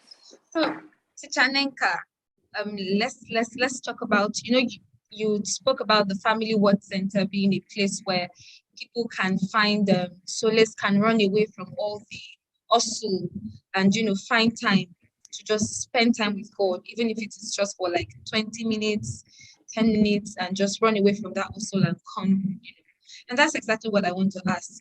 How can parents cope? Because everybody is really hustling to make this money. We all want, whether or not we want, it is important. And we know, of course, we should put God first. But sometimes for people who live in Lagos, they can tell you how hard living in Lagos is. And especially now that the economic situation is not smiling. how can they create a balance where they know that they have to make this money in between paying bills, school fees, the children eat, they have to take care of themselves and all of that? How can they create a balance in such a way that it will not be at the detriment? They will not chase after all of these things so much at the detriment of their own spiritual lives and those of their family. Okay, yeah. The truth is that where there is a will, there is a way. Having worked in the bank all my life and still doing very active work and raising children and all of that, the first thing is that you have to have it as a will. Once there's a will, your mind will shift. Once there's a will, your mind will shift. And you started when you said the spiritual rules the physical. Now, if you are not intentionally stable to say to yourself, I must create time for the spiritual realm. If you're not going to be sane. You're not going to be sane in raising your children, in doing the business and putting it all together. You first must understand that. Once you understand that, once there is a way will come. I have a very busy schedule, almost like my life is almost like on a roller coaster. But because this is something I have learned when I was going through the challenge with my son, working and praying and doing all of that, I now understood that the only place where you can have solace is in God's presence. And that is when you're able to pour into your children, okay? So what I do right now, because why I'm saying this is that once you're able to put that pause, you'll find out that when you pause, you're able to push out and do a lot more. Thursdays, for instance, I call it my cyber fast. I shut down. Now, for people that are doing if you do regular work and all of that, you might not be able to shut down. But now most people do their own thing. Every Thursday, my phones are off. And I say that is the day I reboot. Whether it's a spiritual thing or this, I don't care about anything. I just stay there to sedate my mind, to stay in God's presence. I read books, I listen to messages, I sleep, I just rest and I pray. You will not believe it, but that is the truth. And I want to encourage all parents, since we have mothers here. Do you know that 6 hours, when there are no phone calls, you're not thinking about anything, inspirations, divine ideas, life, it's as if there's a surge of life inside of you. I'm telling you, it works like magic. That is why it's called recreation. You rest for you to recreate. So once you pause, maybe you've been having because we don't have time, I can't share testimonies. It's unending. An idea about I've been having this challenge with this child comes in, and the idea drops in your spirit. And you're like, whoa, why didn't I think about this? And idea comes in, oh, why don't you just start this one? And I'm like, oh, why didn't I think about it? And I'm reading the word. Remember, throughout the week, you're running up and down reading. When you could, some of us, we just read the Bible for 20 days and we run away, for 20 minutes and we run away. But this is just like you shut down from my phones come on 6. So within that time, I'm not in a hurry. And because God understands how intense the things in the world are right now, he knows that this is the day we've put out for him. So what he does is that I can't begin to finish it. He just starts bombarding you with, and I'm like, when I come out refreshed. So for me, most Wednesdays, you think I'm a child that is going to see Santa if there's anything like that, because I know tomorrow is Thursday. I'm not going to meet anybody. It's just me and God. So once there's a will, I know there are bills to be paid. I understand. I've been there and I'm still there. But you must pull out yourself from that noise. Now, if you're one of those that goes to work and what you do is that you cannot stay away from work, then turn off your phone. I'm telling you, nobody has ever died. There has been no emergency when I turned off my phone, and there will never be any. Okay? So you have to, so that your mind has to come together. And then coming to the children, I want to assure you, before you close your eyes and open, your children have gone home. They've gone off. Before you shut your eyes, my youngest is 18. And I'm like, Zida, you're 18. How? Before you close your eye and open, they've gone. So if you're thinking there's going to be a time, for a typical example right now, I was planning so much for us to have a family vacation. They're all abroad and all of that. I was trying for us to meet again. And then everybody's saying, I'm busy, I'm here. And my oldest daughter said, Mom, you know what? You don't have to try so hard to make this work. You gave us a fantastic, memorable period. But now everybody is grown. We can't continue to create memories. Let us create memories individually and still come together when we can. The memory you created is enough. Now they can remember because I was intentional. I used to go to work, but I would tell my boss, middle of August, I must go on vacation. They can give me work and I'll kill myself, but I was intentional. Once there's a will, if I didn't have money, I will not do any other thing, but I must save money for vacation because I wanted us to bond as a family. I was intentional. So if you're looking at bills and all of that to continue to come, but the thing is that you have to have a mind. Somebody talked about values from the last session. What are the things that are important to you? You must you must have like a will that these are the things I have to do. And those money, the money that will not allow you to go for your child's PTA. Who are you doing that money? I understand. I've been there.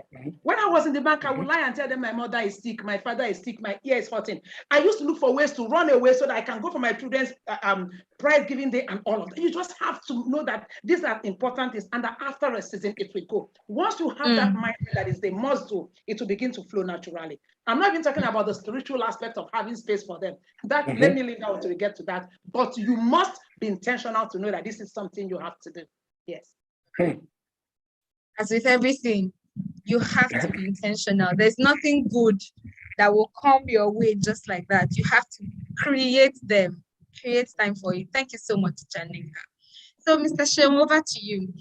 The Bible says that, we have to remember your Creator in the days of your youth. And Teacher Neka gave a profound example of how that she had an encounter with the Lord at the age of 8, but somehow along the line, she was 11 and, she lost all of that. So how do we help as parents? Charity, they say, begins at home. How do we help our children, to navigate this journey of purpose, this journey, help them to find this early, help them to become who they should become early enough, help them to find Jesus by themselves early enough so that when they grow up, you don't have to be worried about, like she said, they created memories. You've created enough memories. They can run with those memories. So how do you help them to stand so that when they will stand on their own, they can run on something. There's enough fuel for their plane to fly. So help us. So when I started in youth ministry, I remember the first month, there was a time that the teenagers asked me and said, you speak in absolute terms. All you teachers speak in absolute terms, but we don't understand. You're always talking, yes, God can do it. God can do it. Because I think a lot of times, even as adults, we tend to forget that we're still dealing with the youth. We tend to look at, trying to talk to them like they are our mates and they should understand what we're talking about. So that helped me, and we changed the model of the youth ministry. We said we would stop preaching. Now we converse. I think for you to help the teenagers nowadays, even from talking to them and hearing, all they need is for you to converse with them. They need patience. You need prayer. In fact, let me rephrase that. You need prayer first. Because number one, you need to remember that these are not truly your kids. These are God's children. You are just a caretaker on earth. Both your soul, and the Bible says both the Father's soul and the soul of the Son are mine. So you need to understand that you are placed. Now, God will not give you something He does not believe you can handle. You can handle those kids. You have the capacity. But like I said, you have to be intentional. So, which means you need to create the time to talk to your kids. Have them feel comfortable to talk to you, because that's when you will be able to see the challenges they're going through. There are a lot of challenges they're going through. Some I can't even express to parents. And parents ask me every day, why don't you talk to us about what they tell you? No, they entrusted me in it. But you need to understand that it takes a village to raise your kids. As long as you can trust me that I will do my part to steer them in the right direction, because I know and they know that you cannot handle the truth. So we as parents have to understand that there are a lot of things they're facing. And we need to create an atmosphere where they can communicate with you. That's the only way. But the first most way is for you to pray. Without prayer, nothing is possible. My wife went the other day and intentionally went to Ebano to go get the cardboard in which she wrote the Lord's Prayer on. Now, number one, she took my son. She had him pick the color of the cardboard he wanted. She wrote it.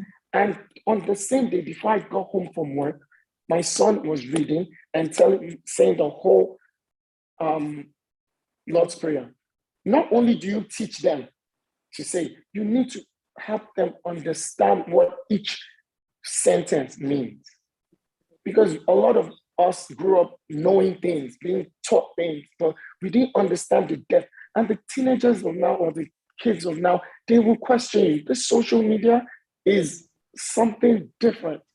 And they get so much information. And there are things that they've asked of even as teachers, because I had to teach the team something. I had to tell them that if you do not know an answer to a question, tell them you get back to them.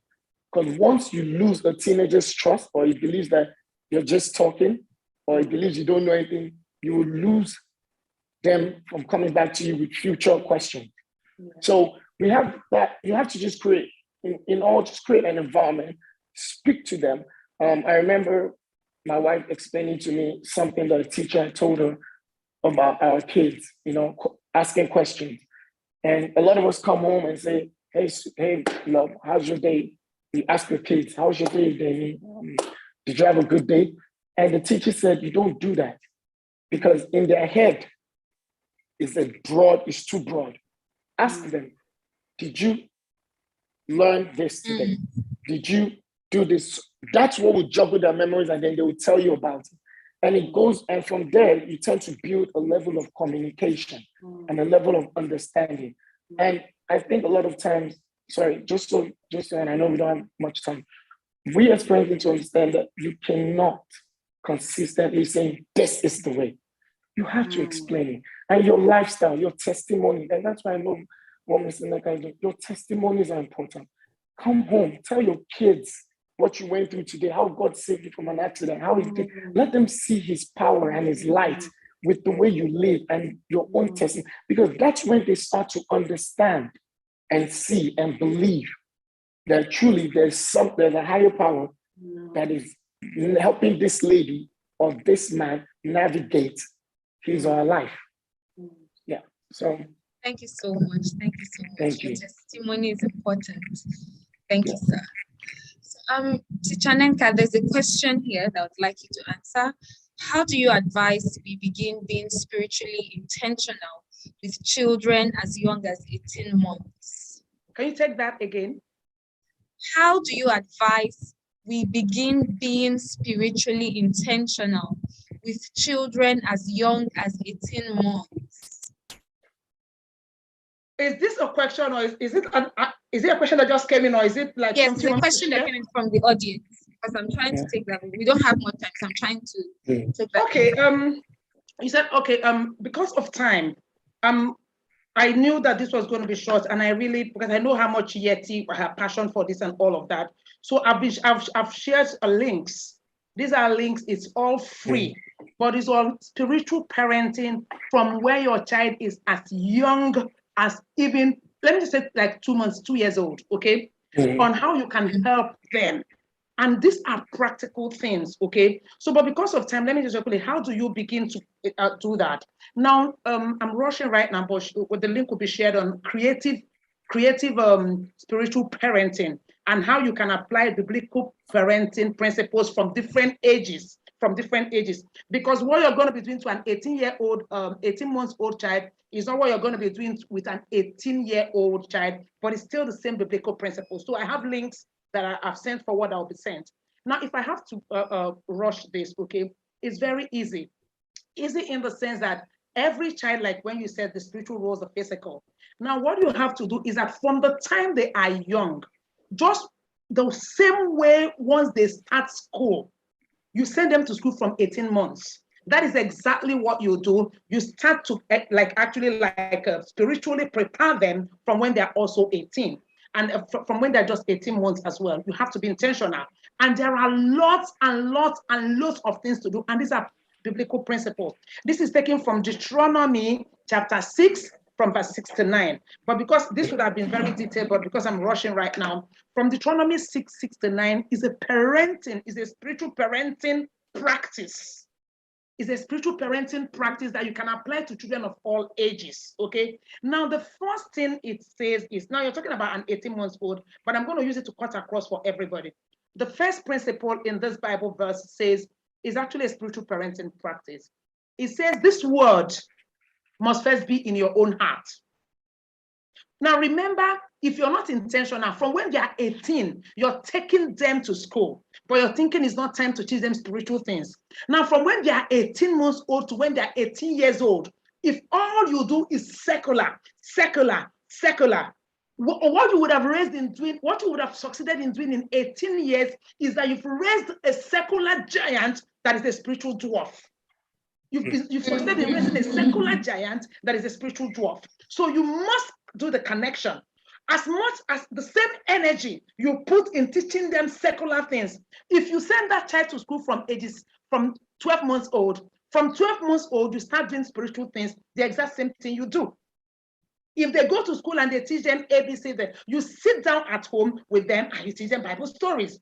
Now, if they can understand those principles, they can as well understand you. And remember, you're not looking at, oh, let me measure. Spiritual things are not measured externally. So you might not see what you're doing, but at the fullness of time, if you started in early, those things will speak. At the fullness of time, those things will speak. You might not see. So the problem of millennial parents right now is because we're trying to measure spiritual advancement with secular growth and advancement. Exactly. And because you're not seeing the immediate gratification, you have a mindset that is not working.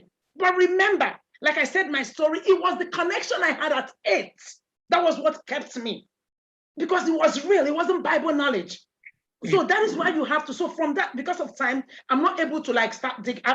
There's a video actually, I sent in a video where I talked about from ages 2 to 4, ages 6 to 9, teenagers and preteens, how to apply biblical principles. It's all there, and it's all creative, and it's not formulated, it's in the Bible, in such a way that your home becomes a spiritual hub. Your home becomes a spiritual hub. So I think because of time, we can share those videos and then people can go and look at it. All right. Thank you so much, Tanika. Thank you. God bless you. My next question is to you, Mr. Sheung. How do we like factor in, because she mentioned something now while she was speaking, that if you can teach them, if you can start to take them to school at 12 months, then you should start to teach them spiritual things too, so that you don't raise a secular giant and a spiritual dwarf. I'm so to see that. So that you don't raise one. So how do we, let's now come to schools. How do we, factor in, how do we choose schools for our children? Especially because we have to be conscious too and intentional about that. How do we, what are the criteria to look at, to measure with when you want to choose a school, especially considering how you want it to impact the spiritual life of your child? What do you look out for when you're doing that as a parent? Oh, that's a very, very tough question. The reason why I say that is, okay, let me tell you what we did. Okay. First of all, we started praying for the schools even before any of my children were born. We started praying even now for the university. I pray for their wives. I still go into prayer. You see, most decisions in life, usually, like you said earlier, have been taken in the spiritual prior to, and like I always tell people, it is best to sit on the spiritual boardroom of taking decisions either of your life or your children's life before they become physical. Where I'm trying to go with that is, a lot of things are happening now, and I know in a lot of schools, they're trying to take out the element of God. Sometimes research is not enough. Sometimes because you don't understand the other children that will be around, especially if they're in boarding schools, you can only ask and do your best from the beginning. But for schools, the only ways we did, apart from prayer, I took recommendations and looked at other kids that had come out of the school and their spiritual levels. And we went to visit the school and spoke to the proprietor. That helped us a lot because from speaking with someone, you can get a lot of where their focus is. But the focus and the mission of all the other people teaching are two different things. You just would hope that you pick the right school. But I think, first of all, do your research. You need a lot of research, but foremost, pray, then do your research, and then take your time. You have to continually go to the school. You have to ask questions. You have to see that word intentional. I always wish that for every time, the way we take vows when we're getting married, we need to take vows for children too, of having kids, because you need to understand that it's something you have to know that you stop living for yourself and you need to put a lot towards them. And we all need to, so with that, you just need to know that it's a continual process. So even if you put your child in the school, you have to continually go check on the school. Make sure the school is still what you thought it was. Pick the brains of your kids to make sure that they're still in the right path and nothing as the moment you start to notice a shift, don't knock it off as their kids. You need to arrest it right there. You need to discuss it. You need to understand where they got that thinking from. Was it from the social media? Was it from their friends? Was it from the school? Was it from a teacher? You understand? So that's the way that I feel, those are just some of the tips. There is no manual for parenting. Absolutely. Only God can lead. Everybody is different. Every child is different. Like Teacher Neka said, she went through her own, gave us a lovely testimony. Nobody is prepared for some of these things and the challenges you might face. You might even have other personal challenges that might deter you or distract you. But as long as you can hold on to God, right, and realize that this is the mission and the job that you have been given by Him and the responsibility you've been given, you will be able to navigate pretty easily, easier than the next person who doesn't have that. So for the schools, just pray, do your research, continually investigate and follow up as to the stand, where the school stands in all, either in the spirituality level, educational level, the activities they do. Is it godly? Are they making you feel that being a part of the LGBTQ, whatever, is normal? Are they, you just have to always know what your values are as a family. And is the school following your value, either as a Christian or as a family? So yes, Thank you so much. Thank you so much, sir. Thank you. So pray, do your research, speak to the people in charge of the school, just to make sure that there's a connection between family values and spiritual values. So over to you, Chanenka. I want to ask about, you mentioned, we've spoken a lot about family values, I think from previous sessions, even right up to this moment, and we're still talking about it. So how do you deal with, you are doing your best, you're being intentional, like we've all said, and a parent has an issue with a child that despite everything that you're putting, all the effort you're putting in spiritually, most importantly, the child is not responding. They just seem to want to always go on their own way. How do you deal with that? How do you deal with that when you're like, this is the way of the Lord, you have done all that you believe you should do, but it seems as if you are pouring water into a basket? The truth is that we can't play God. Okay? We cannot. Remember, Yomi said, Sheung said something. He said, you can't play God in the life of your child. And then sometimes you think you've done your best, but you haven't. That is still mindset. You think you've done, typical example, I had a parent here who had a major challenge with a child. And the child came. After a while, I had a connection with the child. The mother had done super well, very influential and all of that. Excellent education. I mean, awesome, everything. Spiritual, very good pedigree. I'm telling you. So when I connected with the child and we started talking, she said, Teacher Neka, my mom is a hypocrite. She said, my mom is an influencer, she's social media, she's everywhere. But my mom treats her mom like trash. She said her grandmother lives in the same house with them, and that she doesn't like the way her mother talks to her grandmother, that she doesn't like the way her mother treats her grandmother. But as she comes out in church and on social media and people like her, she said, my mother is not what people see. So sometimes I'm telling you, really, because I work with a lot of young children and young adults. So that alone could be it could be a trigger.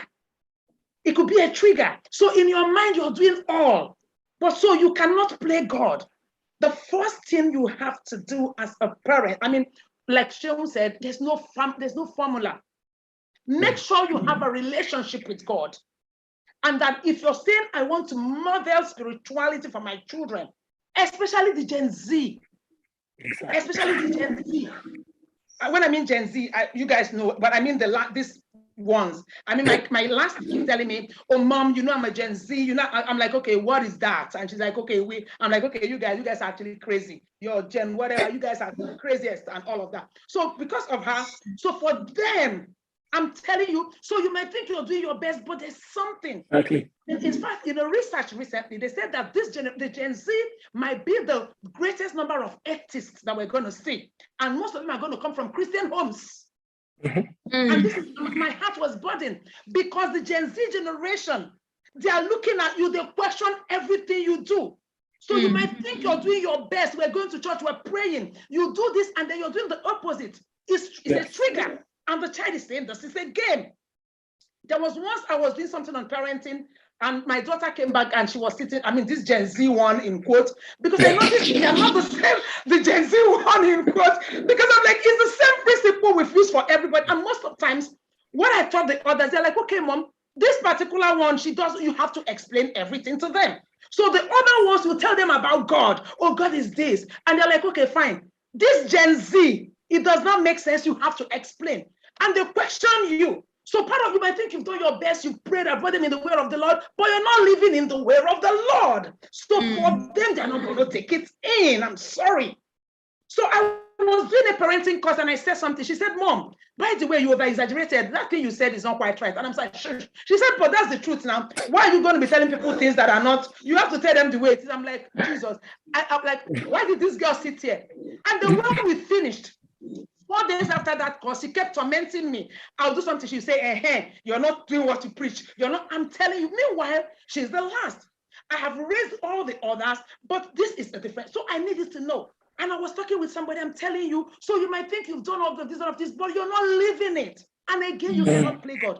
I always say this, but because life is deeply spiritual for me, and I've gone through a lot in my 51 years of existence. So I've known that having done everything depends on God, and that the spiritual is much stronger than the physical. So sometimes I would say, having done all, I would say to people, take this child for deliverance. It might not make that doesn't mean you cannot pray. That doesn't mean you cannot pray. And that is why we have surgeons, we have gynecologists, we have this. You might be in your church and they pray and do all of that, but they cannot. There are some people that have graces. There are some children you have to take. They need deliverance. You can't do it on your own because you haven't gotten to that spiritual realm. I don't know if you understand what I'm saying. So sometimes you're not only fighting by talking.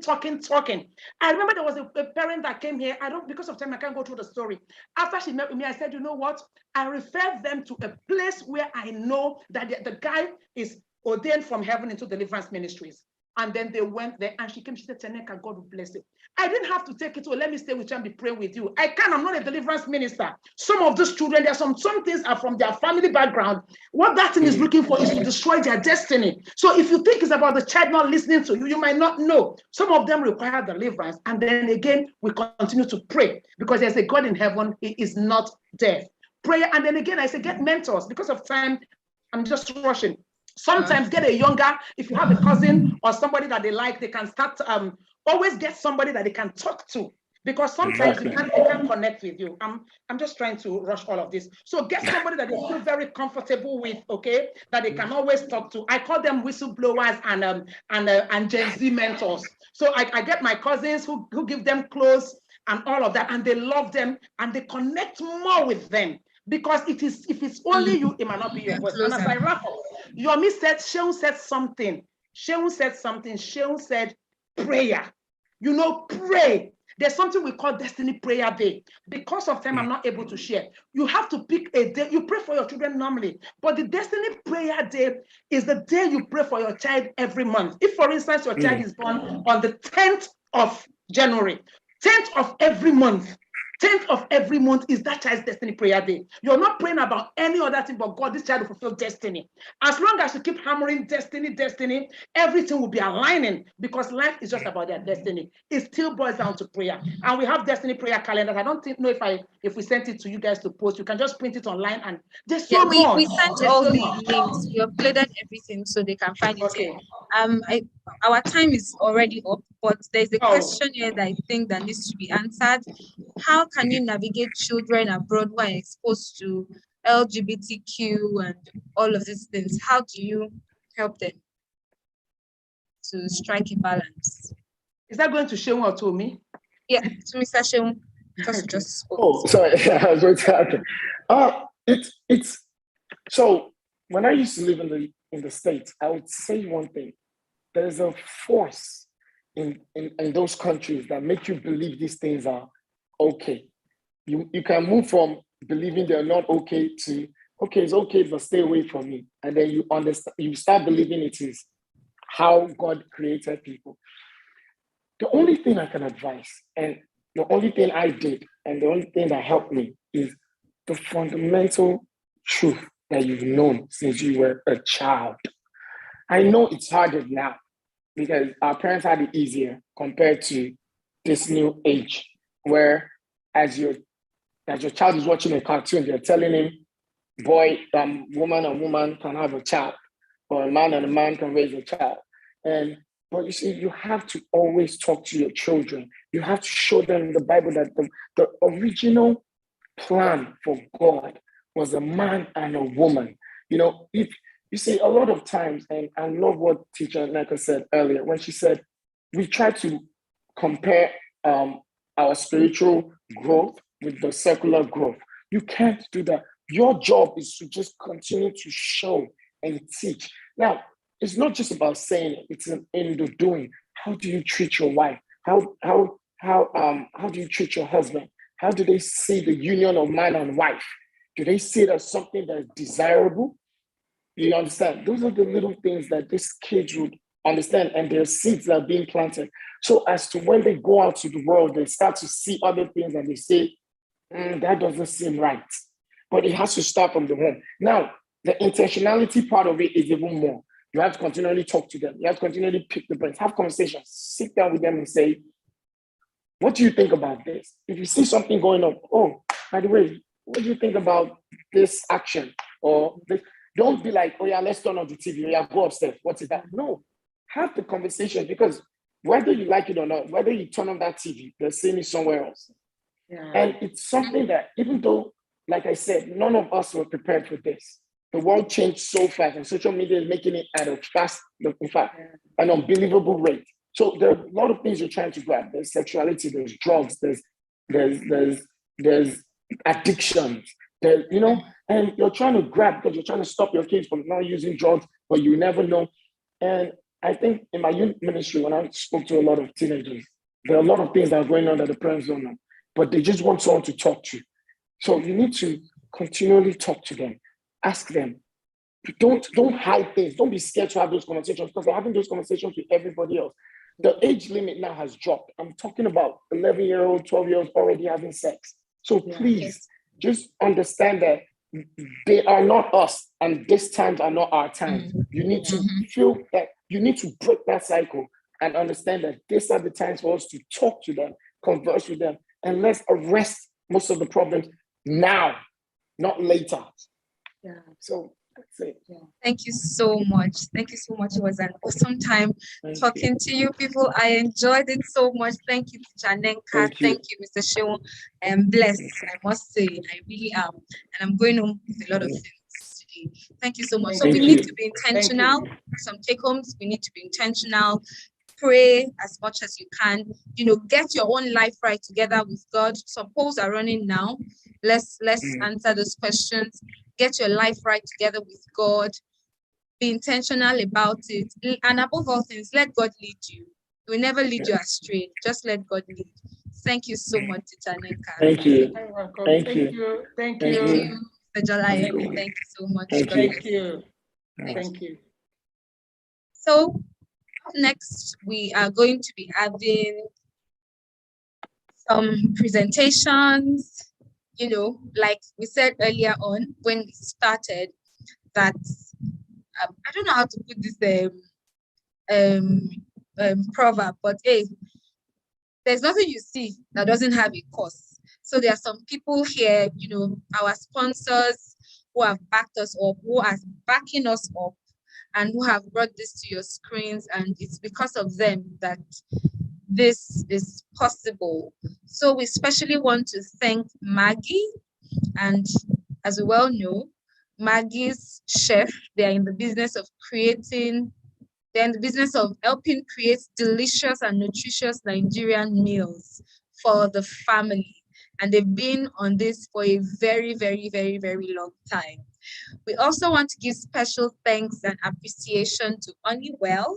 We want to thank Honeywell Flour Mills PLC, which is a part of the Honeywell Group, a foremost indigenous Nigerian conglomerate engaged in select businesses in key sectors of the Nigerian economy, namely foods and agro-allied, energy, real estate, and all of that. The company has been in existence for over 30 years. And, you know, they have so many factories across Ikeja, Apapa, and Shagamu. So we want to especially thank Honeywell. We want to thank them for, you know, bringing this to us and making us possible. So they have packages for us, and for people who have been participating so far, for the persons, for the people who came to this call the earliest, who joined Zoom early and who joined us on YouTube early, the earliest arrivals, we have something from you, courtesy of Honeywell and Maggie. Thank you so much. We also want to say a special thank you and a special shout out to Kumbi's Music Company, KMC. Kumbi's Music Company is a music education services company located in Lagos, Nigeria, but operates globally. Their mission is to prepare the next generation of leaders by providing high-quality, structured, technology-enabled, and progressive music learning experiences that are designed to instill character, build courage, enhance cognition, spark creativity, and generate confidence. We also want to especially thank Lagos Tigers Football Club for sponsoring us. Thank you for making this possible. Lagos Tigers FC is a football academy for boys and girls from ages 3 to 19 in Lagos State. The mission is to provide a well-organized soccer recreation appropriately structured to accommodate all levels of play commensurate with the players' individual abilities, potential, and interest. They offer weekly football training sessions for boys and girls between 3 and 19 years. Private football coaching classes and sales of football equipment are also available. So we'll drop their phone numbers and their social media handles in the chat box, but you can as well find them on at LTFC Nigeria on Instagram. Up next, we want to say a special shout out to Every Nanny. Every Nanny had a presentation earlier on in the program at the conference. It's a one-stop caregiver platform which aims to be the foremost caregiver and caregiver recruitment placement agency. They are dedicated to quality, convenience, safety, trust, and security.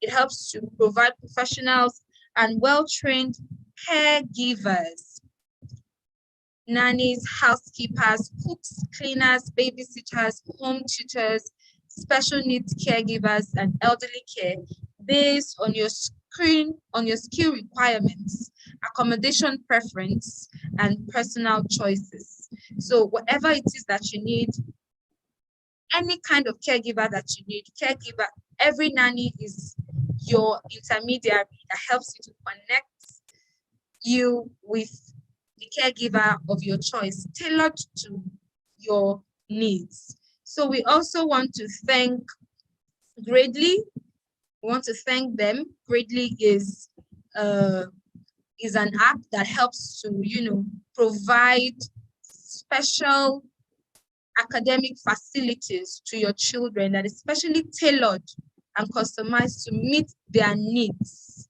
in the way that can help them. I think we have a video for Gradely. I'm not sure if it will be coming up now, but I think it will be coming up. Okay, it's coming up. Thank you. My name's Ademiju Olushola. I'm an entrepreneur. I have a girl child who is 12 years old and in GSS2. But maths as a subject was a no-go area for her. So we got an home lesson teacher for her who actually comes to the house to take her. But due to the pandemic, they had to stop. And then I couldn't just leave her like that. So I went surfing online to search for sites that offers educational assistance. I got a few of them, and then Gradely was one of them. Initially, when you tell Hilary to bring her math notes or her math textbooks for me to see and then maybe see how I can help her out, you see that sad expression on her face. But ever since she's been on Gradely, Hilary would say, I'm a mathematician. Gradely would work with you to your own convenience. They don't impose anything on you. They make everything so comfortable with you. The tutors would ask when you would want them to have the lectures with you. Not like they have a particular fixed time for particular subjects. They are flexible. The question and answer session gives you the child's performances, where the child is weak, where as a parent, and where you need tutors to take over from there. The monthly subscription of 1,500 Naira, a token for 4,000 questions, that is unbeatable. Most of the choices I've had were basically American curriculum, but Gradely offers Nigeria and British curriculum. I have recommended, I am recommending, and I'll continue to recommend Gradely NG. Hi, my name is Hilary Ademiju and I use Gradely. I'm GSS2. Gradely has really helped me in mathematics. It's like I now get to understand mathematics better. I like the creativeness, the colorfulness. I like the one-on-one tuition with the teachers, which make you understand what you don't understand better. And it helps me with my school exams, my junior work exam, and all other external exams. Gradely, making every child a successful learner.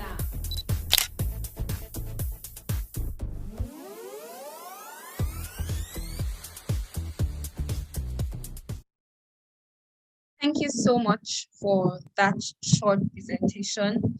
So we'll be going right next into the last session for the day. And if you're still on this call, I want you to drop your favorite emoji as always. Thank you for staying tuned to this moment. And if you're excited to continue with us, Ariola, you have been here since. Thank you so much. Thank you, thank you, thank you. Awesome. So we'll be going into our final panel session, which is on ensuring quality education and financial stability in the family. And we have, as always, like we've had since the beginning of this conference, amazing speakers who will blow your mind. First up is Moturayo Adefamoti. She's the CEO of Money Stewards, an investment firm headquartered in Texas, USA. Money Stewards has expertise in foreign investments and invests in a diverse portfolio of paper assets and several real estate projects in the US. Moturaya started investing in London real estate and emerging markets over 20 years ago and she has successfully delivered phenomenal returns to investors over the years through foreign real estate investment and investing in global stocks. She also holds a law degree from University of Sheffield, UK, legal practice course from Inns of Court, School of Law, London, and a master's in international law from City University, London. She's a solicitor and commissioner for oath of the Supreme Court of England and Wales and an attorney at law at New York State, USA. Thank you so much, Muturaya. We are so happy and excited to have you here, and we are honored to host you. Thank you very much. It's a pleasure to be here. Thank you. And yes, as always, let's give a round of applause, please, in the comments. So next up, we have Dr. Alo Ohio Omonkomoy. I hope I got that correctly. She's a founder and lead educational consultant at Brains and Butter, an educational consultancy which places children in top boarding schools in the United Kingdom. She's an old girl of the prestigious Queen's College, Lagos, she holds a BSc in Economics from the University of Hull and has an MSc in Economics and Development Economics from the University of Nottingham. She earned a PhD in Development Studies from the University of Sussex.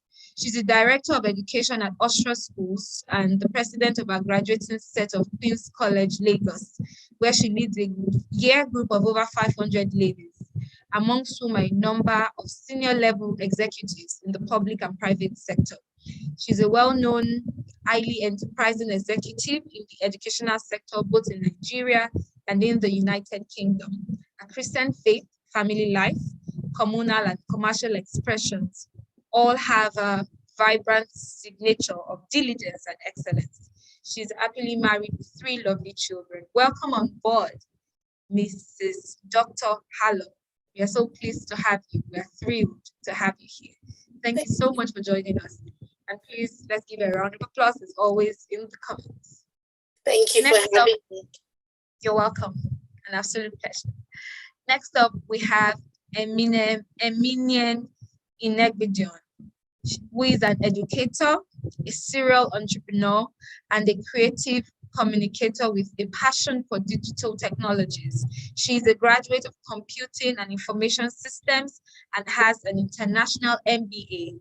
She's passionate about nurturing women to discover their purpose and start up successful businesses and creating a solid foundation for children in their early years. She has also founded a Montessori preschool and is a talented photographer. Thank you so much, Enimian. We are pleased and thrilled and honored to have you join us this afternoon. We look forward to all of the things you have for us. Thank you so much for joining us, Dr. Alo. Thank you, Muturaya, for being here. We appreciate you. So over to you now.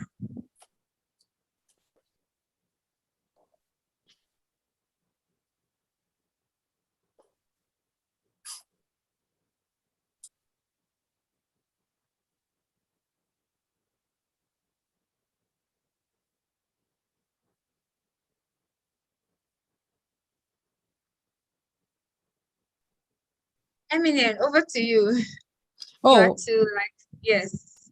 What would you like me to talk about? You are the anchor, the moderator of this panel. Thank you. All right. Yes. Hello, everyone. Yeah, so we're here and we're going to be talking about building a sorry, give me a second to pull that up. I think I got a bit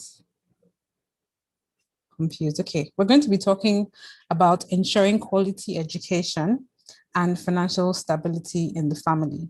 So I think I'll start with Muturaya, and I'd like to ask you, what are the key takeaways that people should have when it comes to financial stability in the family? How do you build financial stability in the family? If you can give us about 3 to 5 points that we can start with. Okay, how do you build financial stability? I think the first way you get started is knowledge. You've got to have a vision of where you're going to, and work yourself backwards and see what knowledge you need to acquire for that particular vision.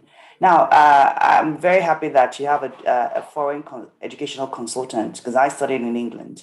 And in order to, you can only aspire to study in England or US. If you don't have the funds to fund that, you cannot achieve that, because we all know what the foreign currency is saying right now. So if you want your children to study in America, as opposed to UK, as opposed to Nigeria, the funds you're going to need is going to be different. And therefore, the plan that you have must be different. So financial stability, first of all, you start with knowledge. You want to grow your wealth, all right? So if you want to grow your wealth, I always teach something called 4 streams of income. You can check it out on any of my YouTube channels.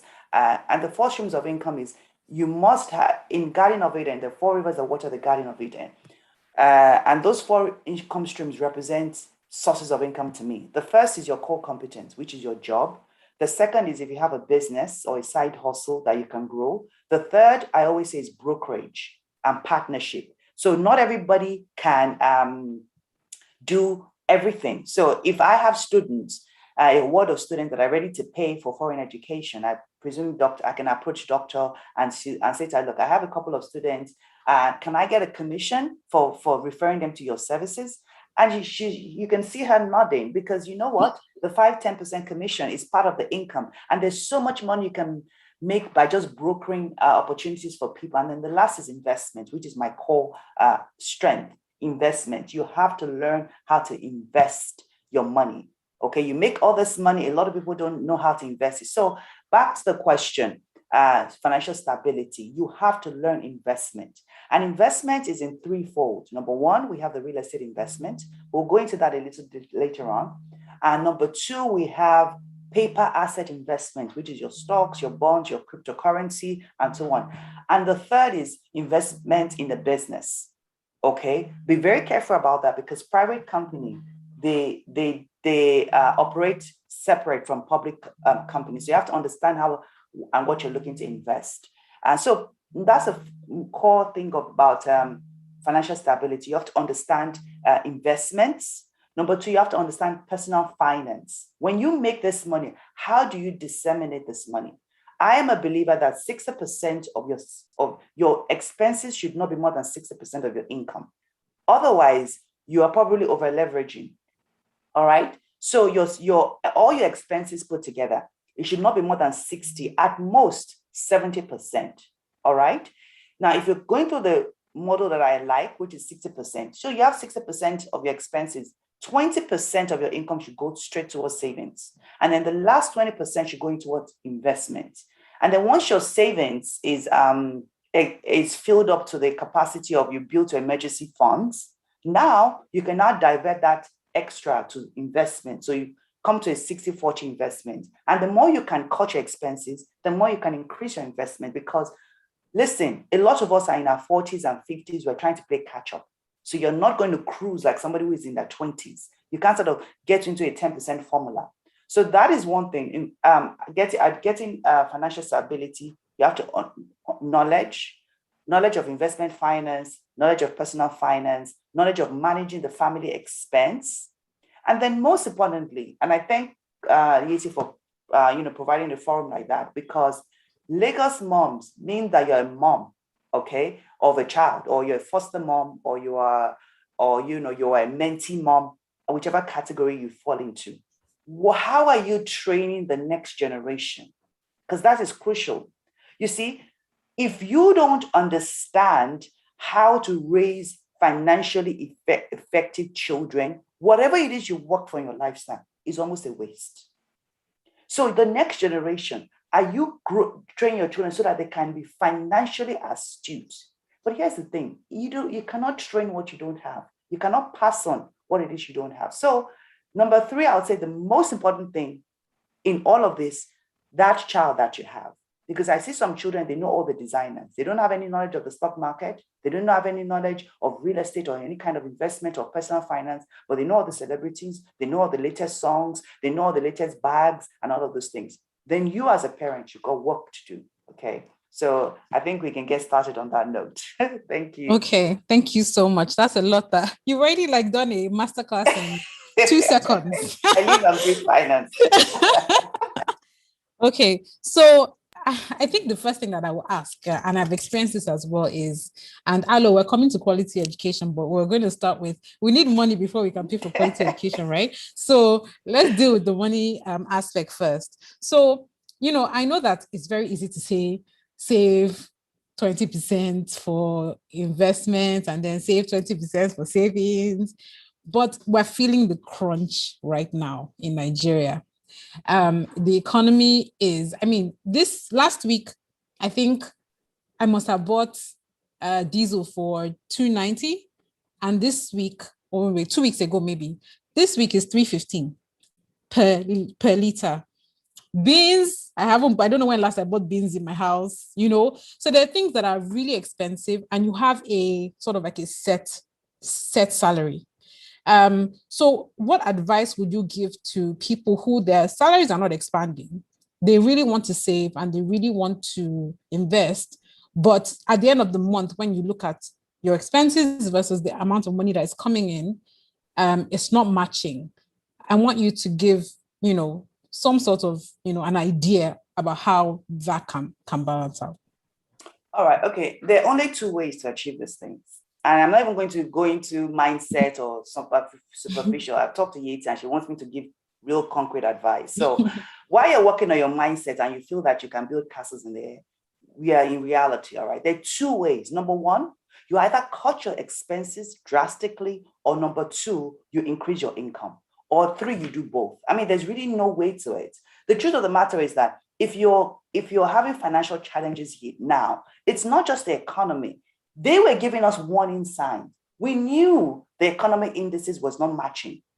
We knew inflation was at an all-time high. And that inflation figure, I'm sorry, I always challenge it, because the index I like to use is the Indomie index. Indomie and tomato is the number 1 commodities that we use in Nigeria. And if they're going higher and high, and they've gone high by 20, 30%, and you're telling me inflation is 15, 17%, I question that. Okay. So first of all, we had the warning sign. So, and if you think that we've seen the end of the Naira depreciation against the dollar, when we haven't. And why is Naira depreciation against the dollar important? Because we are dollar dependent economy. We import everything we consume. Do you understand what I'm saying? So until we start to produce it, but then again, that's at the macroeconomics level. We're looking at the microeconomics level now. As a family unit, okay, number 1, you still have to cut that expense. Okay, otherwise you will be destitute. This is not something you can pray away. Numbers do not lie. Even the Bible warns you, letting that if you do not work, do not eat. If you're not ready to put in the work now. So it might be aggressive, but I have counseled families whereby I told them, look, even your cable, what are you using your cable and your Netflix for? You can't afford it. Okay, so you have to cut your expenses even more, number 1. And number 2, you have to increase the family income. There's something I created years ago. It's called shame money. I didn't create it. I just named it. It's been around. And shame money, the concept of shame money is the money that you make shamefully. There's a skill, everybody has a skill, talent, or gift that they can utilize, but you are ashamed of what people will say, think, or react to you. So for instance, I'm an attorney. I'm a trained attorney. All right. I was working as a VP and AVP in the financial services, and I was selling smoothies. Do you really think I want to be selling smoothies and making 200, 300, 500 naira? I didn't need the money at the time, but I wanted to have the discipline. And thank God I went through that process, because now I can teach shame money. Get off your high horse. Do what you have to do to survive. I'm being honest. And that's why I like people, sometimes Americans, you see somebody who's high up during the COVID crisis, people were taking on security jobs. People were becoming Uber drivers and so on, things that they would never consider. Do you see what I'm saying? All right. So it's called shame money. And the reason I named it shame money is that I have named it, I have shamed it. Now you fame it. Okay. You know what you're doing. Oh, what are you doing? I have a shame money business, so I sell puff on the side. Oh, really? You know what it is. So you don't have to be ashamed about it. Do you get what I'm saying? You call it as is. So that, and I wrote a book on it. I hope you can get it. If you want to get it, you can check my Instagram page, order it, we'll have it delivered to you. And it chronicles the story of my mom. who started very humbly with 2 dresses. This woman with 2 dresses, she would go to offices, and there was no phone or anything during that time, no internet. She would go to random offices, to the markets to sell. You know, imagine somebody going to market with Molue in a Ghana must go, standing by the roadside, and people were buying shoes and clothes, and the more they were demanding, she was selling. And from that humble beginning, this woman built what I call a conglomerate. And I'm a product of Shea Money, because I studied in England, and doctor knows it's not cheap to study in England and US. And the only reason I was able to do that is because I had a mother who braised the shame. I'm a proud product of Shea Money. Do you see what I'm saying? And I've also had my own shame business. So I understand how it can be shameful that me, a trained doctor, I'm now sewing clothes. No. There's a time that you have to forget about all that shame.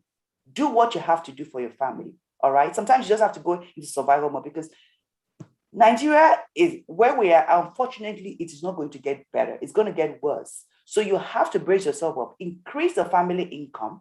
And those of my housewives that are at home, that are housewives, that was then. This is now. It might not be fashionable or what's it called, affordable to be a housewife anymore. Get out and do something you can. If you're computer literate, go sell stuff. You can do drop shipping. You can become virtual assistant. You can be so many things online. And if you're not, then maybe you need to just go out there and do what you can, because your family cannot become destitute with so much resources that we have today. Okay. Thank you so much. Osira is not joking with us today. She has her cane out. She has her cane ready for all of you. Yes, I truly agree with that. I was just chatting with Yeti yesterday, and she was like, "Oh, how you doing?" I was like, "I got a job. I'm an entrepreneur. I have a school. I have a photography studio, and my money was not balancing, guys, because clearly my expenses are a bit, my expenses are higher than they should be. So I need to either reduce my expenses or increase my income." And so I went and I got a job. I don't care how shameful it is. I've been saying since, it's good to be an entrepreneur. It's good to be an entrepreneur. But at some point, you have to think about your family, and you have to think about think about the end goal. It's more shameful to go around borrowing, by the way. Exactly. So I'm not even really sure it's really shame money. And like there's before in those days, I said we used to keep up with the Joneses, but the Joneses are broke right now. So who are you keeping up with? So the second thing I'd like to ask you before we move on to Dr. Alo, and please, if you have any questions, can you use the Q&A function? I may not be able to see it if you put it in the comments, because I may miss it in the chat. But if you just use the Q&As, after Dr. Alo speaks, I will ask both of them questions.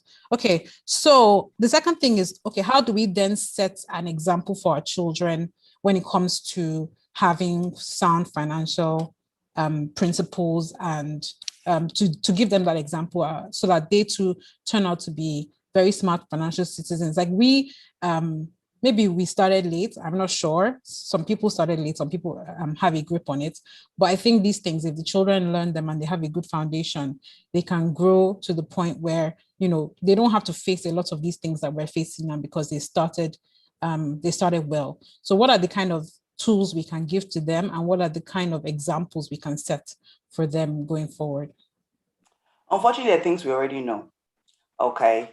If you listen, the children watch you. They don't necessarily listen to what you have to say.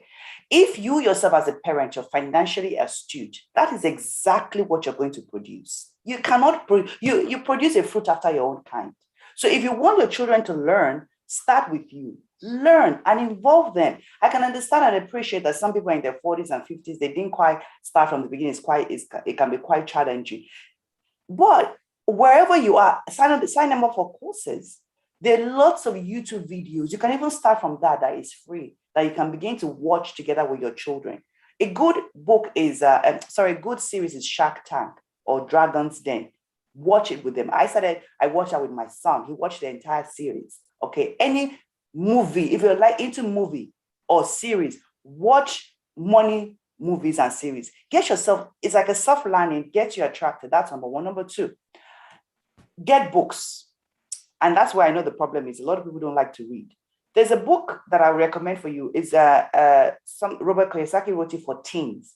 It gives you a basis for just investments. Talked about money in the simplest form. Before you even go to the bigger books, it's a small book on teams, or any of his books. If you can't find that, read it together with your children. If you're just starting now, then learn together. Okay, you see them gravitate towards you. Okay, there are lots of YouTube video resources on money. Financial education is a good one on money. There's another guy, if it comes to my mind, I'll mention you. They like they can teach your children and you about money. And I also I train. If you want me to train, you can send me a DM. But I don't even want you to start with me because we charge. All right. But start with the free resources that you have. There are lots of information on money. It's not excusable for you not to learn about money these days. Okay. And guess what? When you go into the world, my son started trading on the stock market when he was 10 years old. And I didn't know of any 10-year-old I was training. So when he came to me that, Mom, I want to start trading, I said, at 10-year-old, I gave him some information thinking he will forget about it. But he kept coming back. And today he trains kids. He trains adults as well because he's so good. He trains on everything: stocks, forex, YouTube. Mutual funds, you name it. Wow. Okay, so he understands money, understands personal finance, investment finance, balance sheet, companies, businesses. He understands a lot of it, and he still trains himself over because it's never ending. All right, but I found something that he found something he liked. He likes it. Now I can safely give him good amounts of money, have him invest in it. And I know I'll be confident that he will invest in it. Some people's kids are not into that. Some is maybe you're into dancing. Encourage your children to do whatever you want to do, but bring out money lessons from it. Do you see what I'm saying? Mm-hmm. I have a daughter 5 years old. She can shop for anything, but now I'm teaching her, look, your expenses, you have to look at savings, reduce expenses, just something basic. Teach your children. And also, I'm of the opinion that some parents, they don't like to discuss any aspects of money with their children. That was then, this is now. If your family is struggling financially, sit down your children and say, you know what, we're having financial issues. We have to cut expenses. We can't afford this any longer. It's amazing. I have always been involve my children on money decisions in the family. When we're looking to buy a house, he went house hunting with us. He knew how much he paid for the house. He knew what the expenses were. So when I'm telling him, you can't waste electricity, he understands. Hey, your children understand that money is not found in mommy's bag. Money is found in hard work. Mm-hmm. Do you see what I'm saying? All of those things. Don't be afraid to tell them how expensive something is or how cheap it is or where the family finances is going. You want to study abroad. You want us to get the services of Dr. Alo. We need to save. Mm-hmm. We need to do this together. So involve them. Do you see what I'm saying? And then, please, lastly, you have to change your lifestyle. Whatever you're doing, if it's not working for you, change it drastically. Mm-hmm. Go yourself and learn about money. It will be confusing at first. It will be challenging at first. You might be lost and you might want to give up. But persistence is the order of the day. Okay, if you must make success out of it, like I didn't have a finance background. I'm a very good case study. I'm a core lawyer. I was, qualified in UK, US. I was a core lawyer. I found myself in financial services, and I learned. I taught myself how to trade on everything. So that's why I feel that it's not a big deal. You can teach yourself. Even if it's a big deal for me, what about a 10-year-old? If a 10-year-old can understand it, therefore, that's the blueprint that anybody can understand it. Do you see what I'm saying? Just have to get out of your comfort zone and stop making excuses. This is 2021. If at all it is going to get worse, and so there's an urgency that you need to make yourself more financially astute and go and get out of your comfort zone. I hope that helps. Thank you so much, Mrs. Adefamoti. That's yes, you've spoken really well. We've taken a lot of what you said. Make sure you are balancing your expenses and what is coming in. So and then train your children and ensure that they understand money and they understand the value of money. Okay, so I know that there are a few questions for Mrs. Mosrayo Adefamoti, but I'm going to quickly speak with Alo and then I'll ask all the questions at the end. Okay, so Alo, thank you for being here. I want you to, so I know that there's quality education in Nigeria, even though a lot of times when we think about quality education, we're thinking about going abroad. But I think these principles apply across board. If you want to ensure that your child gets a quality education, what are the kind of things you should be looking at?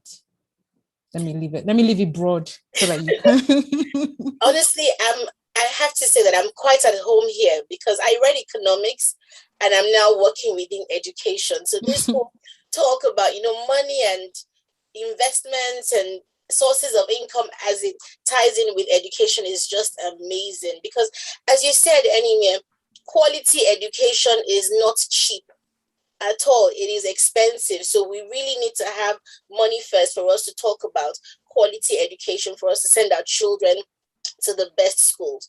So what are some of the things we should be looking out for? One of the things I had already prepared for was some things we shouldn't be hung up by. So I'll start with that. That's good. Many of us are hung up by the academic ranks of schools and how highly placed or what rank is this school on the academic league. That is something that we need to move away from, because it is really not about that anymore. Things are changing dramatically. It is not about how many A stars, this school is able to produce. No, there's so much more to finding a school that is right for your child than just the academic league tables. So according to the McKinsey Global Institute, by 2030, robots, artificial intelligence, automatons would have replaced almost 800 million workers. So that's like 1/5 of the global workforce. So really, we need to place our children in environments where they are taught things that they cannot simply code. And can I just shake a table here? Many times we talk about coding, gaming, this and that. Those things are going to become so regularized that it won't even be a big deal. Once upon a time, it was IT, everyone was there, was the dot-com boom, and it was such a big deal. It is not a big deal anymore. It is going to become so regular. So you need to put your children in environments where they're taught things that cannot be coded. So the World Economic Forum did a report on the future of jobs, because we're literally having to project ahead and then think backwards and make decisions that reflect what we're preparing our children for.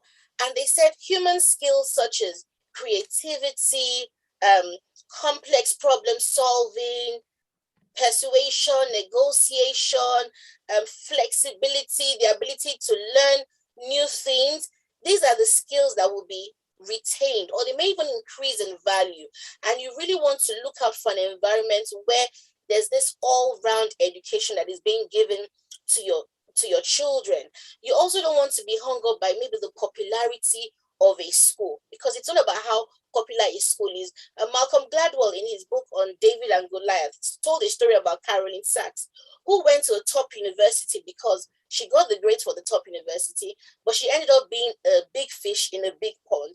And it actually had an impact on her career later in life, because all of a sudden, relative deprivation kicked in, her confidence levels dropped, and it wasn't as fantastic. So to the outside world, she was in this fantastic university, but to Caroline herself, it was having such a detrimental impact on her. And she did say that she felt that if she had gone to a different university, which wasn't as high ranking as the one she went to, perhaps she could have been a big fish in a little pond and maybe felt like on top of the world and conquered so many giants. But most people want to think, oh, I'm in this university, it's popular, it's that. I'm in this school, everyone knows Eton College. This is where I want to go to. So let me just stop there for now. Okay, thank you so much. So some takeaways: we have to ensure that we're trying to make sure that the children are learning creativity, complex solving problems, negotiation, ability to learn new things. And sometimes when they list all these skills, Alu, what is happening is that in my head, I'm going negotiation. When we're brought up as Africans, there are some things that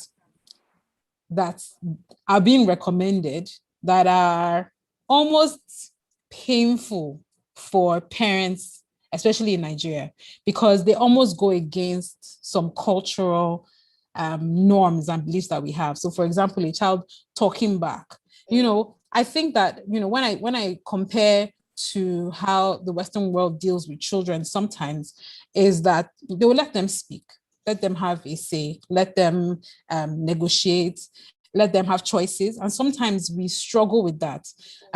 How, what are some of those things that you feel parents should somehow, you need to desensitize yourself from it, remove culture from it a little bit, and balance allowing these children to become independent and to learn some of these skills so that they are prepped for a global world, as opposed to stifling them by insisting that they follow these cultural norms and not, be ready to face the real world. Yeah. Honestly, like you said, we have to drop off some of the cultural restrictions that some of us may have faced whilst growing up, because there are certain mistakes our parents made, not because they didn't know, they wanted to make those mistakes, they didn't know any better. We are now a more sort of informed and aware generation with regards to parenting. You have to understand that our parents were children of people who had just recovered from the war, and it was just a case of, go out there, go to school, get a job. Like, there was no talk about raising successful children. It was more about having incomes and being able to fund, a regenerated lifestyle. And so parenting was completely from a different angle, and they passed that on. So we have to drop off a number of those things without removing the ancient landmarks, as it were. There's still some good things that we can imbibe. So like you said, this power distance index of not being able to, befriend your children and speak to them freely about certain things, and just, almost like there's a barrier between you and your children, that has to go completely. Parents really have to embrace their children. And again, it comes back to this academic thing where if your child is probably interested in anthropology or history or something completely different, and you're thinking you're not an accountant, you're not a lawyer, you're not an economist or engineer, then something is wrong. No, the future of jobs is changing so much that we have to really embrace the talents that they have and what they're interested in. Obviously, they need that academic sort of discipline, but we have to allow them be. And don't be so hard on your child if your child is not necessarily the best in maths, because you thought that maths and English was the defining the defining feature of success, that you have to get A in maths, you have to get A in English, and if you don't know maths, you don't know English, then something is wrong with you. How very far from the truth is that? Your child can be, there are children who, I'm so happy to be on this panel with Mrs. Adefamote, like, amazing. I can tell she's a recipient of quality education. Do you know that there's some children who may not be good in maths, but can trade on the financial market? They understand forex trading, they can trade indices, they can do crypto, but they're not good. Maths wasn't necessarily their thing. So we have to really rethink how we interpret some of the indicators of successful children and successful outcomes from our children, and really allow them. And it is our job to just really show them a better expression, or raise those gifts that are in them to a higher level, and just continue to expose them to frontline innovation in that field where they're interested in. Watch Bloomberg with them. Like, I have 3 children. One is constantly asking me about brains and butter and clients and business, and I said to myself, this boy likes business. So he just turned 7, but I can tell there's a flair for business. So he asked me the other day, what's the difference between clients and consumers? And we're having those conversations. I'm not saying, he's too young to know these things. I'm making it as digestible as possible for him. Thank you so much. That's really important in trying to identify very early the talents and skills and what they have a flair for as early as possible, and trying to hone that so that they're able to use that in the future. Now, I want to ask Ado, I know that you know a lot about scholarships, and since we're talking about finances, that is something that we can also delve into. What are the kinds of scholarships that you can prepare your children to get when they're going to these places that have quality education? For example, like, if I want to send my child to a good school in London, for example, and she's good at this, I can then use that as a leverage to get some money that will save me paying such high school fees? Yes, there's a wide variety. So you have music scholarships. So let's start from the sort of senior school level, because you have university scholarships, which aren't necessarily tied to any particular talent. It's just it's a financial scholarship. However, you have those that maybe like a Chevron scholarship or a Rotary Fund scholarship that would reward what you have done in the community. We'll come to that in a bit, but let me start with like younger children. So you have music scholarships, you have arts scholarships, you have sports scholarship, academic scholarship. You even have some scholarships that are actually based on the child's character. There's a school I know that they have an award named after the school, that any child who embodies the virtues that they consider as important gets a scholarship because that child is given this name. So you have scholarships like that, and obviously you have academic scholarships and all-rounder scholarships. So if your child is good in arts, start creating a portfolio, like buy a container, all the different creative things that he or she is doing, store everything, expose them to opportunities where they can really hone this craft and really start nurturing that gift in them, because you'll be amazed the doors it will open for them. Music, don't just focus on one instrument, and don't just focus on the instruments that are popular. So if you're only teaching your child piano and everybody's playing the piano, the competition is more. But if your child is playing maybe the cello or an instrument that is almost going extinct, schools will be fascinated by that, and oh wow, this child is playing a unique instrument. So don't just focus on one thing. Like look for those outliers. Let them learn more than one instrument if possible. If languages, expose them to different languages. And then sports is with daily practicing of sports and little videos here and there, there's scholarships you can get for them. Again, football is so popular, like football. I'm like, there are other sports, there's so many other sports, but because football is what our children have watched all the time, football is what daddy or mommy watches, and it's football you just see a lot of media attention on. That's what they know. It's not because football is the only sport, it's because football is the one they have been exposed to the most. So expose them to more sport. I'm not saying football is bad. Football is definitely a great sport to play. It's probably the most famous sport, on our side of the world. But there are more sports you can expose them to. And with a portfolio that you have intentionally put together over time, this is what you will present to the schools, that they will even be falling over themselves to actually want to have the child. And this one will say, okay, I'll give you 25%, or another will say, okay, I'm going to take it to 40%. Then on the university side of things, in the UK, the scholarships aren't as many, to be honest, compared to other parts of the world, but they are there. And those scholarships tend to reward community involvement and expression. So, the British in particular have this thing of being charitable and giving back to the community. So whatever you do, if you can find like a charity expression of it, a community expression where you are literally affecting a critical mass and making change in a critical way, they will actually reward that within that area of profession where you are interested in, because that is what you put together in your personal statement. Your many examples, oh, I opened this maternity ward and 3,000 babies have been delivered. You've done this fantastic thing. You can literally get a full scholarship at the University of Oxford for doing some amazing things like that. Thank you so much. So it's not only about, academics, and there are academic scholarships as well for children who are really bright and who really get high results in their work, but that's not the only way. And so then we don't have to push children to be excellent academically when they have other parts of them that are excellent. So you're trying to, it's like you're trying to take an orange and then you're trying to fit it into a square jar when the orange is an orange, So please find and please be on the lookout from a very early age, the kind of things that your children are interested in, so that you can hone that. I think it's I don't remember who talks about 10,000 hours of Malcolm Gladwell as well. In Outliers, yes. Exactly. In a book called Outliers. If you haven't read it, please read it.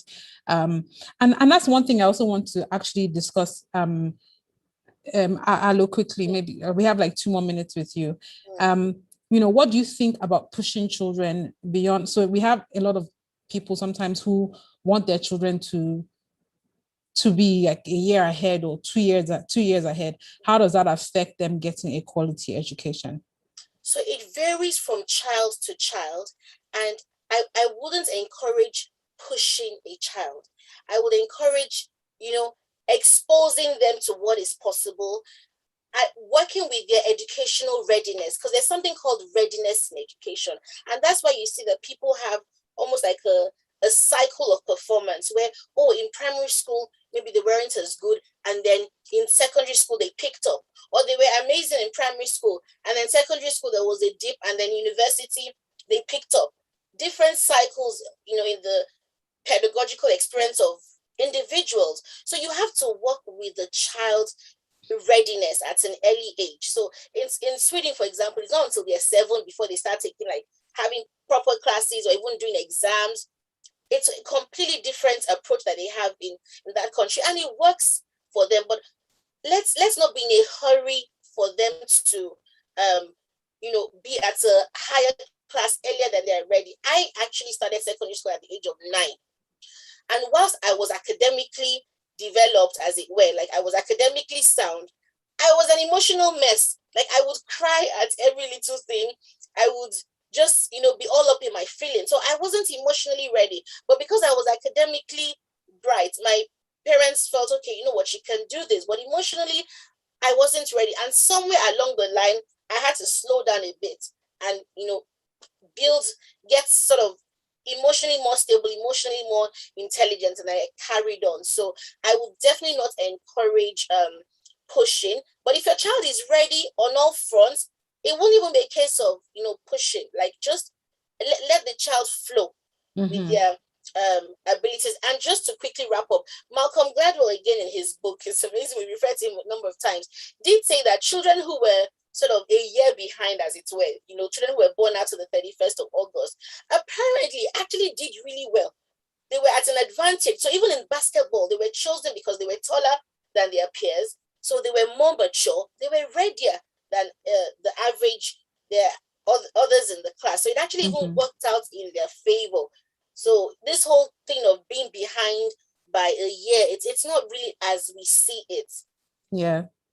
Thank you so much. I have a personal example of that. My son is in year 4. He's just doing year 4 again, because when I moved back, he moved back to Nigeria before me, and they used his height to place him in class. So when I came back, I was like, I'm pretty sure my son is not supposed to be in nursery yet. He's supposed to be in preschool. And they said, oh no, if you look at the children that are in preschool, they are like babies compared to him. He's towering over them. So we put him in the year ahead. And the cutoff for, I think, is September. So you are supposed to be the right age by August, the end of August, before school starts in September. So for his year, he was now a year behind, or a year ahead, sorry. So he was now in year 4 instead of being in year 3 at the point. So he was about to go to year 5. And this Michael Gladwell's book has just been singing in my head every year I'm watching. And like you said, he was academically sound, but emotionally I could see things starting to fall apart.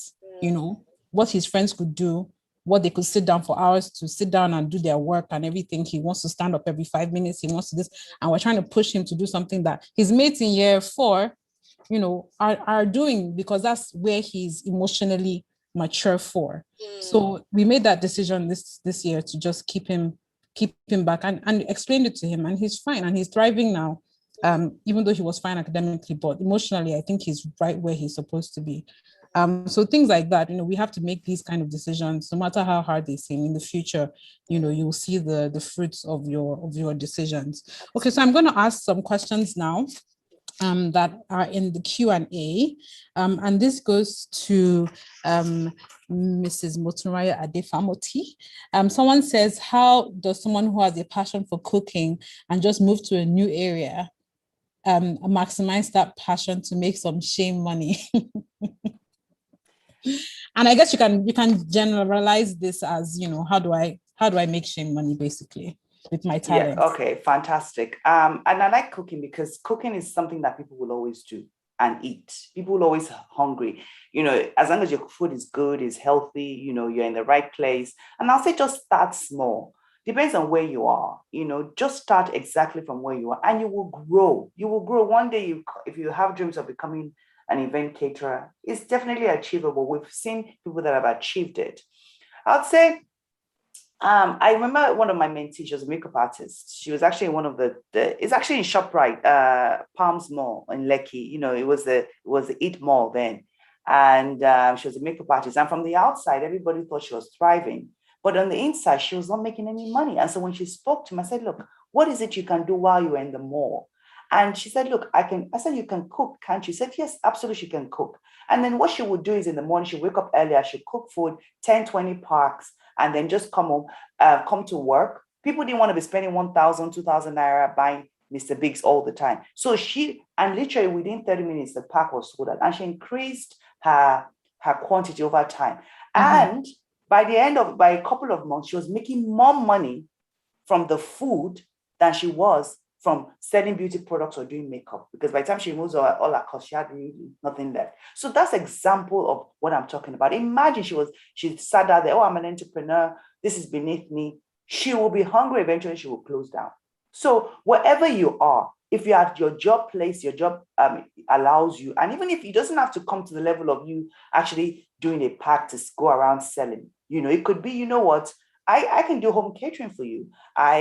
You can order coolers, I can deliver during the weekend, or during the week, I have somebody that can deliver it for you. And things are so easy now. If you cook the food or have somebody train somebody at home to cook the food while you're at work, and they deliver through bolts. I mean, what's the big deal? You can make things work as long as you're willing to. So I'll say, start from where you are. I like food because food is something that if your food is good, people will patronize you. A lot of people are working. They don't want to be cooking all the time.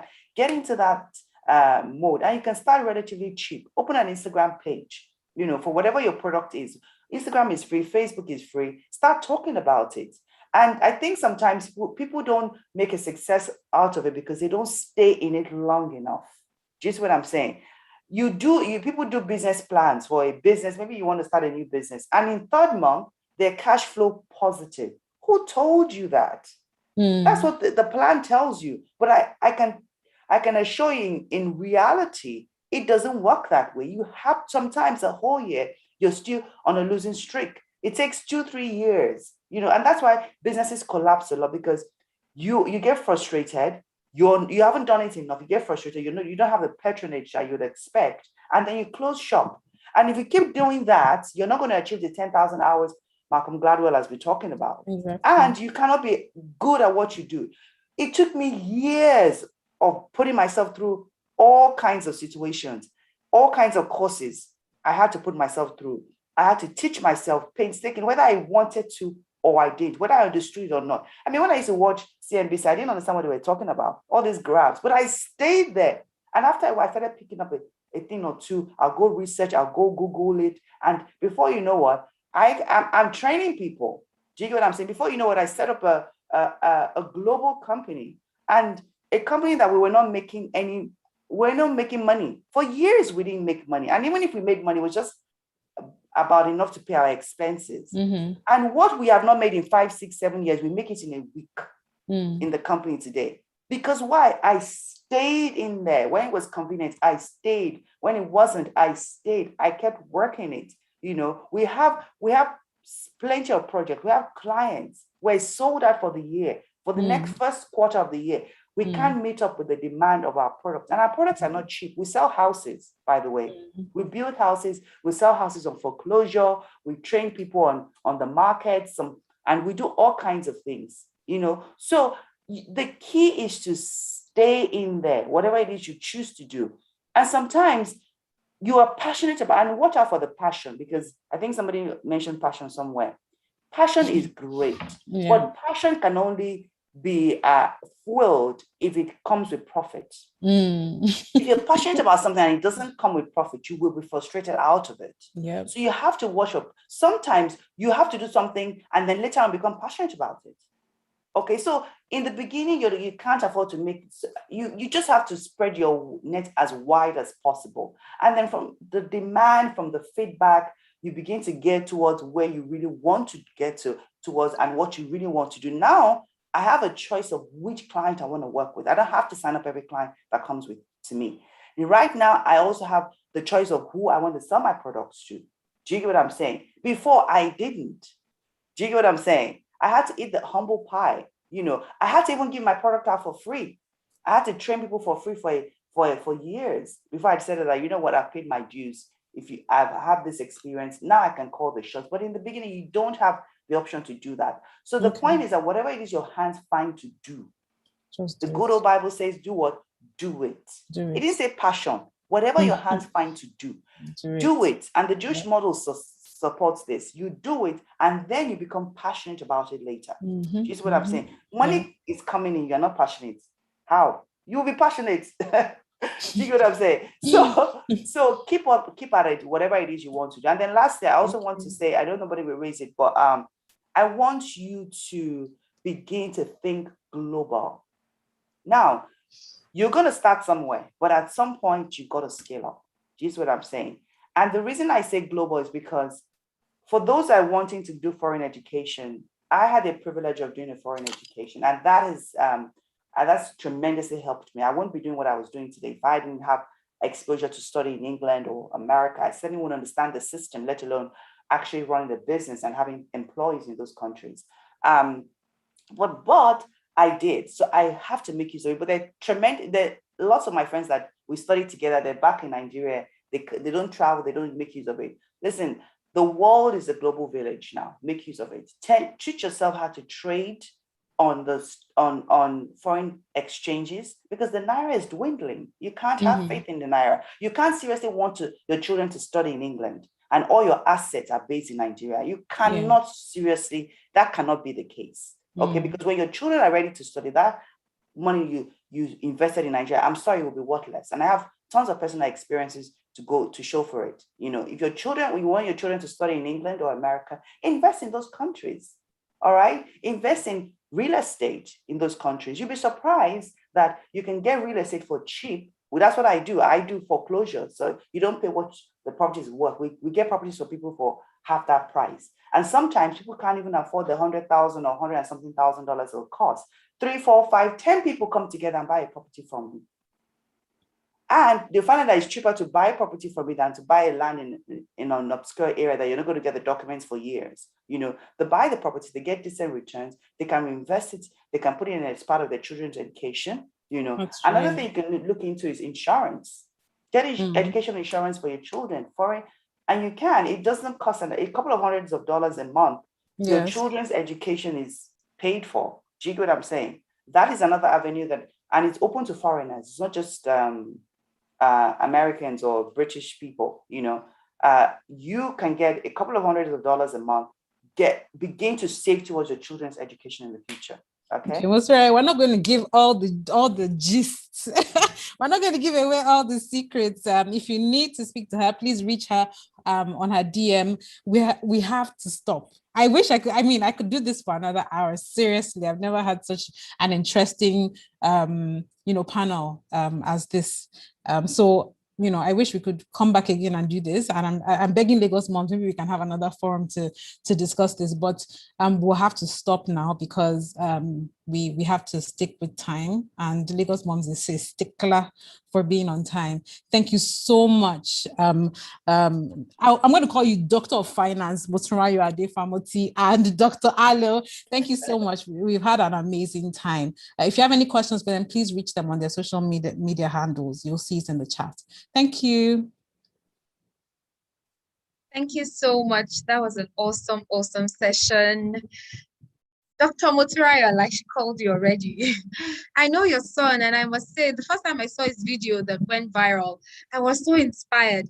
I'd already known about investing like a while ago before that, but then I was like, oh my God, if this little boy can know so much about it, then I have no excuse. And it was such an awesome time with you. Thank you so much, Dr. Alo. I really appreciate that. Telling us to, go for the things that are uncommon. Just think like an outlier. Think like an outlier. Raise your children like one, and you to also act like one. Thank you so much. Thank you, thank you, thank you. If you enjoyed that session, I want you to say thank you to our amazing panelists. They have done us awesome. They've given us information for free that you will have to pay tons and tons of money for. We appreciate you. Thank you. Yes, thank you. Thank you. So finally, there's nothing that doesn't have a beginning that does not have an end. And, you know, we have come to the end of the conference, and we really want to appreciate everyone for coming. Thank you for your presence. There's no Lagos Moms without all of you. You make Lagos Moms. We are all Lagos Moms because, like we say at Lagos Moms, it takes an e-village to raise a child. And, you know, we are so grateful. Thank you for coming. Thank you for your presence. Thank you for your time, because it's been over 4 hours, ma'am, if I'm correct.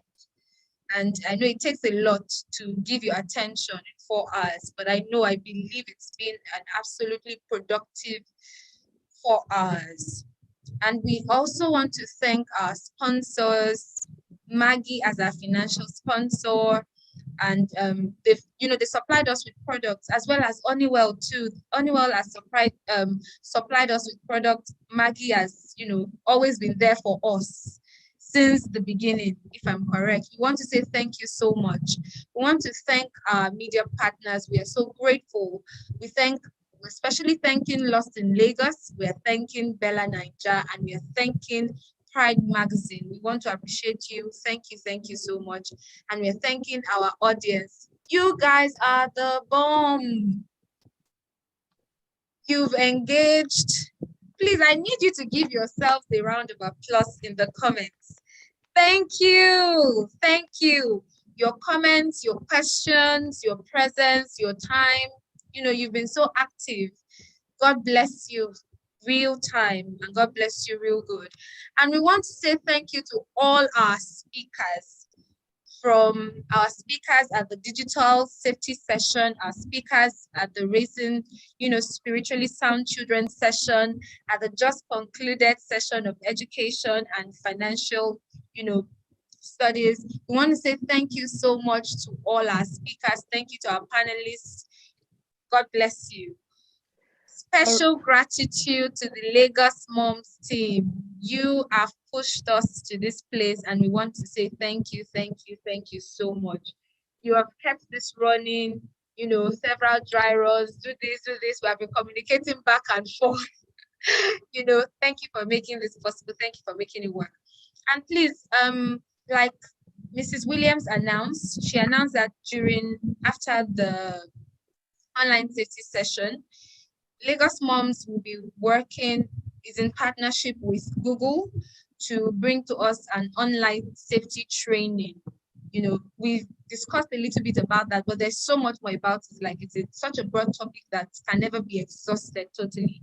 There will always be new things to discuss. And so if you want to learn about how to keep your children safe in the cyberspace and to equip them to be, responsible digital citizens themselves, we are having a training. And please, I know Bumileke is going to put up the details. So if you want to register, please kindly do so by following the link. So thank you so much for having me. All right. Let's see. And let me hand over to Williams now. Thank you so much, Nifesi. It was an amazing day. Yes, it's been 6 hours and woo, we did it. So thank you everybody for coming here. This is our 8th edition. Sometimes it's really amazing how when you start something that starts like shame money. Moturayo, I didn't have the name then, but something as a passion, you don't know when it's going to grow into something else. And we're very thankful to our sponsors. We thank you for the people who supported us year in, year out, financially, volunteering, like Nifesi, I met her also online. Honestly, your network is really important. And as women, we should be comfortable to build a network, to reach out to people, and to know why you're connecting with people. Because when you know why, you can make it work for everybody. So I just want to say thank you to everybody that stayed on. I know some people have been here from beginning to end. If you have been, just put in hashtag 6 hours, then we know you've been here from the beginning. Because remember, as we said, we have some gifts from different sponsors who support us. Lagos Moms is a foundation. We run it free, sweat, tears, but we do it because we are called to do it and we believe in impacting the next generation. Start with parents. We can't give what we don't know or what we don't have. So thank you for your support and thank you for being here. We'll be wrapping this up now. You will get a link through your emails to give us feedback. It's the feedback that helps us be better year in, year out. Don't forget that the communication continues. We have our online community, social media, email, website, however you want it, we're getting to you. So thank you again to all our fantastic speakers. We couldn't have done this without them. And I want you to note that all our speakers have done this complimentary. Not one person is asked to be paid for this. So I want you to also appreciate them and just realize that they've given because they want to, they believe in the family, they believe in that. And so I thank all of them as well. And with that, as they say, drop mic, we are done. Thank you so much. Stay in touch. And we'll just be here until we weed out the room. Thank you.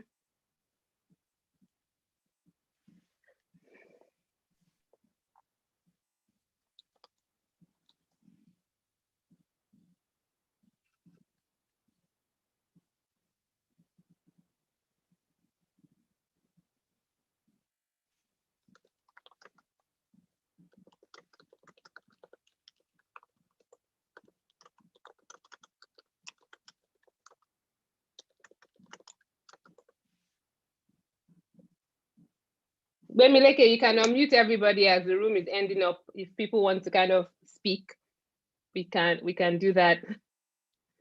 Amen. Thank you so much, Onyechi. Thank you, Kane. Thank you, Lagosmums team. You know, without those guys, this would not have happened as well. So thank you. Thank you, Kane. You're welcome, Mujisola. Oluwatoyin. Thank you. Thank you. Amen. God bless you all too.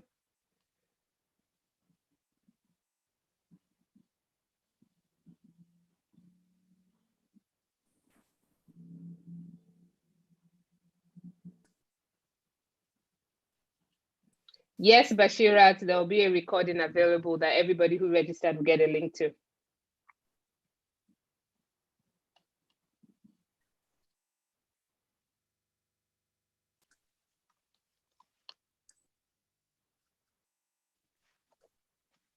Bye, everyone. Bye.